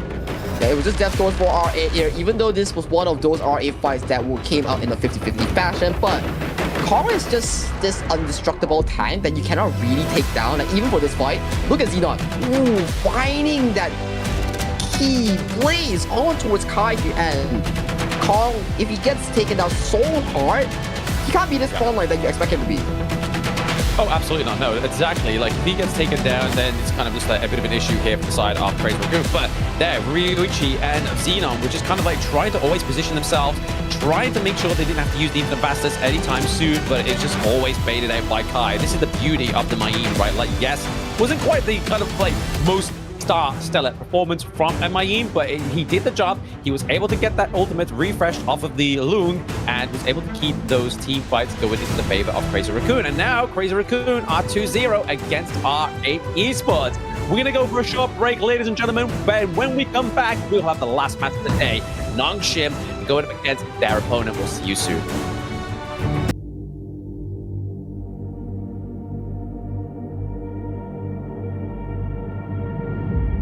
I feel it deep flowing through my blood. Rising up to become someone, and taking it all on my own. What a sweet victory. And taking all of my control, awaken something deep in me. Like flames, feel it burning inside. Take a hold in pursuit of the prize. I've been told ain't no way to survive, keeping all of this fire that's locked up inside. When this is the time, enter the ring. All those mental chemicals doing they thing. I got flashes of battles inside of my dreams. I was made for this moment. At least now it seems like it's time to come face to face with your fear. Been battling reasons for all of the years, and I learned how to fight them with style and grace no one's ever encountered. You say it's amazing, I'ma come out swinging when they open the gate. Go ahead, call passion, I'm calling it rage. I'm taking what's mine like I already own it. Watch but don't blink, going here to the moment. The sky rain down. Here's to the madness that's all around. Go on, tell them who you are, you are, you are. Go on, tell them who you are. Welcome back, ladies and gentlemen, to KME Spring Day number 4 of the ranking week. My name is Songy, alongside me is Blam Nova. So Blam, talk to me right now. We have had almost 3 of our sets being played out already. Currently sitting at the top will be Genji Esports, but their rivals, Nongshim Red Force, will be going up against Scars just shortly in this upcoming series. Exactly that. We have Nongshim, who are obviously the greatest red, was the obviously top spot of the ranking week within spring season 2025, and no longer are they maintaining their undefeated ranking week as well, which is already kind of showing a bit of a blunder here to the greatest red, and maybe it's just at the detriment of the improvement of the other regions, right? Because they have definitely stepped up. Yeah, they have definitely stepped up. It is always about growth and learning in honor of King. You can't be the losers of today, but tomorrow, who knows, you might be this new talent, new team, fighting for that throne, fighting for that new spot. But enough about Genji. Let's focus about our upcoming series. Scars versus Nongshim Red Force. So you should never give up. You gotta fight for it. Whoa, let's go.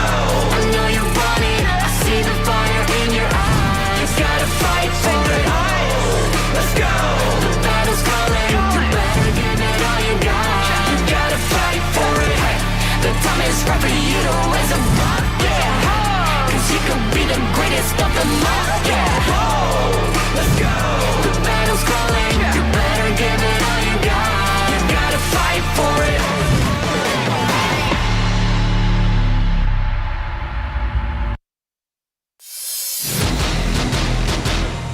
Here it is, Scars, the real ones, and they are pronounced by Aruru, Mbang, Hao in the mid lane, ASD, and Ojik2. This will be the second time we get to see these guys play today. And obviously, earlier, it was against Crazy Raccoon, and now it's against the greatest red, which, let's see who's going to be the stronger opponent, right? Who's going to be the stronger red in this moment here. And especially both of their uniforms or their jerseys do look very similar in terms of their color tone and also the pigment that they picked. But yeah, we're going to go look at their opponents now, who is none other than the greatest red, Nongshim Red Force. So you should never give up. You gotta fight for it. Whoa, let's go. I know you want it. I see the fire in your eyes. You gotta fight for it. Let's go. The battle's calling. You better give it all you got. You gotta fight for it. The time is right for you to raise a rock, yeah. Cause you could be the greatest of them all, yeah. Whoa, let's go. The battle's calling. You better give it all you got. You gotta fight for it.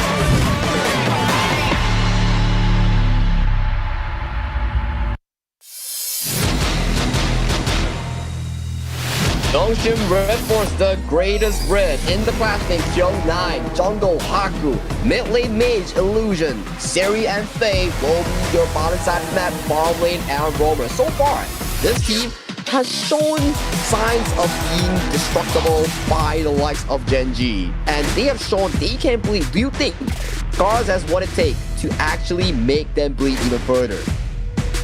I don't know, man. I mean, Nongshim Red Force is one of those teams that when they have a little bit of an upset, they are probably the scariest version of themselves when you are the next team to play against them, right? So I don't envy Scars in this one, but at the same time, Scars has already lost 2-0 as well today, so I can imagine they are out for blood for both of these two teams. Yeah, they're out for blood. They will be trying to find whatever it takes to relinquish that fury, revenge that they want to have against Genji, but person standing before them will be the head-to-head player between Ochik 2 and also Faye. In terms of the damage department and kills, only the kills differ a lot. But when we talk about roamers, definitely average team for participation, Faye has it in his pockets. Yeah, I mean, that's a big kind of like a margin, right? 9%, it's almost 10%, which is pretty much a decent number to be showing that Ochik is more than likely kind of being across the gorge, kind of like trying to spot out where potentially, I don't know, the enemy jungler is or the enemy clash lane is, where they're coming from. Whereas Faye, he likes to rotate around. He likes the buddying system onto the side of Nongshim Red Force. I do think that is a very distinct difference between two of these roamers here. So coming into this draft, maybe the Yu Huan will be a top tier picture like our previous series, because so far, like we mentioned, right, it's flexible. You can put it into the mid, you can put it into the roamer role, you can also put it into the jungle role. So it really relies on what you want in your draft yet. But Nongshim Red Force will be on the blue side, while Scars take the red side, with the first bans being the Zhang Fei and the Mai Shiranui. The gray is red on the blue side. That seems a little bit of like oxymoron at this point. I mean, it's not exactly the definition of an oxymoron, but you're the greatest red, but you're playing on blue. So there's clearly something in mind for Nongshim to do in this draft number 2. Oh, look at that. I think I rhymed like 4 times there. But anyway, Lung coming through here from Nongshim Red Force is going to be their prior pick, and then over to Scars. They're looking to maybe try and get the answer to the Lung first, and then build around this late game insurance.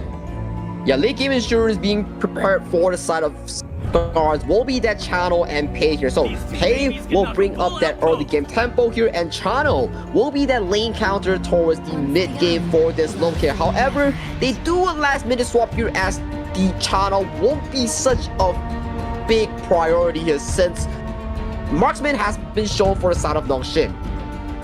Yeah, exactly that, right? Maybe they go for the Chano, maybe they're doing that 4D chest that we saw obviously Scars do yesterday as well. But the Q1 makes a lot more sense, right? Like if they don't take the Q1 here, it's gonna be pick 3, pick 4 here for the side of Nongshim. But Faye gets the Motsu here potentially, so this could already kind of be spelling if Orgrin does not get banned, and Orgrin pick here for Aku once more. And Fatih is also one of those picks that does exceptionally well against Pei, right? If Pei wants to go for the 1v1, the Fatih does punish Faye or the Lady Sun pretty well here. But Lady Sun, one of the marksmen as well that does exceptionally well against Low in the laning phase here. So we have to see, does Nongshim Red Force go for the 2v2 or go for that lane swap to really allow Siri on this Low to find more success in the early game? They ban out the Orgrin here as well, so maybe potentially they could go for something like the Agudo here for Nongshim Red Force to keep and maintain the pace of the Pei for the early game. Because obviously they need a little bit of like healing. Obviously Wild Growth is going to give that over to them. If they need a bit of a pseudo tank, they can launch Furball into the back line and try and get the takedown onto the Lady Sun here. But we've also got the Baki as well onto Kyung9, who we know is going to be that backline menace, that assassin that's going to be just like, yo, you know what, flash in, boom, boom, boom, my ultimate, sustain so much damage, just deal so much damage at a quick pace of time. It's going to be an issue here for Scars. So you really are reliant on Q1 to give over the sustainability to Scars. Yeah, sustainability is the name of the game here coming in for the side of Scars. So they can still double down this Yuan with a Diadea to really amp that healing here. But Scars does take a B route and go for that Yixing, providing even more resources for Enfeng and set up for this Pei. Yep, a big setup here for Pei here, but we are looking at obviously the clash lane for the side of Scars. Who will that be? Obviously, Dharma being taken off the board. We have the Byron being taken off the board as well. So it could be a potential of maybe like Mai Yin, maybe, or maybe go for something like, I don't feel like a Guan Yu makes much sense into this draft anyway within Nongshim. So I feel like maybe a Sunset could be also a good call here for obviously team setups for the side of Scars. I think maybe Sunset or Mayin does make a lot of sense here, especially Mayin does do pretty darn well against the likes of Lua, Fatih, or even the Long here. So, but the thing is, still, Scars don't have a solid front line here, only in the form of a Yu Huan. So, picking up the Guan Yu does make a bit of a sense as they need this top tier flanker coming into this type of draft. It's not the massive amounts of front line, right? I mean, they have the Huan. Huan we know sometimes can take the brunt of the front line when she really wants to, especially down into the support role, because we know they're not going to be in the mid lane. They're not really going to be building great amounts of magic damage. They are looking there to kind of soak the damage and just heal out and give back to the team, which is basically the only role that you're going to be really seeing here for the side of Ochik onto Huan. But I feel like it's the first time we may actually have seen Ochik on this pick. He's been on the likes of the Motsu quite frequently. He's been on the Zhangfei, pretty much very similar to the likes of Nia on the side of Crazy Raccoon. There's more of a similarity between them, right? Like Lian Po, Zhang Fei, and sometimes more of these ideas. But people can change, especially while we are marching ourselves towards the next week, which is the survival week, where games will get harder and harder. You need to start working around different drafts to really allow yourself to survive in that survival week.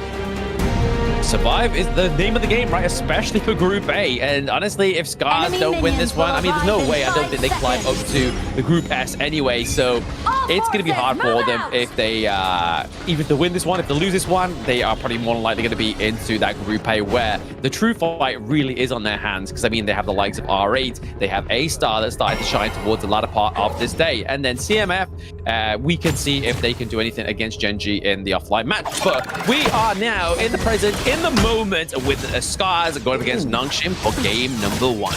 And already Ochik taking 2 skill shots right towards his face here, but they do get that early game push here. So this Yixing will be able to traverse the gorge to allow this Lady Sun to pick up this Fire Beak with no contention.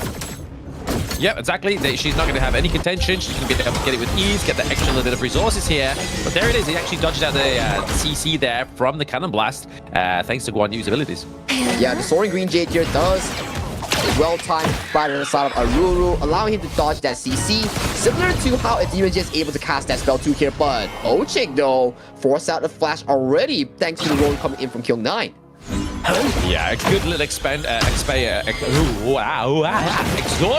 there from the side of Nongshim Red Force. I just went onto a Sagi reboot for all of a sudden there, but there we go. It's been a long day, but we're back onto the board here right now. Obviously, the Gorge Mobilization being used here onto the side of Nongshim Red Force. The Cannon Blast actually does come through, and it is going to be the first blood to Nongshim Red Force.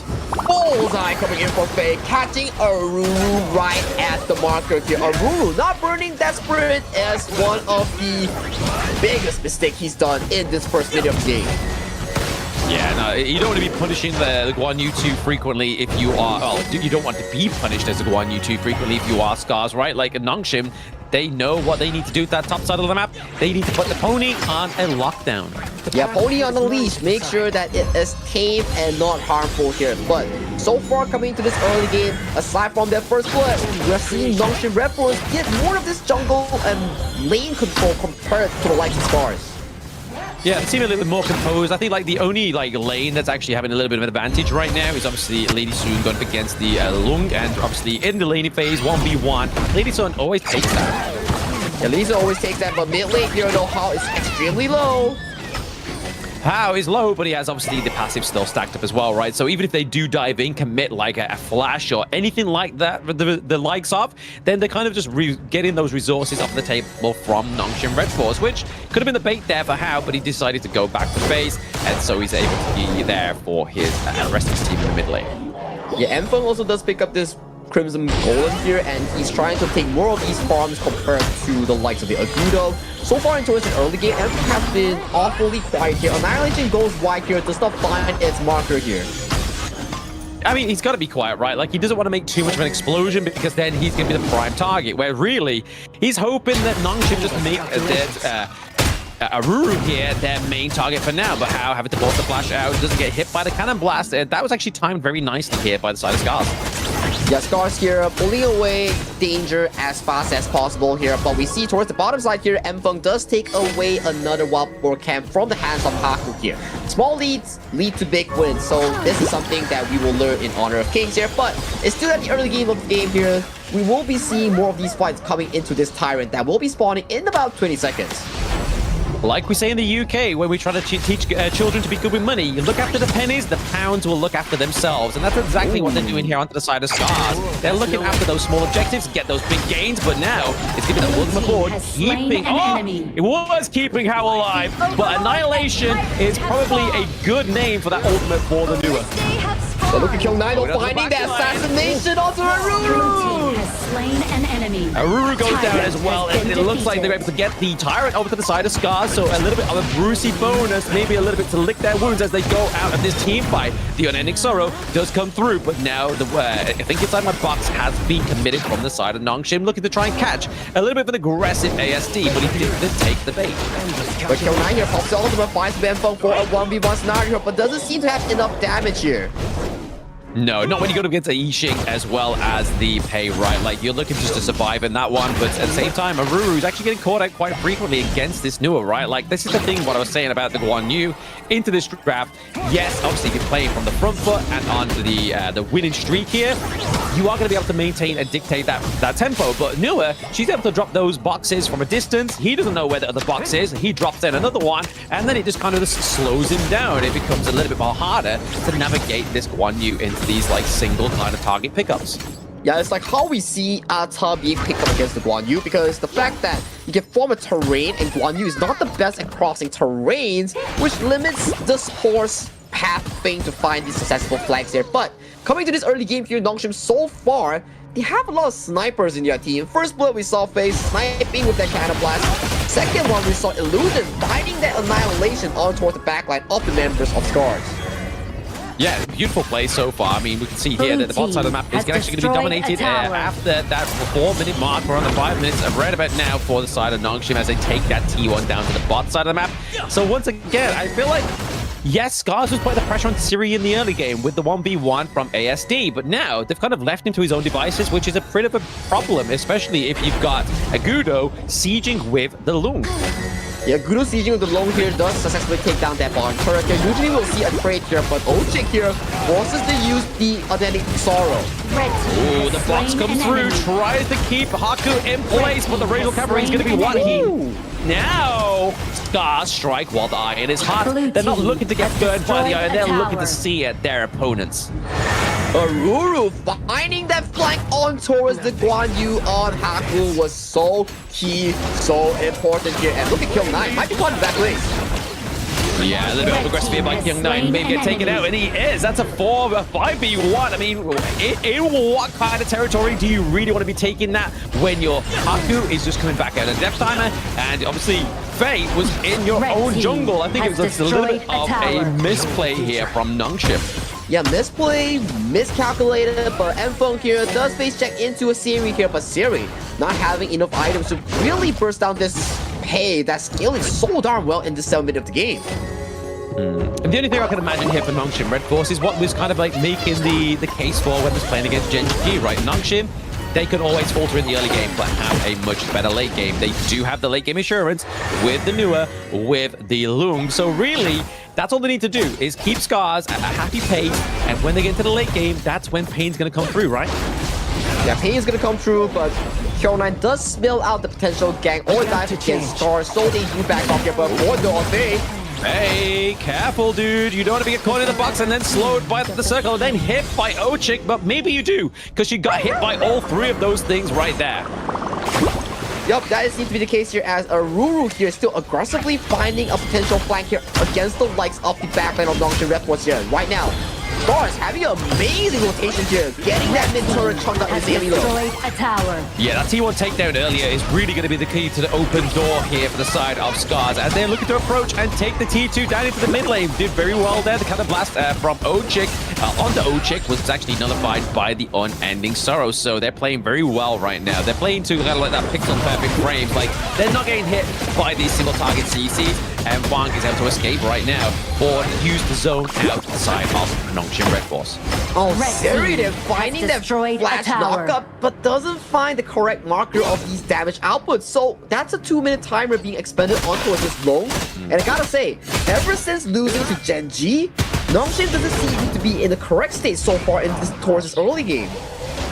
I mean, they've solidified the place in Group S, right? Like, is there anything really much more to play for here? They've already lost their undefeated streak within the ranking week. They've made it into the playoffs. It's kind of like, right, okay, let's just have a bit of tip for that right now. But maybe Pride is just as much as what they need to get and win this series against Scars. But there it is, a lot of damage, and obviously the ult there being used by the party. Kyung9 is going to be ultless for a few moments right now. Ultless for a few moments there, but the next moment will be on towards this Urgent Golem for these two teams. And ASD! Nice annihilation. Oh, ASD has to be saved there by Ochik. But at the same time, Siri is taking that T2. He is going to get deleted, however. That was a huge takedown for a trade. He doesn't even get the T2 as well. That was just needs a bit of a blow. It's gone. Major overextension here coming in from Siri, landing in right on the enemy's base and not being able to have the infinite vessels to bail out here. So, key mistake here being open for the side of Siri on this marksman. Wall control is relinquished over Scars on towards his bot here too. Yeah, Scars going for a really good pressure into the bot side of the map as well, right? Like, to the props of Nongshim, they're able to wipe out that minion wave thanks to the likes of the newer here, Illusion playing very well, but they have ASD on the Lady Soon. Rolling raids can keep just touching away at that T2. They don't need the minions. The minions come through, crashing naturally, get the takedown. Now, the Shadow Tyrant is up on the board. We do see the Kyung9 is in the back line of the side of the Scars at this moment, but it's going to be a takedown quickly of that Shadow Tyrant. That was a beautiful board being placed out by the side of House Yixing, zoning everyone that's trying to come over for the potential 5v5 or steal on this Shadow Tyrant here. And right now, thanks to that beautiful mid-game that Scars has shown us, they have secured a beautiful and comfortable 5,000 gold against none other than Nongshim Red Force.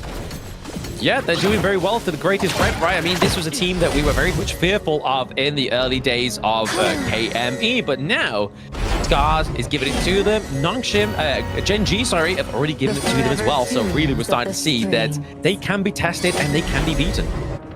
Can be tested, can be beaten. Just have to draft the correct composition, find the correct targets here. So, usually, when we talk about Nongshim Red Force, it is the insane late game on how to control their macro and team fights here. So, can they show us the magic that shows them as the greatest red so far? We'll have to wait and see, right? I mean, they still have obviously their late game insurance, which we keep on talking about here with Siri and Illusion, but we have to give props over the Scars, right? Like, they're ahead by around about 5k gold at the 11-minute mark. They're starting to get their itemization. They have their own late game policy, which is going to be the Lady Soon. So, in terms of team fights, I feel like Scars has definitely been taking them and orientating these team fights in their own favor. I will have to say, when it comes down to these late game scenarios, the Lady Soon will be exceptionally important, like you mentioned. So, when it comes down to two marksmen being so critically important for compositions, that's where the Clash Lane and Assassins come into play. For the late game of Nongshim, it has to be countered by Aruru finding the perfect flanks. For the side of Scars, it comes at the Kyung9 and Illusion where they can snipe ASD down from the sky. Yeah, speaking of Kyung9, he's able to get a lot of damage onto Hao at this moment, but the Splendor does come through, saves him alive, but there is the pay onto the backline, takes down Illusion, no annihilation coming through to save you. ASD gets the kill onto Kyung9, onto Haku, looking for some more here. They have the minions into the mid wave, as well as Aruru trying to get this push into the bot side. This could be Scars getting 2 turrets.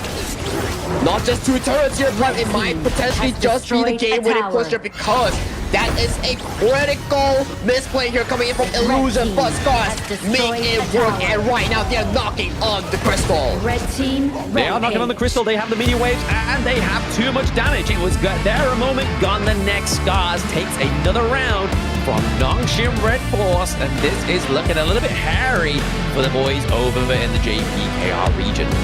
Oh, Nongshin Red Force, what is going on here? But yes, like what you mentioned, Black, they have already secured their slot in Group S here, but coming into this game, this set, it seems to me, they are making a lot of misplays and misposition or overextensions here, especially like Siri, like Illusion. I don't know whether it's like overconfident or overextension, but something's wrong and not the usual Nongshin Red Force that we see that's well composed and like chill. I'm telling you, it's the greatest red they've taken blue side. They're their own worst enemy, you know? They've just cancelled out the greatest red. They've just become, okay, we've got to take that away from you. You've taken the privileges of going on red side. We have to take the greatest title away from you. You're just the red at this point. But no, to be honest, I have to give over just dues to the Scars as well, right? Yes. Scars were just playing those team fights very well. They were getting the pickoffs. After those little few blunders in the early game, the pickoffs from Aruru came through very well on the Guan Yu, and then obviously it just kind of all fell at their lap at that point, right? Like they were just playing very, very well. The Yixing zoning out the side of Nongshim, stopped them pushing turrets, created a battlefield onto the favor of Scars. Such a clean game coming in for the side of Scars, man. Aside from those early game blunders coming in from Hao and Aruru, aside from those early kills, so far their mid game has been immaculate, locking in Nongshim's attempts in trying to do all these crazy team fights, and then neutralizing all these threats coming in from Nongshim. And I gotta say, M4 on this pay, masterclass performance. Very well played, to be honest. I mean, it's not like Nongshim played like a B tier or a C tier roster, right? Like, team comp, sorry. Because, I mean, Bei had Ismotsu, Siri had the Lung, Illusion had Nua, Haku, Agudo, not always his best play, but then Kyung Knight on the party. That's quite a few big picks for these players as an individual. So it's not like they went easy on Scars. Scars just turned up the heat. Scars just turned up the heat, and I gotta say, maybe it's the caster's curse because what color are you wearing today here, Brad? Blue, baby! Blue, baby! Oh, we indirectly counted Nongshin Red Force, but jokes aside, MVP belongs to M4 on this pay. 30% damage dealt, 20% damage taken, and look at that KD of 404. What a beast in this game. I told you, I was talking to Hawley yesterday. He's charging up that fist for a reason, man. He's been holding that fist all night. He's slept that way, and then he brings it onto the gorge to get the victory onto Nongshim in game number 1. But back to the point why I'm not wearing red, because somebody literally from my community says I look like a lobster, so I will never wear red again. Thank you very much for that person in my community. But that annihilation, that was so beautiful in the early game. Yeah, so beautiful in the early game, but aside from all these key kills, we come into these plays. It was all moments coming in from Aruru, looking for these backline flanks, pushing Haku into the turret here, and this board just caught Illusion off guard, sending him to the grave. And coming to this moment as well, you look Illusion, okay, he found a passive onto his Yixing, but M4 was just lying there, waiting to capture this Illusion off guard, and Kyung Knight goes in. Kyung Knight gets sacrificed as well. As of this point, it's just a barrack base. Only 2 members coming in for the side of Nongshim. It was too little too late, and victory went on ahead and showed upon Scars. It's only problem, right? When you have a front line, if that front line gets deleted, your back line is all open. And Nua can only really use the emergence to get out of there if they don't have the flash, which in that case of Illusion was just a little too late. But speaking of late, we're going to go for a break just on time before we get into game number 2 between Scars and Nongshim Red Force. Come back soon.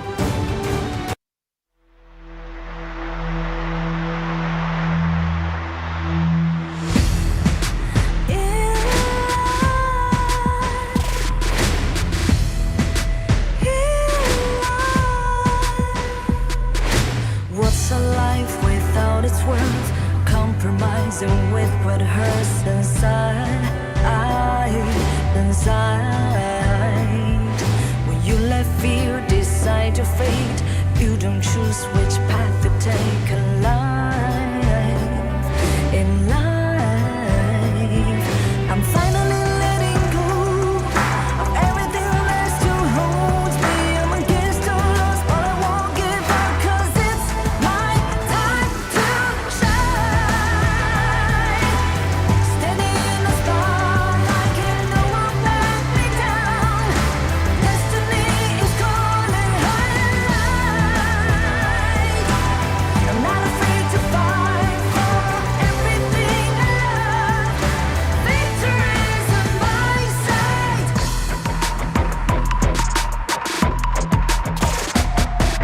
more we lose, the more we gain, the more that nothing stays the same in time, in time. Can't love ever, can't forget. What you see is what you get sometimes, sometimes. Gonna show the world tonight, the light that shines inside us. We're against the odds, but we won't give up, 'cause it's our time to shine. Standing in the spotlight, can no one back us down. Destiny is calling high and light. We're not afraid to fight for everything we love. Victory's on our side. Takiki takiki takatao. Takiki takiki takatao. Takiki takiki takatao. Takiki takiki takatao.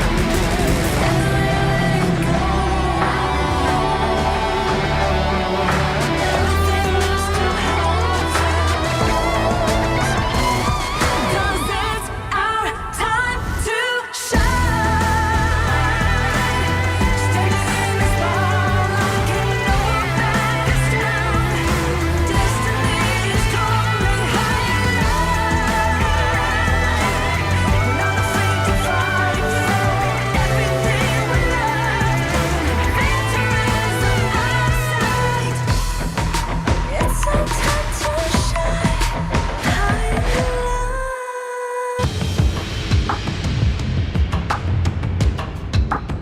And that, ladies and gentlemen, is Nongshim Red Force falling one game against Scars in this last series of our Kings Major East Ranking Week. I gotta say, not something we'll see so often compared to the King Major East Spring, but things are starting to change a bit coming into fall. I mean, it should, right? Naturally, these things should change, because if we just had the same thing as spring season, it becomes stagnant, it becomes stale. And nobody likes stale things. Nobody likes stale bread. Even the British people don't like stale bread. But we like to see new reform. We like to see progress. We like to see new players getting their moments to shine onto the gorge. And that's exactly what Scars are doing here, right? Like, this was not the same Scars that we had in the spring season. Obviously, Mbong was one of the new pickups, as well as obviously ASD was meant to be up into the mid lane, but then went down to their farm. And still, we're starting to see the pickups of lives. Kai is the only person that's kind of like the same there, right? Like, he is the only solid, sane person, the familiar face that we love to see. But speaking of familiar faces, we're going to see some more in the ban and picks here. Yeah, ban and picks has been commenced, and once again, the greatest red in the blue side, like you mentioned here, Blam. That's it. They're shooting themselves in the foot here, but maybe they've got a bit of a better prio blue pick this time around, right? Maybe they give the Hue 1 over to themselves, because last game, Scars took it, but if they do ban it out in the second ban phase, it does mean maybe the likes of the Arlie gets to go over to Siri. Yeah, Siri on towards Arlie does seem to be a scary case here for the likes of Nongshim Red Force, but bans are similarly targeted towards this Arlie pick here that may be wide open for Nongshim's taken here. It will be the case as both Maestro Nui Dharma has been banned away here. Arlie will be locked in for Siri. Arlie does get locked in, as I just did say there, but Ochik does get the potential of the Junk Fei as well, which we've already seen once already. Today, the Junk Fei coming through once more for Ochik is going to be a big pickup here, as well as the Mayin. Aruru likes this pickup. And once to talk about like Aruru so far, if he can perform with this Mayin to lock down this Arlie, it will be a pretty interesting setup coming in from Scars. Like we always see, okay, if you're against an Arlie, you will draft double assassin or heavy engage, so that this Arlie doesn't have much of a comfortable spot coming into the series here. And that is your assassin. Jing is covered and locked in for none other than Mfeng.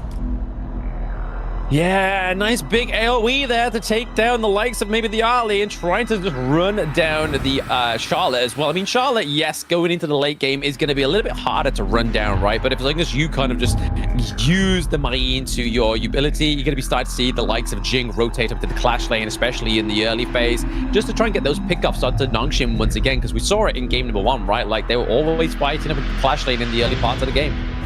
Yeah, early game fighting pass towards the game here, but that is on Guan Yu. Not the strongest laner compared to the likes of Byron, Yin, Charlotte, or even the likes of Adharma here. So coming to this game number 2, reversing back to the Clash Day might be something that we might see from both of these two teams as we head on to the second banning phase. More of these farm lanes coming in for the side of Scars is getting reduced heavily. Oh, absolutely. I mean, for Scars, though, I mean, in terms of like sustainability, they're looking at they can't go for their support. They've already got it, so they've only really got the shield coming over to the likes of the Zhang Fei. In mid lane, they can't use it. They used the Hue one last match as well. So, really, are they going to have any options at the sustainability here, or is it just going to be one of these team comps where they have to just kind of like do or die? Do or die is the name of the game for Nongshan Red Force as of current, because they are backed against the wall right now. Series point over to the likes of Scars, and Scars going for that Floorborn marksman here. So not the best of the lane against the Arlie, but when it comes to the late game, Floorborn does outscale the Arlie in the scaling department. And we have seen Genji do wonders when we talk about the late game here. Can Scars repeat that success is the question they have to answer. Ooh, and it looks like Nongshim might be picking up the Musashi for Haku here, especially add with Lian Po. It's going to be a bit of a crazy setup. So obviously, Tremor Smash we've already seen very effectively from quite a few support plays today as well, right? We've seen obviously some great burst ram flashes from Nia in the last game. We saw the Clue was able to get the lockdown on the Lian Po onto the Arlie, onto Siri, and the last time Siri came up onto the Arlie. So there's been quite a lot of potential with this tank pickup into the support role. Yeah, tank pickup for both teams as well, for both roamers here. So setup will be the name of the game here. So, ooh, Princess Frost with Jing is also another very interesting combo here. You allow the Jing to get that mini stun in and push the enemy towards that circle, and then the Frigid Prison locks them in place for that full CC duration. Yeah, there's a lot of trick shots to be landed here for obviously Hao on the Princess Frost. We know he can do it. He played a fantastic game of game number 1, but the trick shots coming here through for the likes of the Princess Frost have a little bit more of a room for error as well, right? Like they've really got to be doing very well, communicating super duper well to get those combos off between the Princess Frost and the Jing. We'll have to see how well they do in terms of execution, because execution is the name of the game to really secure those plays. Oh, absolutely. It's going to be execution. It all comes down to that, right? Like, we all are just waiting to see how the Scars team is going to be matching up into this game number 1 and game number 2 on how they did in game number 1, because they were a very dominant force in game number 1. Now, it's all theirs to take, right? This is all theirs to take. They are a point up. They could literally finish the day today, or they could be like, know what? Let's do a little bit more research on Nongshim. Let's take them to the full distance. Take them to the full distance, force that full BO3, give the viewers what they want. It's the clash between the Reds here. Nongshim Red Force brings Scars into game number 2 as currently Nongshim will want to find a 1-to-1 in this series. Oh, exactly. Nongshim, for the sake of pride, for the sake of being reclaimed as the greatest red, they definitely want to try and get a point onto the board, right? They don't want to get an even worse loss against Scars than they had against Genji. But game number 2 is now onto the board. Ladies and gentlemen, we are on the Gorge. We're on the Gorge, and we see right now Siri takes on the approach of starting towards the mid lane and immediately clearing out the wave, so we can get a rotation to help up that top lane to secure more farm for this Arlie. Yeah, trying to get Arlie online. Obviously, we have that trinity of 3 items, right? They either go for Spark Forge Dagger, Doomsday, then go for the Shadow Ripper, and then just kind of fill out any kind of like tanky or lifesteal items from that point. But they have to get that steal up onto the fire beak there, and then looking to obviously just give over the more resources up to the Arlie with the likes of the Spike Tail. But Hao here in ASD does seem to be able to secure a fire beak of their own here, so it's a neutralize in terms of an exchange. And I do think Aruru seems to be the one who took away their own fire beak here, so it's a win for Scars. With the Scars indeed, right? They keep able to keep and maintain that goal lead for now on the side of Scars, which they need to do, right? Especially playing against Nongshim Red Force. Sometimes some of these teams have like, hey, we won 1 game, and then they got a little bit cocky, and then Nongshim came back with a little bit of a disappointing round, and then just basically punished the enemy team. That's a very angry ultimate coming in from Haku here on towards the likes of Oche here. Potentially, if Oche uses the Prison Sprite, we might just see Haku get stuck in a very bad place. Oh yeah, between a rock and a hard place, right? That could definitely be the issue when that Prison Sprite does get used. And if he does get immobilized, if they do lock him in place long enough, then he can't use extreme speed out of there. And obviously he doesn't have flash. He is the jungler. Exactly, and well said here. But coming into this early game here, it's a very 50-50 exchange. No first blood so far coming in from both teams here, as they are still looking to contest any form of small lead that they want, if it's possible. There we go. There's the dual contest being put onto 2. The Imperiled State actually hits onto both the Princess Rock and the Zhang Fei, but now the Murder Main does get used here as well. But it does mean that there are still no blood on the board, so a lot already been expanded there just for that little melee into the river. I think that was a pretty beautiful Frigid Prison and also Prison Sprite being laid down. That just shows if Haku does go in alone, he will be CC quite a while just by going in for that ultimate. Yeah, again, like we were saying in the draft, like there is room for error with the Frigid Prison, but if you lock somebody down in the Prison Sprite, it's going to make it a lot easier to land, right? A lot easier to land here, and ESD here baiting out this almost perfectly, but does get stolen away by Series Maple Dance. Yeah, unfortunately for the side of Scars, they're losing these little bits of objectives, little bits of gold in the favor of Scars. But they need to do this, right? Nongshim need to do this so they can try and get back onto the board in terms of a win right now. But not seeing any congestion into the Scars side of the jungle just yet. We are pre-4 minutes, so I feel like Nongshim knows that if they do try and take a fight into Scars jungle, they could get punished heavily. They could indeed get punished heavily here, but so far, I do want to say Scars' team composition does scale better compared to Nongshim towards the late game here, but Haku though, looking for a poke here, does not go for the full commit, but Siri going first blood down! Damn, Siri, How came through there, got the Frigid Prison on top of Siri and just got the takedown. He laid the smackdown there onto their bot side of the map. Obviously, we know that once the Parasol has been used most times out of 10, we don't get the flash onto the Ollie, we get the Frenzy, right? Yes, sir, there is no Flash Frenzy per se, and if you take the Frenzy, there will not be Flashy. And right now, 4 minutes in, Tyrant has been spawned here as we see more of these rotations coming in from a Crash lane that heavily want to look on this Tyrant. Yeah, neutral objective on the board right now. You can already see that both teams are just generally rotating and orientating themselves around to this bot side of the map because they know they can't give over the Tyrant to either their opposition, right? Because is very much in between each other. Whoever gets this Tyrant is going to get much better in lead there. It is going to be Scars that gets it. They do claim the kill, and there is a lot of board, a lot of ultimates being placed here. We have obviously the Umbrella Life being used, but now he gets run down thanks to the Imperiled State of the Musashi as well. So Haku playing very well there with the timers of his ultimate. Still a 1-for-1 exchange, Tyrant for a Roamer here, so very equal stuff coming in for both of these two teams here. No turret exchange so far as we speak, but look at the bottom side as we see Syrian Faye wanting to put pressure on this tier 1. They need to, right? They definitely need to get something back after losing that Tyrant because obviously, yes, like you said there, Sagi, they did get the Roamer, but what else can they get for more? But now we are seeing a rotation here from Illusion. This is going to be a 3v1 invade here, but Mfan calls it. He gets the teleportation down to the bot side of the map to make sure that Aruru gets out safe. Aruru actually plays so well. He's going for the assassination on Siri, and then he negates any form of follow-up coming in from Illusion or Faye, backs off safely while simultaneously removing the threat of them pushing down the turret. So that's one wave slow already coming in for the side of Stars. And look at mid lane. Yeah, Haku's got to be careful there, but I mean, Illusion is there as well with an ended Sorrow, but he's found himself at behind the enemies, but flashed to their side. So really kept himself alive, but a lot of damage that cannot be undone to that T1 is being done now. But still, a lot of these waves are sacrificed towards the top side turret here. So in terms of minion, it goes in favor of the side of Nongshim. But that mid turret, if it does go down, it will pay dividends coming in from Scar's lineup.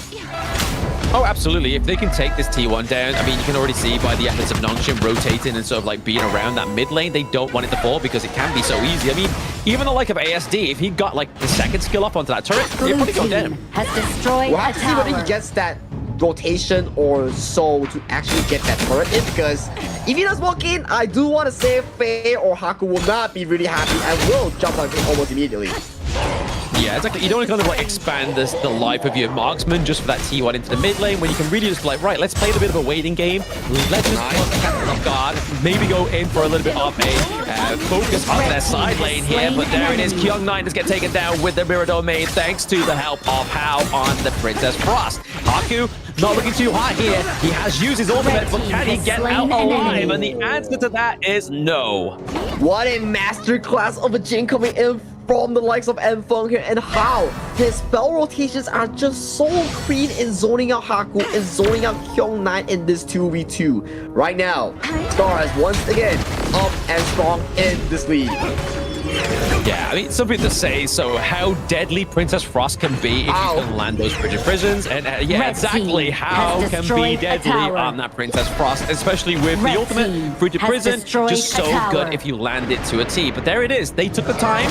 They got the kills up at the top side of the map. And then they took the T1 into the mid. So it's just a game of time. The game of time as we see engage might be going through. Oh, yes, his Royal Empress actually knocks Haku off the wall here. Is he going to actually mitigate any kind of impact that he has? But the extreme speed's over. Gets Hao. But that is mid lane for jungle, for their mid lane. Potentially Suri here as well. Are they going to stop? Faye looks pretty low. We see him have to use the flash to stay alive as well. Scars looking for a very dominant team fight into the enemy jungle with this mid lane coming through now. Wow, this insane train of moments here coming in from Scars, just deciding this mid-game into the hands of their own pockets, because right now, Scars dictating this with such a convincing 3,000 to 4,000 gold lead. Yeah, very convincing as well. But I mean, it's not them to like a fluke or anything like that, right? I mean, we're going to look at this playback. We do see obviously Haku gets fitted pretty early into that one, uses door to the depth, then gets pushed over the wall there. So the Peril State is not going to be as kind of like impactful because it's already up onto the Princess Frost, but there is not really that much healing on the side of Scars to be had. It just means that the pressure of their mid lane does get taken up, and then Faye has to force the flash, or he would have died there. And this Enfeng Jing pick is proven to be a lethal counter against Series early, because so far, Enfeng has been on point, finding the assassination, finding the jungle counter. Look at the EXP discrepancy here. Level 14 on the Enfeng Jing, level 12 on the Haku. Not a good day for the Nongshim jungler. Not every day, not every Sunday can be a good day, right? But there it is. There was a takedown of Kyung9 that we did miss up onto the board there, but he was kind of like a sitting duck, unfortunately, for the side of Nongshim Red Force. But that now puts Scars up by 7 kills, and Nongshim is still sitting on the lonely ducks of 2 kills. And now we're still looking at more neutral objective going over to the side of Scars right now. They're looking to just maintain their dominance in this game number 2. And talking about like leads and also like scaling, we gotta give scaling towards the side of Scars, because Scars, they scale exceptionally well with the likes of the Flowball Marksman and also the Jing. And let's not forget about the Mei. He is still able to look for these backline engages, especially onto the likes of Illusion and also Siri. Exactly, top 4 spots onto the gold chart is all going over to Scars right now. I mean, Enfeng is like 9.5 and Haku is still sitting around at 6.2, so that's already a half the amount of gold just between those 2 individuals. And now, Shadow Tyrants are up, it's at 10-minute mark onto the gorge. Haku already been committed there with Faye onto the Liapo. It's enough to shut down Enfeng onto the Jing and into the backline. Going to kill Kyung9, looking for Hao. He gets the takedown. That's a 2-0 trade right now for the side of Nongshim Red Force. The greatest red is back on the gorge. They're back on the gorge and they find a crucial kill onto the most fed members here. But Kyung9 gets executed by ASD onto his Flowball Marksman. Flowball Marksman going in for that shooting on the arrow kill, forcing any potential comeback onto this Tyrant. Yes, ASD with the Flowball Marksman ultimate there, but now we see Faye going into the backline once again. He doesn't quite have that Trevor smash, but it's going to be Siri getting the takedown onto Maye, which then leads to a positive acclamation of that Tyrant. It's a good stuff coming in for the side of Nongshim Red Force as they find a good recovery there. Faye finding that crucial engage onto Enfeng Jing is so darn crucial. If not, if Scars was able to secure that Tyrant, things could have just escalated into a much bigger problem here. But good news so far for the boys in the Greatest Red. Yeah, the Greatest Red is now back onto the gorge, right? I mean, they are only behind about 2k now, which is, again, a good means of coming back and staying into the race of this game number 2. Potentially seeing them through for a game number 3 right now. But like you were saying there, Sagi, if they don't take up Enfeng, it's a bit of an issue. And there you can obviously see using the clones, getting that intel he needs, knowing that they're at a Jura Golem, potentially a bit of a setup here, but Faye, he's going to check the brush. He gets into it. He uses the Radiance as well. They are into the back line. The Trevor Smash has come through as well as the Mirror Domain, but the Unbridled Ever does catch on to the Siri there. He gets taken down. Keon9 into the back line as well. Now goes down. And that's a trade for ASD. So in terms of damage, we do see that Nongshim was able to get the damage off the board there, but Mfang is still alive, and Haku is on the run. He's able to get the kill onto Aruru, but now Ao is here. Ao can do this. He gets it. Oh, Haku, get careful, and there is the takedown. Mfang leads the minions into the bot side of the map. This could be the end. This could be the end, but Siri is up and available in just about 4 seconds time right here. So Scars has to back away from this push. But one thing, again, that Unbridled Outburst found Siri in this track and deleted him from any form of follow-up or DPS in that game. But let's check out that replay here. Mfang almost melts out Illusion here, and look at this. That Fringe of Prison caught out Siri's position. Oh my goodness. Killing spree. Yeah, very well played at Fringe of Prison there. But obviously, there was a lot of AoE going on, right? Like we saw the Mirror Domain being put down, and then Trevor Smash into the back line. But between those two circles, we saw the Winters here being placed down as well, right? Which meant that they had to go through it if Nongshim wanted to commit the fight. But to be honest, Haku, he tried to maintain and sustain that fight alone, but unfortunately, 2 is better than 1. 2 is better than 1, and he has to hit the Princess Frost, and the shield detonated and send him towards his demise. And right now, 2,000 gold is only the difference between both of these two teams. It's still a very short goal lead for Sky of Scars, but right now we have to see how well both teams plays this team if I can. Series survive, or will the side of Scars find their marker in this team fight? They're going to do something right. Scars is definitely going to approach. She can't move country mile, but I mean, right now, this could be potentially it. We do see, obviously, the Imperiled State being put onto Mfang, but he's using the Mirror Domain to be like, hey, try and catch me. I am the bank robber within this one. Haku does go down, but now we're slowly starting to see Scars ushering in that minion wave into the top side and mid lane here as they're looking to try and go for another high ground turret. How is so nasty with those Prison Prisons? Mfang was jumped on by the backline and immediately double with this video, and Kyung9 is another one going down. And another one. That is going to be Kyung9 going. Who is back up in around about 9 seconds. Can the side of Nongshim keep those minions from that crystal? Sunchase being built here on Siri. He has that enhancement. Keep it off the board, but now they are looking to fight back. They're looking to fight back, and they do fight back with Siri getting a triple kill, stopping the potential demise of the boys in the greatest red here as they find an angle towards this Shadow Tyrant. And Feng gets the Azure Golem here, spots their approach towards this Tyrant. Yeah, the viewers at home in production was they've just been told an important lesson there. Do not count out Nongshim at the crystal, right? They still have one high ground turret. They still have their boys in red on the gorge. And right now, they're looking to place up Monopoly back onto the board as how ASD and Ochik are still down. How ASD and still down. Let's see the final moments here. So they went for the final push, but that soul minion outside of the base didn't enter the range of the crystal here. If not, that would have spelled doom. A 0-2 scoreline for 0-2 scoreline for Nongshim. That's for Scars there for what was Sagi was made to say there. But right now, they're looking for a little bit more. Nongshim Red Force, Kyung9 at the top side of the map here, looking to get that 2-2 into the clash lane as they're pushing further. They're looking to just gain a little bit more ground from Scars. And I am back to see this 50-50 of the challenger between these two teams as Goldie is dead even so far. Next contention will be around this Shadow Vanguard here, but so far, Nongshim has fought their way and clawed their way back from such a big deficit. They really have, right? And I mean, obviously, you can see down there, the bot side of the map, Haku was able to just guide those minions through to get that T2 down to the bot side. So already the pressure is now starting to amount onto the side of Scars. But this has always been a shaky point for Scars to come back from. They always like taking the lead, but as soon as the lead gets taken away from them, they start to worry, they start to be at fright.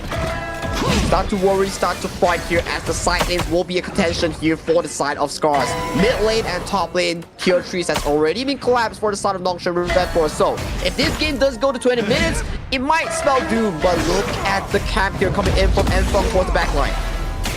Yeah, Mfang is trying to find some Blue access team has into the back line destroyed here. a As you can see, tower. Faye does actually get the check out here. He manages to get back to his team. And right now, maybe trying to start the bait up here. The Radiant speed build, obviously Tremor Smash being used. He does flash with that last slash come through. But is it going to be enough to catch out Mfang? And the answer is no, just for now. He is pretty low, but so is Kyung-9, so is Haku. Having to use and run out alive. So nobody drops here for either of these teams. Whoever drops first could be the important domino for the rest to fall. Mfang almost screwed up his own swap there. If he were to even slow 1 second, he could have costed Scars the game losing play. But his reaction was fast and he dished out on time here. Right now, back to the Shadow Vanguard once again will be all 5 more members here as Mirror Domain already committed on this Vanguard. Overlord Yeah, but we got the Tremor Smash back up.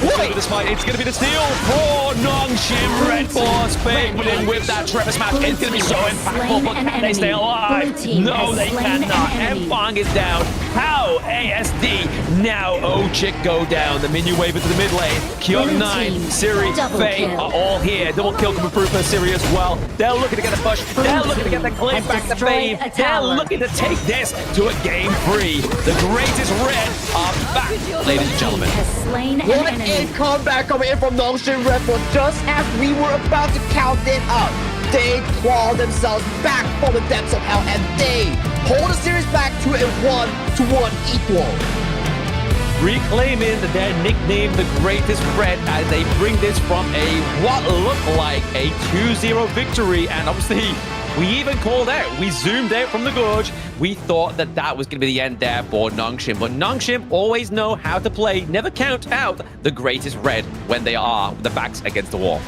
But still, very close game so far coming in from Scar's performance. They had such an amazing lead towards the early game, but that final push was what costed them heavily, allowing Nongshim to regain so much control towards the map.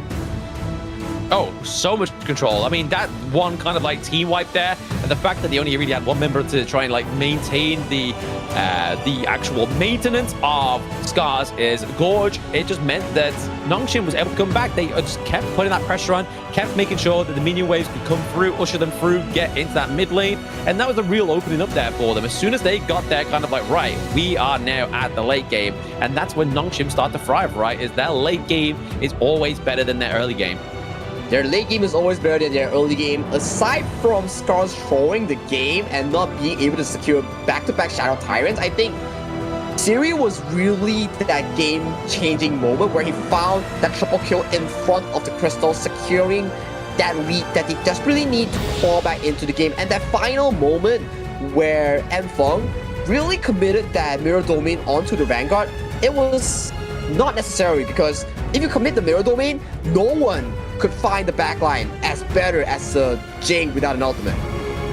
Yeah, it's kind of hard for them to kind of commit a team fight after that's been used, right? The Mirror Domain, yeah, I kind of understand why they were going for it, what the function was, obviously to try and bait the side of Nongshim onto the team fight. But once that was up, Nongshim had the green light, right? Like you saw that Faye just executed that Tremor Smash perfectly to the first time, and then even used it to steal the Overlord away from Scars. But let's look at the damage dealt, man. Damage dealt does fall in favor of, man, look at Siri's damage dealt and Haku's damage dealt. Okay, they won, but that's because of the comeback potential that they did, and the final flank coming in from Kyung-9 and Haku really made dividends off the backline of ASD, Hao, and also Mfang. But the main thing is, ASD actually had a fantastic game. Just the small moments going to the last moments of the game was what really cost them, especially that Vanguard take. Oh, absolutely. They were a little bit overzealous into the crystal. And speaking of overzealous, the one that got them back the victory is none other than Faye. He's got his 2 gun fingers up at me. I feel like I've been held hostage once again, but no. Well played. First support, actually no, second support of the day, getting MVP and well deserved. Well deserved. He was the one who found multiple engages on the most fed member, which was none other than Mfang's Jing. So being able to find these angles, I gotta say, what's with the Liam Pose today? They are finding such good angles here. First from Clue, now from Faye. Oh, huge amounts. Like, honestly, the Lian Po seems to be something that, like, these teams within the KME, even the KMW, seem to be liking the pickup of this hero. It's just kind of great team fight setup. It's an AoE that's kind of brutal as well, right? Like, it's perfect to check brushes, especially as you get, obviously, into the mid to late game. You're a tanky boy. Even if you're going to get sort of, like, locked in with CC, you can use the Magnus Man to just use that CC immunity property. But just look at the highlights, man. Like, Faye was always there, checking the right brushes, using the Radiance to slow down the enemy team. Yeah, slowing the enemy team, checking on the Radiance here, even though this fight was in favor of the side of Scars. But check out the following one, which it will come out just shortly, because it was actually played so well by the members of Faye and Nongshim. It just set up them for success in those final few moments. Oh, absolutely. Definitely set up everything they needed within those final few moments. But I mean, even here, look, right, like Mfang was just trying to put the pressure on. Like, he was able to just keep Faye out of the bay of Haku, right? So if Haku had the help of Faye, I feel like that they might have not even got that assault onto the crystal, right? Yeah, and this triple kill coming in from Siri, man. This one, the last one, right? Okay, so Faye was the one who secured the Shadow Vanguard, and here, Enfo just brings in the duel to the death right towards his marksman's face, and Kyung9 found the perfect flank angle and destroyed the entire roster coming in from Scar's backline here. So, well done to Scars for having a good early to mid game, but when it comes to late game, the Shadow Tyrant control, it felt more in control of Nongshim Red Force instead. Oh, absolutely. Like, as soon as you pop that down, the damage reduction, obviously, into that lane becomes very frightful. And the fact is, obviously, Siri got to build that Sun Chase towards the end, so he was having a little bit of a funsy at that point in time. He didn't have to commit too far. He could just pop that, get the attack speed, get the attack range, and then just kind of lay waste to the squishier heroes onto the side of Scars. But that is now going to be a 4 best of 3 between these two teams. Nongshim not actually falling just to a single 2-0, which would have been a little bit scary going into the survival week. But don't go anywhere, guys. Before game number 3, we have a free break. See you soon.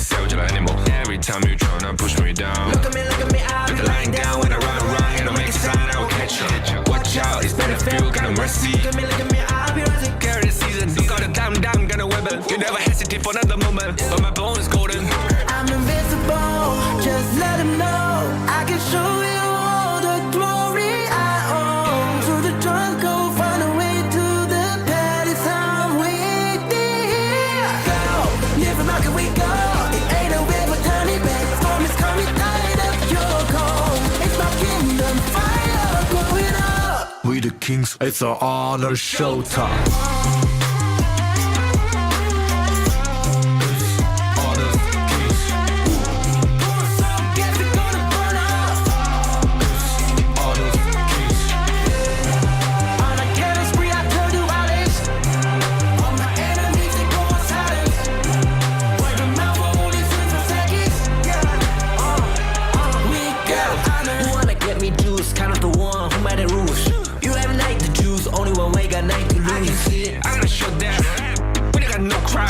We bout it, five as one, crashing pieces, you can cheat. First blood, double trouble, then I take a pen, I kill. All you do is sweat and look at me scale victory. Say. I've triggered my soul down. For my pace. We the champions, screaming, I'm invincible. Just let them know, I can show you all the glory I own. To the drunk, go find a way to the palace, I'm waiting. Go, live and rock and we go.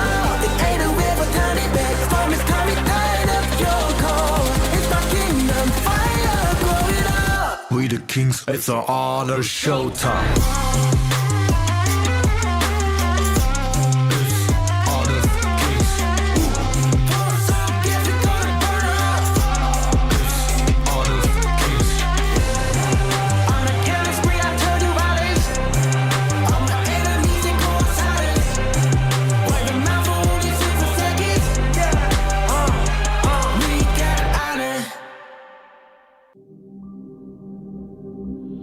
In this world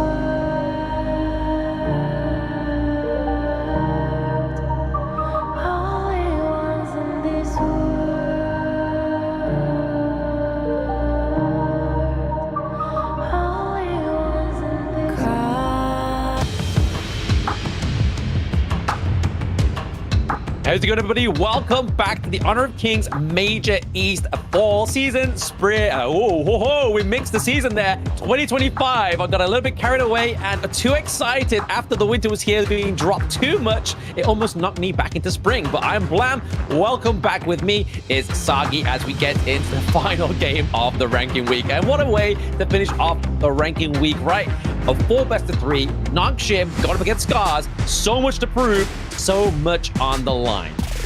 So much to prove, so much on the line. Both boys in black and red, and we will be seeing who will walk away with the eventual victory over one another here. And so far, Nongshim and Scars seem to be much more on form in Game 1 and Game 2 in towards the early game here, but Nongshim, just that Game 2 late game, they managed to claw back the depths of despair and make sure that pull this game to a full best of 3 in this grand last game of our KME fall.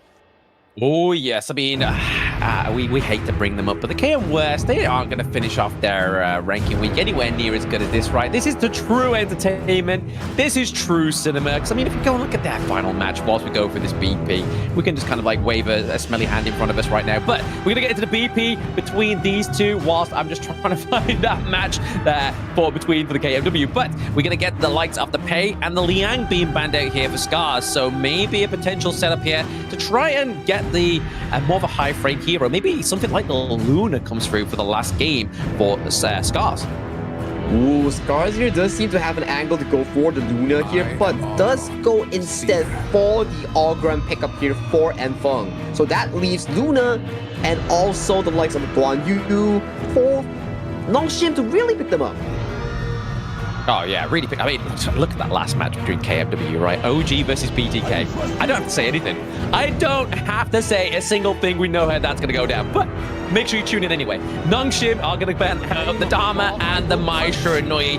Guan Yu and the Derringer being picked up here for the side of Nongshim, which is always one of the cases, right? Whenever the Organ comes through, lock in the Derringer, use that ultimate to get that damage reduction and just keep peeling him, man.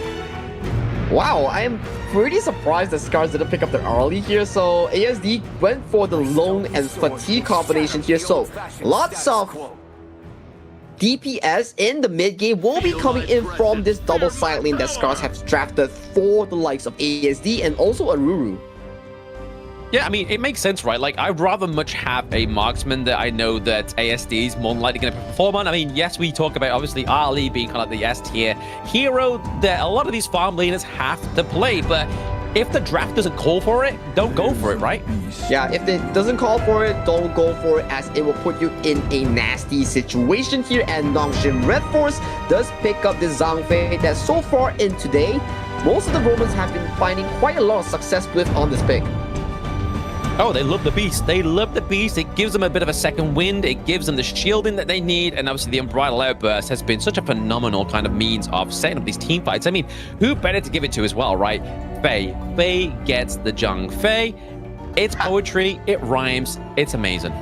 Zhang Fei. Can't spell Fei without Zhang Fei. So can't spell Zhang Fei without Fei. Yeah, that's more like it. So coming into the second phase of the draft here, we see more of these focus being targeted towards the roam and the mid lane here. As of now, there's about 3 roams and also 3 mid laners banned simultaneously on both sides ends of these draft here. So for Nongshim, what's the pick here coming in from Illusion? Because there's not a lot of picks so far that is still up and available for both of these 2 mid laners. I mean, Illusion hasn't gone for something like Siri, hasn't gone for the likes of the Ganamo yet, which obviously we know him as of, but I mean, is a Ganamo going to fit into this draft? Probably not. It does complement the range of the D-Ranger, maybe even the Xiao Qiao, right? Like, so when we have a farm lane that is obviously suffering from the mid-range, but instead, I will stop my point there, it's going to be the Princess Frost. They saw how effective it was against Scars in game number 2, and it makes sense going up against the Organ, right? If the Conductor of Souls is going down, drop the Winters here, baby. Drop the Winters here, and you are locking him in place and locking him from moving forward at all costs here. And also, Nongshim is still saving that last pick potentially for Haku on towards this potential Luna here. If we were to look at the first 4 picks, it doesn't look so late game centric here coming from Nongshim Red Force, so it really relies them to play that early to make game super duper well here. So Nongshim for the late game, do you draft the Jing or do you draft the Luna? But the idea coming from Scars does really counteract that jungle assassin high frame hero as a counter. I mean, I feel a bit sorry here though, right? Like the fact that we've only seen Zhang Fei, Lian Po, Diadea. We were saying, like, can this guy Ochik play anything but a tank? He busted out the Diadea in the first series of the day. It was like, amazing, awesome, he can. But now it's a best of 3, and that's all we know the extent of is the Lian Po, the Zhang Fei, the Diadea as we get into Survival Week. I mean, I'm giddy at the idea that he knows a lot more than we're like holding on to. But speaking of this, it may be the Nakaruru that comes through, and the only other team to play this was the likes of Enfang, right? I think it was Crazy Raccoons, right? With Kong. Crazy Raccoon, yep. I think so, yeah. But it's just between these two junglers, either Enfang or Crazy Raccoons Kong. But okay, coming in for this final pick, I do love Nakaruru over the Luna, because Luna, you're gonna have a bad time running into the Diadea, the Long, or the Fatih, because it does counter you pretty hard, and you need someone to really damage this Ogre. What better way of doing it is with the Nakaruru, with the percentage health damage. Oh, yeah, huge. But at the same time, I feel like it can get caught out here as well, obviously. If they could try and go for the gank onto the likes of the Siri, right? Obviously, use Ride the Wind to sort of keep yourself alive rather than using the Infinite Vastness straight away here. But there's a lot of aggression onto the side of Nongshim's draft. But in terms of, obviously, sustainability, there's not really much here, right? Like, you have to kind of, like, shoot before you go, right? You have to make sure you shoot into the hip onto the side of Nongshim Red Force, whereas onto the side of Scars, they're going to have the Diadea to use that Destiny counter to try and push away any kind of engage that Nongshim are going to try and execute. And we talk about scaling, we talk about both team compositions here. I think Scars has a much better scaling towards the late game, but in terms of laning phase, however, I think a lot of the focus will fall into Siri, whether he can get that value on this DRNG on towards... Wait, that's Enfang alone? Yep, they did the change with them, the switcheroo like they did in the last series where Enfang was like, you know what, I'll play the Lung this time, you play the Ogre. And so it shows to us that ASD can play into the jungle. I mean, his Monkey wasn't the greatest, but it was what his team needed at that moment in time. Ogren operates that same kind of way, but you have to make sure you're getting those resources go over to the side of ASD, right? Like, he needs to make sure he's getting the itemization, getting the Blazing Cape, getting the Eye of the Phoenix as well, so that he can actually fight in these team fights. It's giving me a bit of the Genji Rock and Ray kind of vibe. It's like, okay, Farm lane, you take. Tank, jungle, you take. And then they just stop around.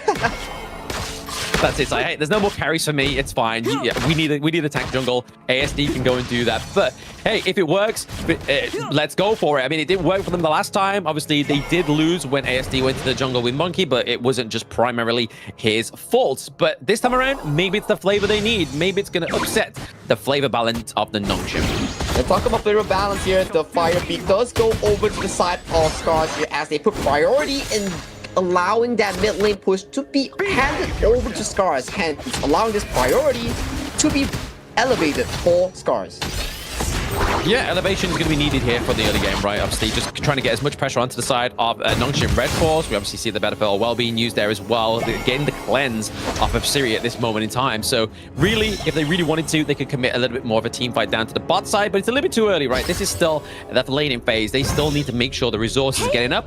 We need to start to see some of the heroes get to level 4 before we start to see some of these invades come through. As you can see, Haku is level 4, has more of a chance of getting that successful invade with the Nakaruru. Yep, successful invade coming from Nakaruru will spell a bit of a good point here for the side of Nongshim Red Force. They do need a lot of resource on this Nakaruru. Coming to mid lane, Illusion getting poked a bit by ASD on this Ogre. Yeah, I mean, with Nakaruru, you kind of need to get to level 4, right? I mean, her whole shtick is getting those stacks up with her passive, so that obviously the bird can come through and get some more damage for you, and also you get the ease of traveling over a wall, so it makes the gank a little bit more successful for the side of Nongshim Red Force. But the emergence being placed down here to the bot side of the map, once again, emulating the fact that they want to put the pressure into the farm lane. Pressure on towards the farm lane is just like our discussion back towards the pick and bans, right? You need Siri to be able to pressure Enfang away from that mid game. Right now, Siri, they all know this fact. So you see this privy tree being formulated around Scars and Nongshim's bottom side, fighting control for all these small resources. Yeah, they got to get as much more resources as possible for this game, right? Obviously, yes, they are two late game heroes, the Fang, Mfang, and obviously Hao onto the newer. But really, they just need to make sure they get in the great early game, basically making the foundations for that late game, right? Foundation for the late game starts with the good early game laning phase. Landing your last hits, landing your combinations, landing those first blood that's yet to be happening around the gorge. And we see Haku going for a tank jungle giant script sort of jungle item to increase that tankiness on that Nakaruru.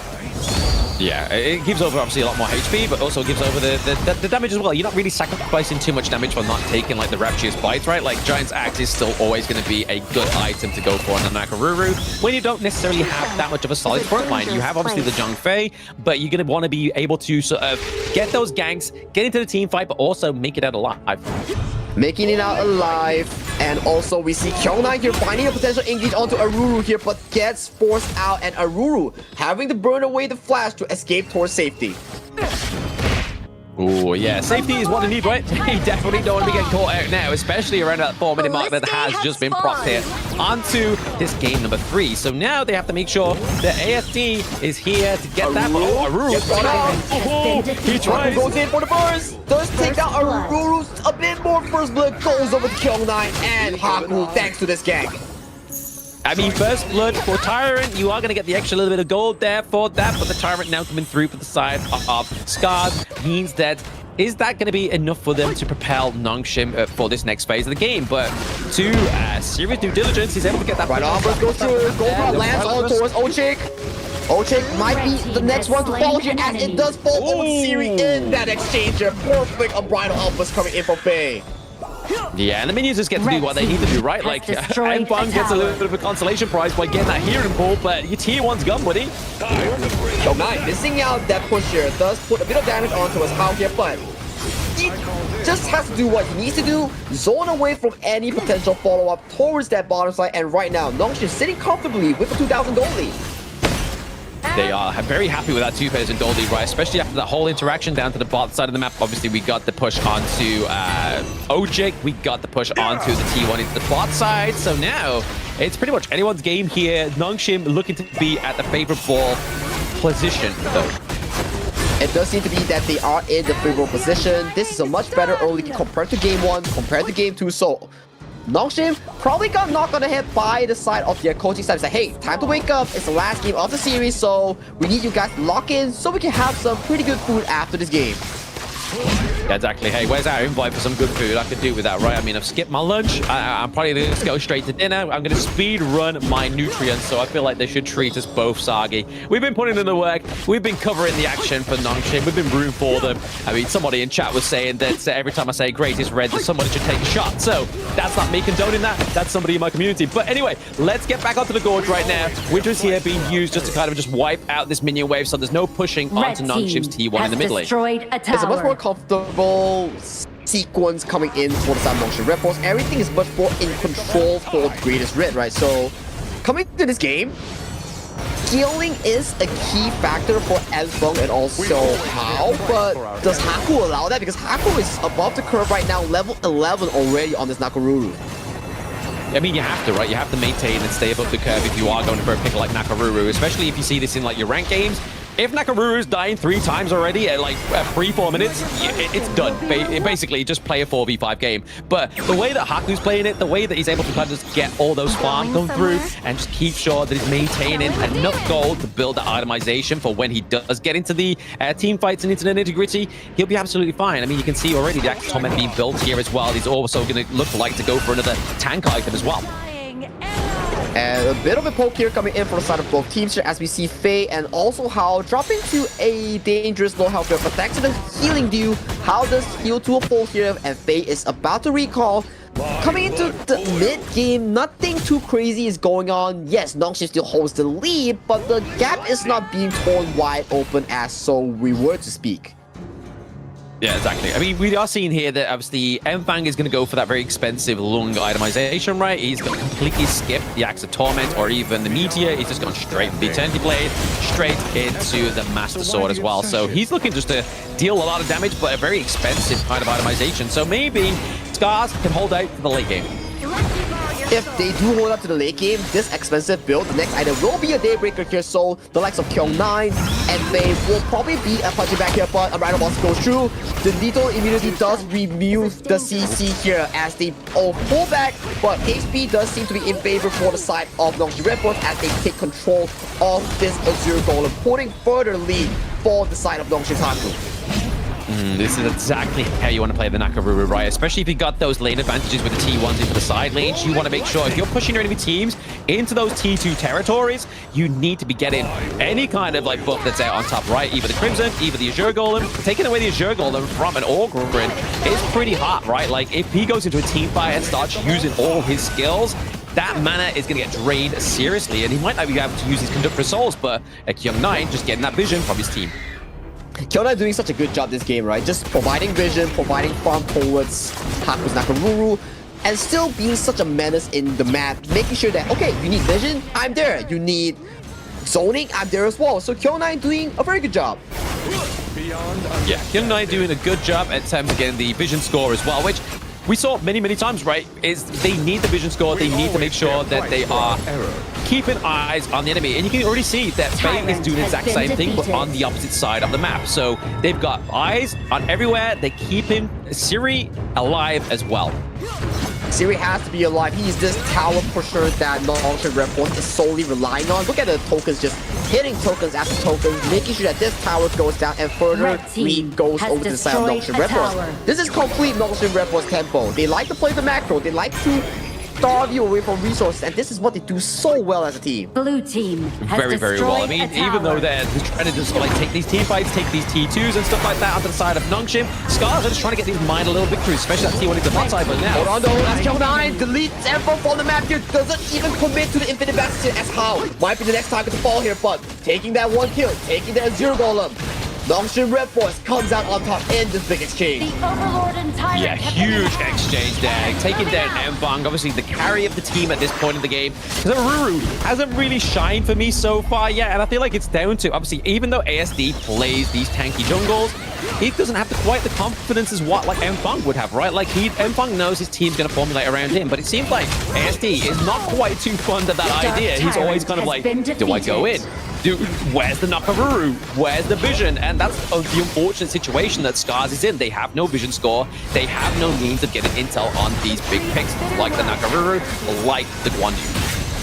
That's the difference, right, between being able to swap between roles and being able to master certain roles, right? It's like you're asking a 100% jungle main to go for a 75% marksman role. So the equilibrium just gets disrupted here, and I think that's the issue that Scars is facing right now. Yes, the goal is about 3,000, but Nongshim Red Force is just not allowing any form of mistakes here for their teammate as Mfang gets forced that Infinite Bastards once again prior to this high ground push.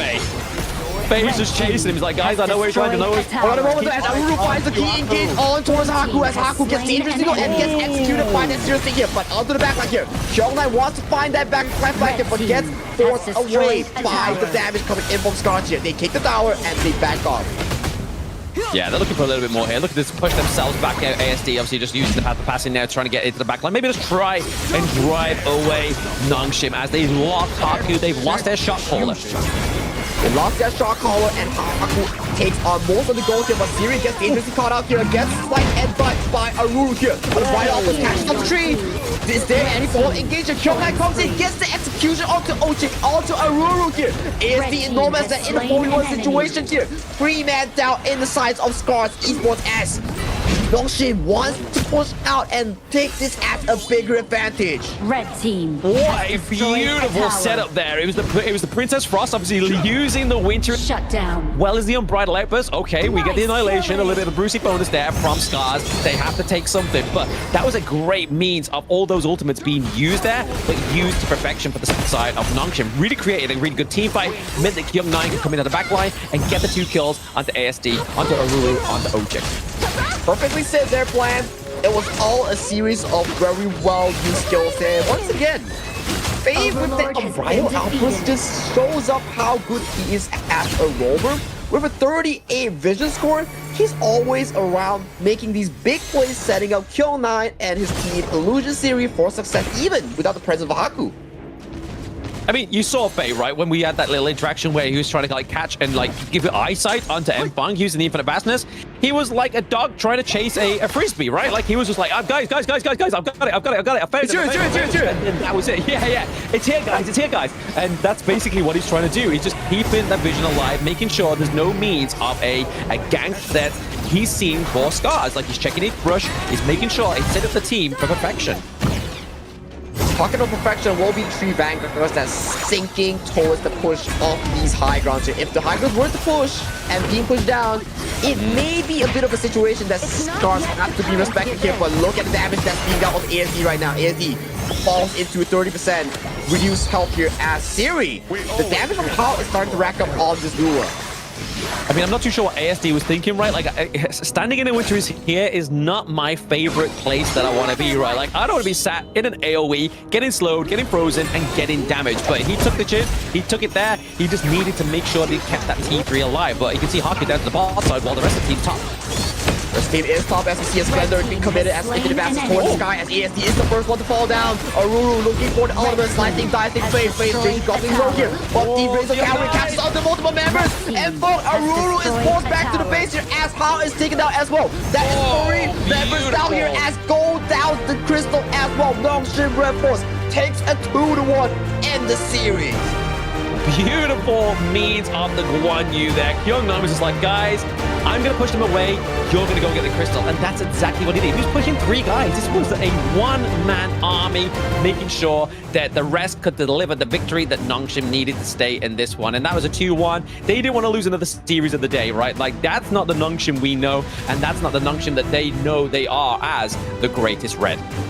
The greatest red comes in with a reverse sweep, dropping that game 1 but finding momentum in game number 2 and finalizing the game in game number 3 in a very convincing fashion here. Maybe they were trying out drafts, maybe they were trying out different strategies, but in the end, they still secured themselves as the top dogs towards Group S in the ranking week here. So we congratulate today Nongshin Red Force and also Genji in qualifying for that top dog spot as the number 1 and number 2.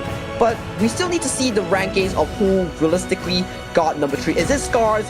Is it Crazy Raccoons? We gotta find out. Oh, we gotta find out indeed. I mean, I'm pretty sure in time we will find out who is going to be that top spot.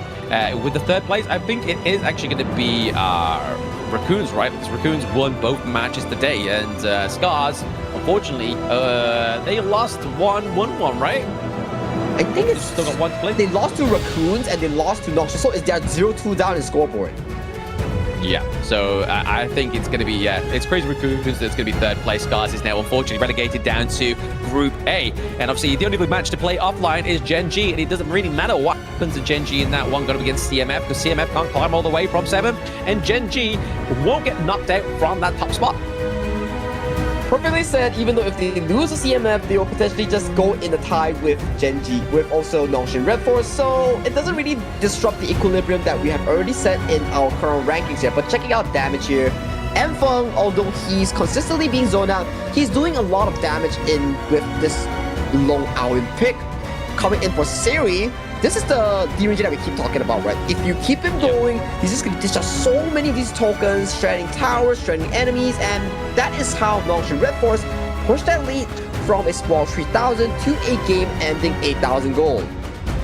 Yeah, when obviously Diringer gets the support that he needs, obviously playing with the buddy system there, we saw majority of the game, it was Faye, Illusion, and Siri just rotating as a 3, but we are going to give over the MVP to Mr. Kyung9 himself. 5-2-2, but it was all about the impact he had onto the Gorge, right? Like, he was playing those ganks to perfection, and obviously the way that they finished off the game was because of Kyung9 just keeping and pushing and bullying the side of Scars away from the crystal and away from those minions. And this was one of these plays as well, right? He found the first blood angle coming in from Haku, allowing the follow-up to be non-existent coming in from Aruru towards the map here. And this beautiful Unbridled Outburst coming in from Faye, landing the golden token to really punish Ochik and allowing Siri to further his lead. And check this out, right? Okay, without even burning the ultimate from Enfong. Enfong just gets deleted thanks to the Frigid Charge combo, and this one, Bang with the Unbridled Outburst catches onto Tree, and Kyung9 comes in for the smackdown, executes too, and the rest is just history. Absolutely. I mean, the jog play there, it was kind of just, they were pushing the enemy team on exactly where Kyung9 needed to go, right? Like, they were being resistant, they weren't going to where Kyung9 needed them to be. So Faye was just like, all right, bet, I got you, bro. Let's push them with the Unbridled Outburst. And then Kyung9, just like this, the masterclass, forcing the flash out there, meaning that Ruru had to go back and just like, you know what, bro, you need help. You need help. You don't need to attack the minions. You need help. And he was just not going, he was not listening. He was like just a very sort of unknowledgeable child in that one. But unfortunately for the side of Scars, they do lose that one after actually taking a round from Nongshim Red Force. So they still go away knowing that they can take a round from the Greatest Red. That does give them a confidence boost going into the survival week, going to Group A, but that is Scars. They did have a good game number 1 and decent game number 2 in the early to mid phase, but they faltered short in that game-winning moment here. So for Scars, knowing that they can beat, like what you mentioned, will give them a confidence boost, right? Absolutely, a massive confidence boost. Because I mean, there was teams within the spring season that didn't take a single round from Nongshim, but now there's teams like A-Star, Gen G, Scars that have all taken rounds from Nongshim. So Nongshim going into survival week, yes, they start to play on their advantages, which is obviously a longer format, meaning that we have seen time and time again, Nongshim definitely thrive more within a best of 5 format. And now the teams are like, okay, can we now thrive in that best of 5 format? Because this is where we're going to start to see the likes of maybe the limit testing of Nia, of players like Ochik into support role, where we've only really been seeing them playing 3 heroes overall. And that's all they need to play, right? Because it's a best of 3. But really, we'll need to see if they're up to the challenge of that best of 5.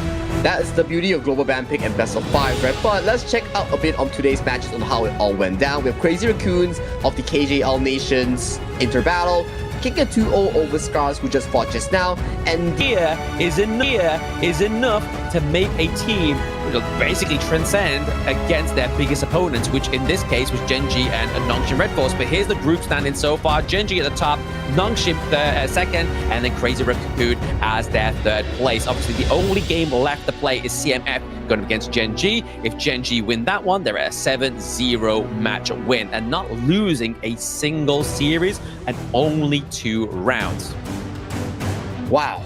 And I do have to say CMF must find their footing going into the survival week along with A-Star, because so far R8 and also the likes of Scars has found success, but that's the story of the ranking week. My name is Saga. Alongside me is none other than your favorite Blam.